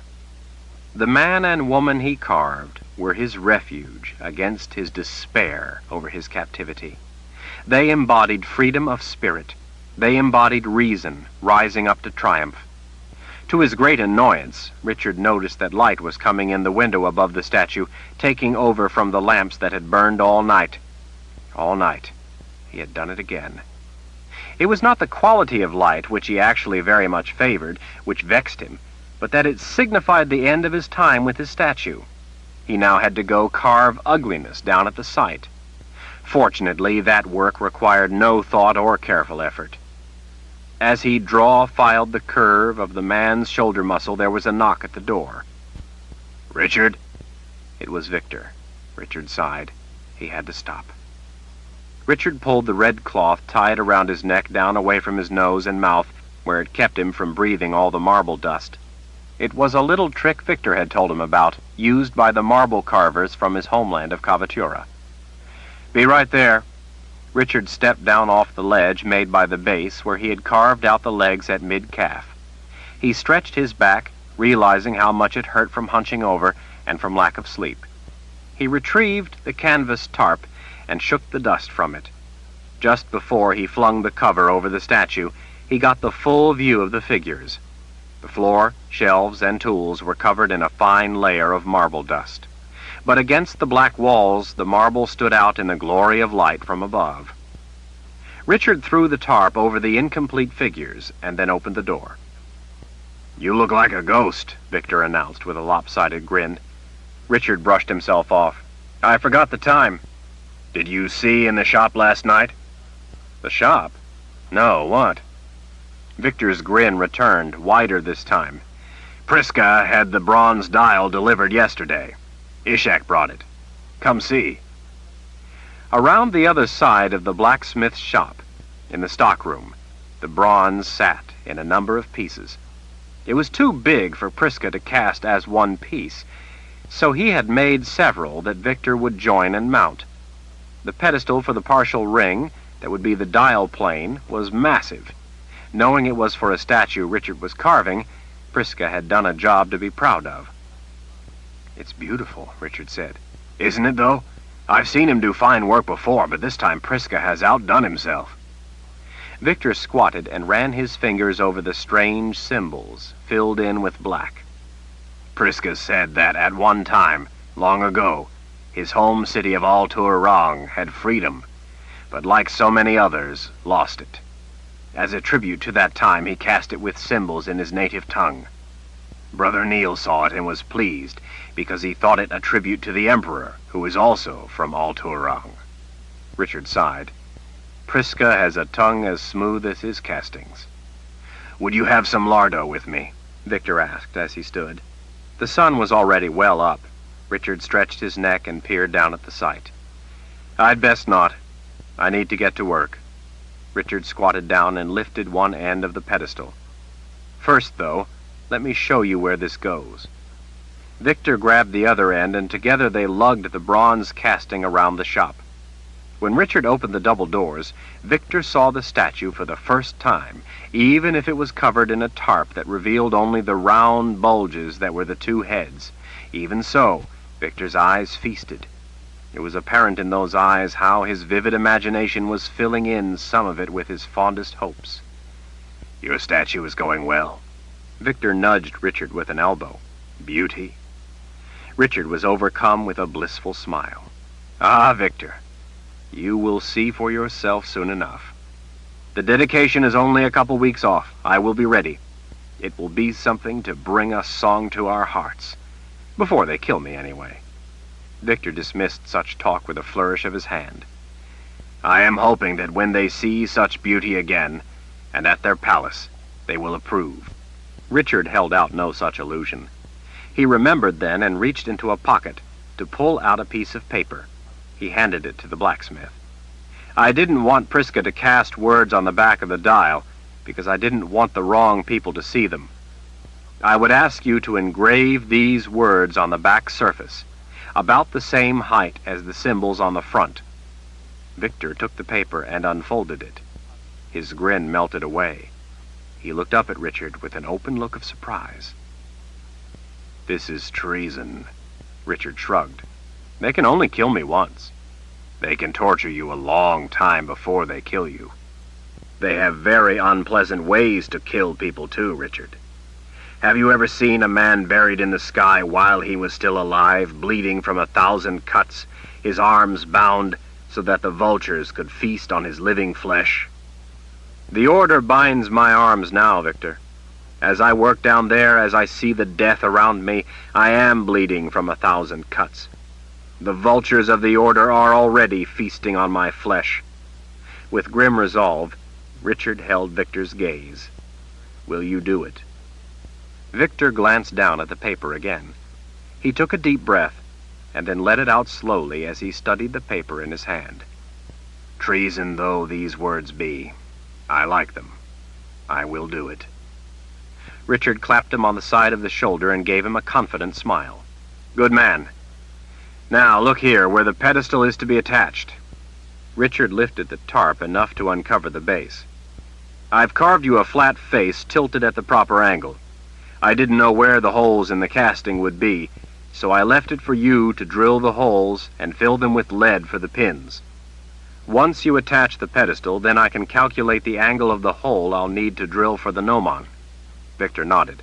The gnomon pole will be ready soon. I will make you a drill bit the proper size for it. Good. And a round rasp to do final fitting in the hole? You will have it, Victor said as they both stood. He waved his hand toward the covered statue. You trust me not to peek while you are off carving your ugly work? Richard chuckled. Victor, I know you want more than anything to see the nobility of this statue when it is finally finished. You would not spoil that experience for yourself for anything. Victor let out his rolling belly laugh. I guess you are right. Come after your work and we will have lardo and talk of beauty in stone and the way the world once was. Richard hardly heard Victor. He was staring at what he knew so well. Even though it was covered from his eyes, it was not hidden from his soul. He was ready to begin the process of polishing, to make flesh in stone. Her head bent, her scarf protecting her from the chill winter wind, Nietzsche hurried down the narrow alleyway. A man coming the other way bumped against her shoulder, not because he was rushing, but because he simply didn't seem to care where he was going. Nietzsche threw a fiery scowl at his empty eyes. Her fierce look fell away down a bottomless well of indifference. She clutched her sack of sunflower seeds closer to her stomach as she moved on through the muddy alleyway. She stayed close to the rough wooden walls of the buildings, so she wouldn't be jostled by the people going the other way. People bundled against the current cold snap moved through the alleyway toward the street beyond, looking for rooms, for food, for clothes, for jobs. She could see men beyond the alley sitting on the ground, leaning against buildings on the far side of the street, watching without seeing, as wagons rumbled down the roads taking supplies out to the site of the Emperor's palace. Nietzsche wanted to get to the bread shop. She had been told they might have butter today. She wanted to get butter for Richard's bread. He would be home for dinner, he had promised. She wanted to make him a good meal. He needed to eat. He had lost some weight, though it only added distracting definition to his muscular build. He was like a statue in the flesh, like the statues she used to see long ago. She remembered how when she was little her mother's servants made cakes out of sunflower meal. She had been able to buy enough to make him some sunflower cakes, and maybe she would have butter to put on them. Nietzsche was growing increasingly anxious. The dedication was to take place in a few days. Richard said his statue would be ready. He seemed too calm about it, as if he had come to some inner peace. He seemed almost like a man who had accepted his imminent execution. Whenever Richard spoke to her, despite the conversation, his mind seemed elsewhere, and his eyes held that quality which she so valued. In the wasteland that was life, the misery that was existence, this was the only hope left to her. All around her, people looked forward only to death. Only in her father's eyes when she was younger, and more so now in Richard's, did she see any evidence that there was something to make it all worthwhile, some reason for existence. Nietzsche was slowed to a halt by the clink, clink, clink of pebbles rattling in a cup.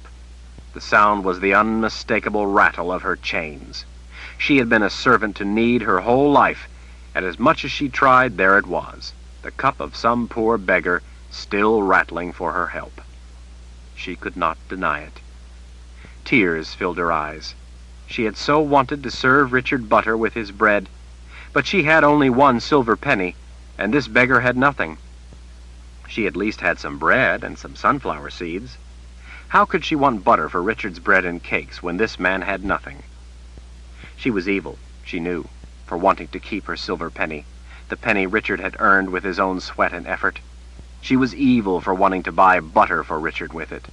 Who was Richard to have butter? He was strong. He was able. Why should he have more while others had none? Nietzsche could almost see her mother slowly shaking her head in bitter disappointment that the penny was still in Nietzsche's fist and not helping the man in need. How was it that she could never seem to live up to her mother's example of morality? How was it she could never overcome her evil nature? Nietzsche turned slowly and dropped her silver penny in the beggar's cup.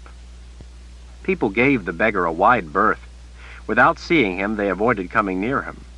They were deaf to the rattle of his cup. How could people not yet have learned the order's teachings? How could they not help those in need? It was always left to her. She looked at him then and recoiled at the sight of the hideous man swathed in filthy rags. She pulled back more when she saw lice hopping through his thatch of greasy hair. He peered out at her through a slit in the rags draped around his face. But it was what she saw through that slit that caught her breath in her throat. The scars were gruesome to be sure, as if he had been melted by the keeper's own fires, yet it was the eyes that gripped her as the man slowly rose to his feet. The man's grimy fingers, like a claw, curled around her arm.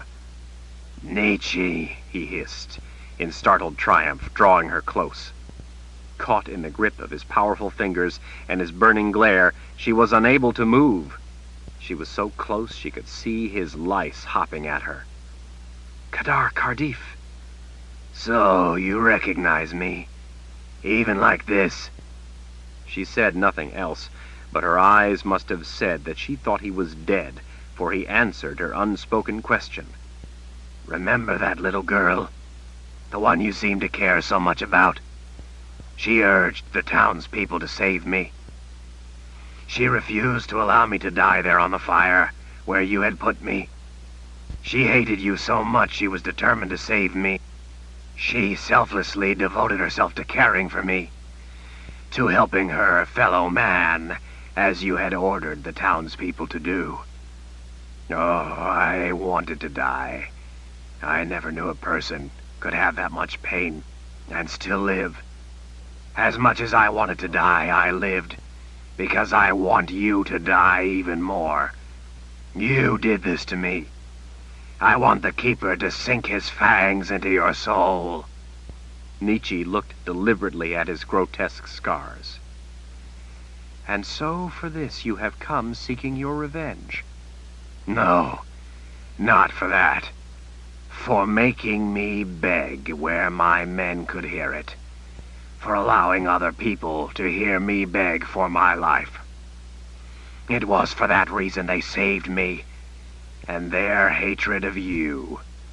It is for that I seek revenge, for not allowing me to die, for condemning me to this life of a freak where passing women toss pennies in my cup."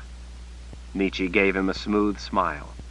"Why, Kadar, if you want to die, I can certainly oblige you." He released her arm as if it had burned his fingers. His imagination gave her powers she didn't have. He spat at her. "Kill me then, you filthy witch! Strike me dead!" Nietzsche flicked her wrist and brought her dakra to hand. The dakra was a knife-like weapon carried by sisters. Once the sharpened rod was stuck into a victim, no matter where, releasing her power into the dakra killed them instantly. Kadar Kardif didn't know she had no power, but even without her power behind it, the dakra was still a dangerous weapon that could be driven into a heart or through a skull. He wisely backed away. He wanted to die, yet he feared it. "Why didn't you go to Jagang? He would not have let you become a beggar. Jagang was your friend. He would have taken care of you. You would not have to beg." Kadar Kardif laughed. "You'd have liked that, wouldn't you? To see me living off the scraps of Jagang's table. You would love to sit at his side, the slave queen, and have him see me fall into this, to watch as you two tossed me your crumbs." Fallen to what? To see you wounded? You've both been wounded before. He snatched her wrist again. I died a hero to Jagang. I would not want him to know I begged like any of the weak fools we have crushed beneath our boots. Nietzsche pressed her dakra against his belly, backing him off. Kill me then, Nietzsche. He opened his arms. Finish it, like you should have. You never left a job incomplete before. Strike me dead, like I should have been long ago. Nietzsche smiled again. Death is no punishment. Every day you live is 1,000 deaths. But you know that, don't you, Kadar?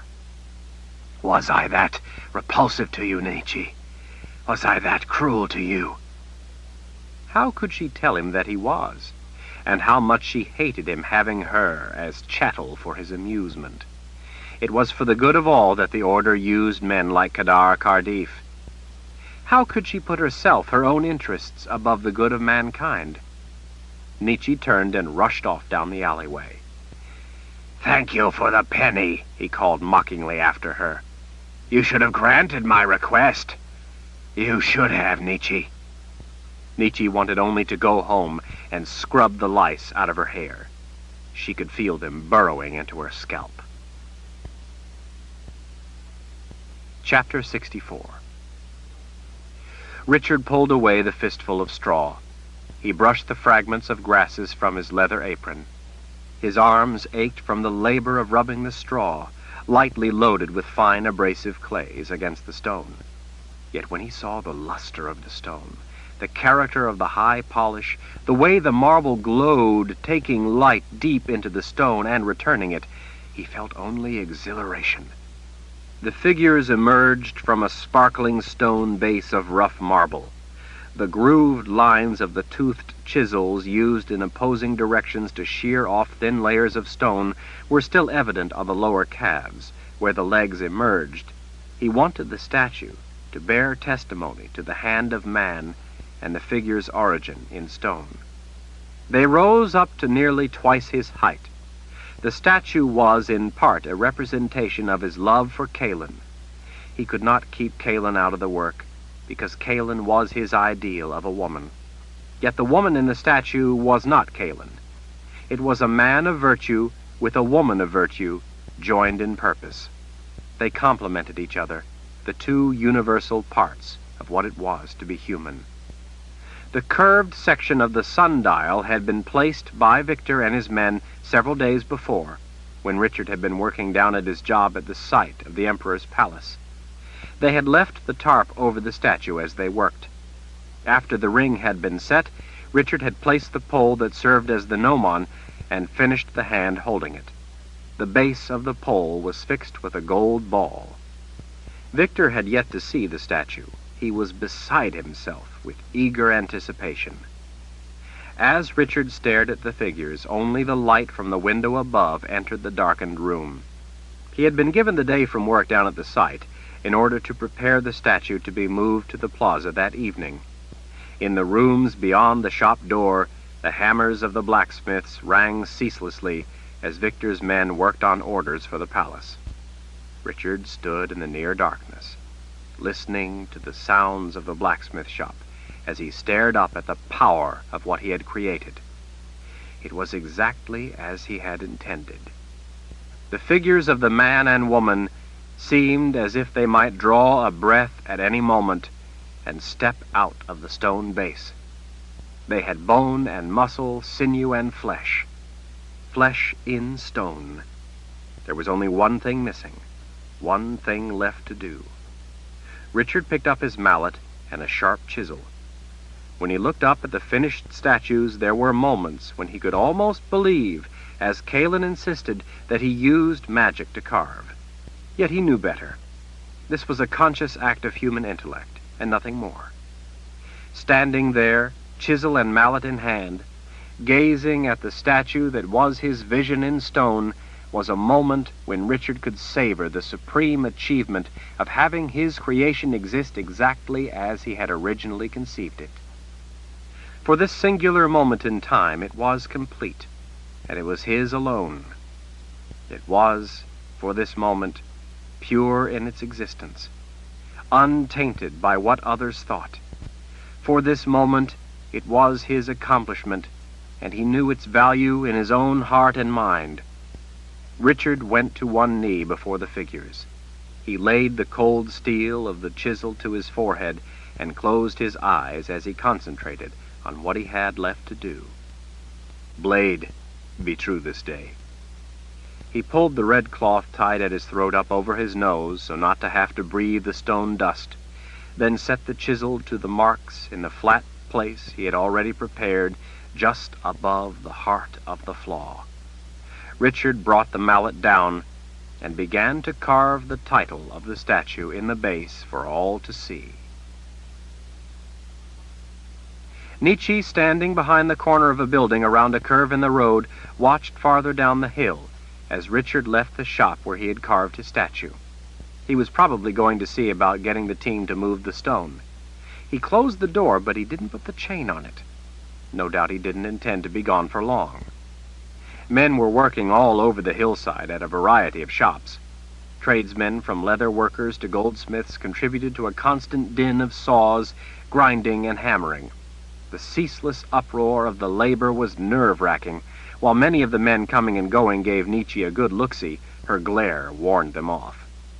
Once she saw Richard disappear beyond the blacksmith's shop, she started down the road. She had told him she would wait until he was done before she came to see it. She had kept her word. Still, she felt uneasy. She didn't know why, but she felt almost as if she would be invading a sacred site. Richard hadn't invited her to see his statue. He had asked her to wait until it was done. Since it was done, she would wait no longer. Nietzsche didn't want to see it up on the plaza of the palace along with everyone else. She wanted to be alone with it. She didn't care about the order and their interest in the statue. She didn't want to be standing with everyone else with people who would not recognize it as something of significance. This was personal to her, and she wanted to see it in private. She reached the door without anyone accosting her or even paying her any mind. She looked around in the bright, hazy mid-afternoon light, but saw only men attending to their work. She opened the door and slipped inside. The room was dark, its walls black, but the statue inside was well lit by light coming down from a window in the high roof. Nietzsche didn't look directly at the statue, but kept her eyes to the floor as she hurried around the huge stone so she could see it for the first time from the front. Once in place, her pulse pounding, she turned.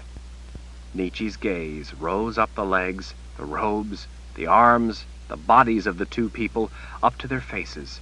She felt as if a giant fist squeezed her heart to a stop. This was what was in Richard's eyes, brought into existence in glowing white marble.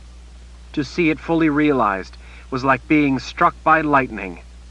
In that instant, her entire life, everything that had ever happened to her, everything she had ever seen, heard, or done, seemed to come together in one flash of emotional violence. Nietzsche cried out in pain at the beauty of it, and more so at the beauty of what it represented. Her eyes fell on the name carved in the stone base: life. Nietzsche collapsed to the floor in tears, in abject shame, in horror, in revulsion, in sudden, blinding comprehension, in pure joy. Chapter 65. After Richard had returned with the fine white linen he had bought to cover the statue until the ceremony the following day, he helped Ishak and a number of the men he knew from down at the site begin the slow process of sledging the heavy stone down to the plaza. Fortunately, it hadn't rained in a while, and the ground was firm. Ishak, knowing such business well, had brought along greased wooden runners, which were placed before the hefty wooden rails supporting the wooden platform under the statue, so that the teams of horses could more easily pull the heavy load across the ground. After the statue was dragged onto the second set of greased runners, the men brought the ones left behind to the front, leapfrogging the statue as it was moved along. The hillside was white with the scree of waste stone, so the statue weighed considerably less than it once had. Victor had originally hired special stone-hauling wagons to move the block. They couldn't use them now, because the finished piece couldn't be turned on its side or handled in such a rough manner. Ishak waved his red hat in his fist, yelling orders, warnings, and prayers as they had moved along. Richard knew that his statue could be in no better hands. The men who helped seemed to pick up Ishak's nervous tension. They sensed this was something important. And though the work was difficult, they seemed more pleased to be a part of it than they were about their everyday labor at the site. It took until late afternoon to move the statue the distance from the shop to the foot of the steps leading up to the plaza. Men shoveled dirt at the bottom of the stairs and packed it tight in order to ease the transition in grade. A team of 10 horses was taken around the other side of the columns. Long lengths of rope were passed through the vacant doorways and windows and then secured around the stone base in order to draw the sledge up the steps. The extra runners were laid on the leading edge of the dirt ramp, later to be moved up onto the steps as the statue progressed upward. Near to 200 men swooped in at Ishak's frantic screaming to help pull on the ropes along with the horses. Inch by inch, the statue ascended the steps. Richard could hardly stand to watch. If anything went wrong, all his work would tumble back and shatter. The flaw would destroy it all. He smiled to himself, realizing how silly it was to worry that the evidence of his crime against the order might be ruined. When the stone had finally arrived safely up on the plaza, sand was packed underneath the platform to support its weight. With the sand holding the wooden platform secure, the heavy runners were removed. With the runners off, the platform was slid off its hill of sand. From there, it was a relatively simple task to coax the statue off the wooden base and onto the plaza itself. At last, marble sat on marble. Gangs of men with ropes around the stone base tugged the freed statue into its final resting place at the center point of the plaza. Ishak stood beside Richard when it was over, mopping his brow with his red hat. The entire statue and sundial was shrouded in its white linen cover, with lines securing it, so Ishak couldn't see what it was. Still, he sensed something of importance stood before him. "When?" was all Ishak asked. Richard knew what he meant. "I guess I'm not sure. Brother Narev is to dedicate the palace to the Creator tomorrow, before all the officials who have traveled to see how the money they've looted from the people is being spent. I guess that tomorrow the officials, along with everyone who comes to the ceremony, are to see the statue along with the rest of the palace. It's just another display of the Order's view of man's place. I don't think they intend any unveiling or anything like that." From what Richard had learned, the ceremony was a matter of great concern to the brothers. The drain of the expense of the palace on top of the expense of the war required justification to the people who were paying that price, not only with their sweat, but with their blood. The Fellowship of Order ruled through the Imperial Order with the necessary collaboration of brutes to whom they gave moral sanction.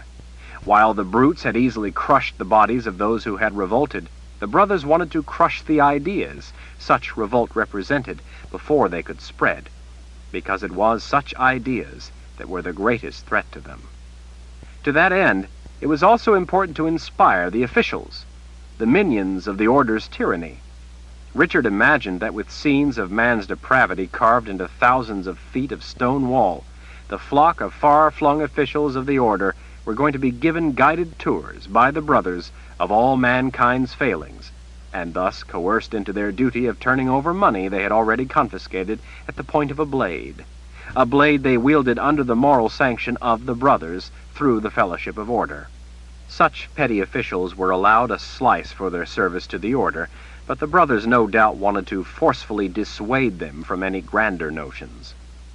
Under the direction of the brothers, the collective of the Order, like any autocratic ruler, ultimately ruled only by the acquiesce of the people, who were controlled either by moral intimidation, or by physical threat, or by both. Tyranny required constant tending, lest the illusion of righteous authority evaporate in the light of its grim toll, and the brutes be overpowered by the people, who greatly outnumbered them. That was why Richard had known he couldn't lead. He could not bludgeon people into understanding that bludgeoning was wrong because their lives were of great value, whereas the order could have them bludgeoned into obedience by first making people believe that their lives were of no value. Free people were not ruled. Freedom had first to be valued before its existence could be demanded. "From what I'm told, it is to be a big event," Ishak said. "People from all over are coming to the dedication of the Emperor's palace. The city is full of people from far and near." Richard looked around at the sight as the workers trudged back to their regular jobs. "I'm surprised none of the officials have come to have a look at the palace in advance." Ishak waved his hat dismissively. "They are all at the gathering of the Fellowship of Order, in the center of all Tuarang. Big doings. Food, drinks, speeches by the brothers. You know how the Order likes meetings. Very boring, I imagine. From what I know of such events, the officials will be kept busy hearing of the needs of the Order and their duty to get people to sacrifice to that need. The brothers will keep them all under tight rein." That meant the brothers would all be busy. Too busy to come out to the site for the trivial task of checking a statue one of their slaves had carved.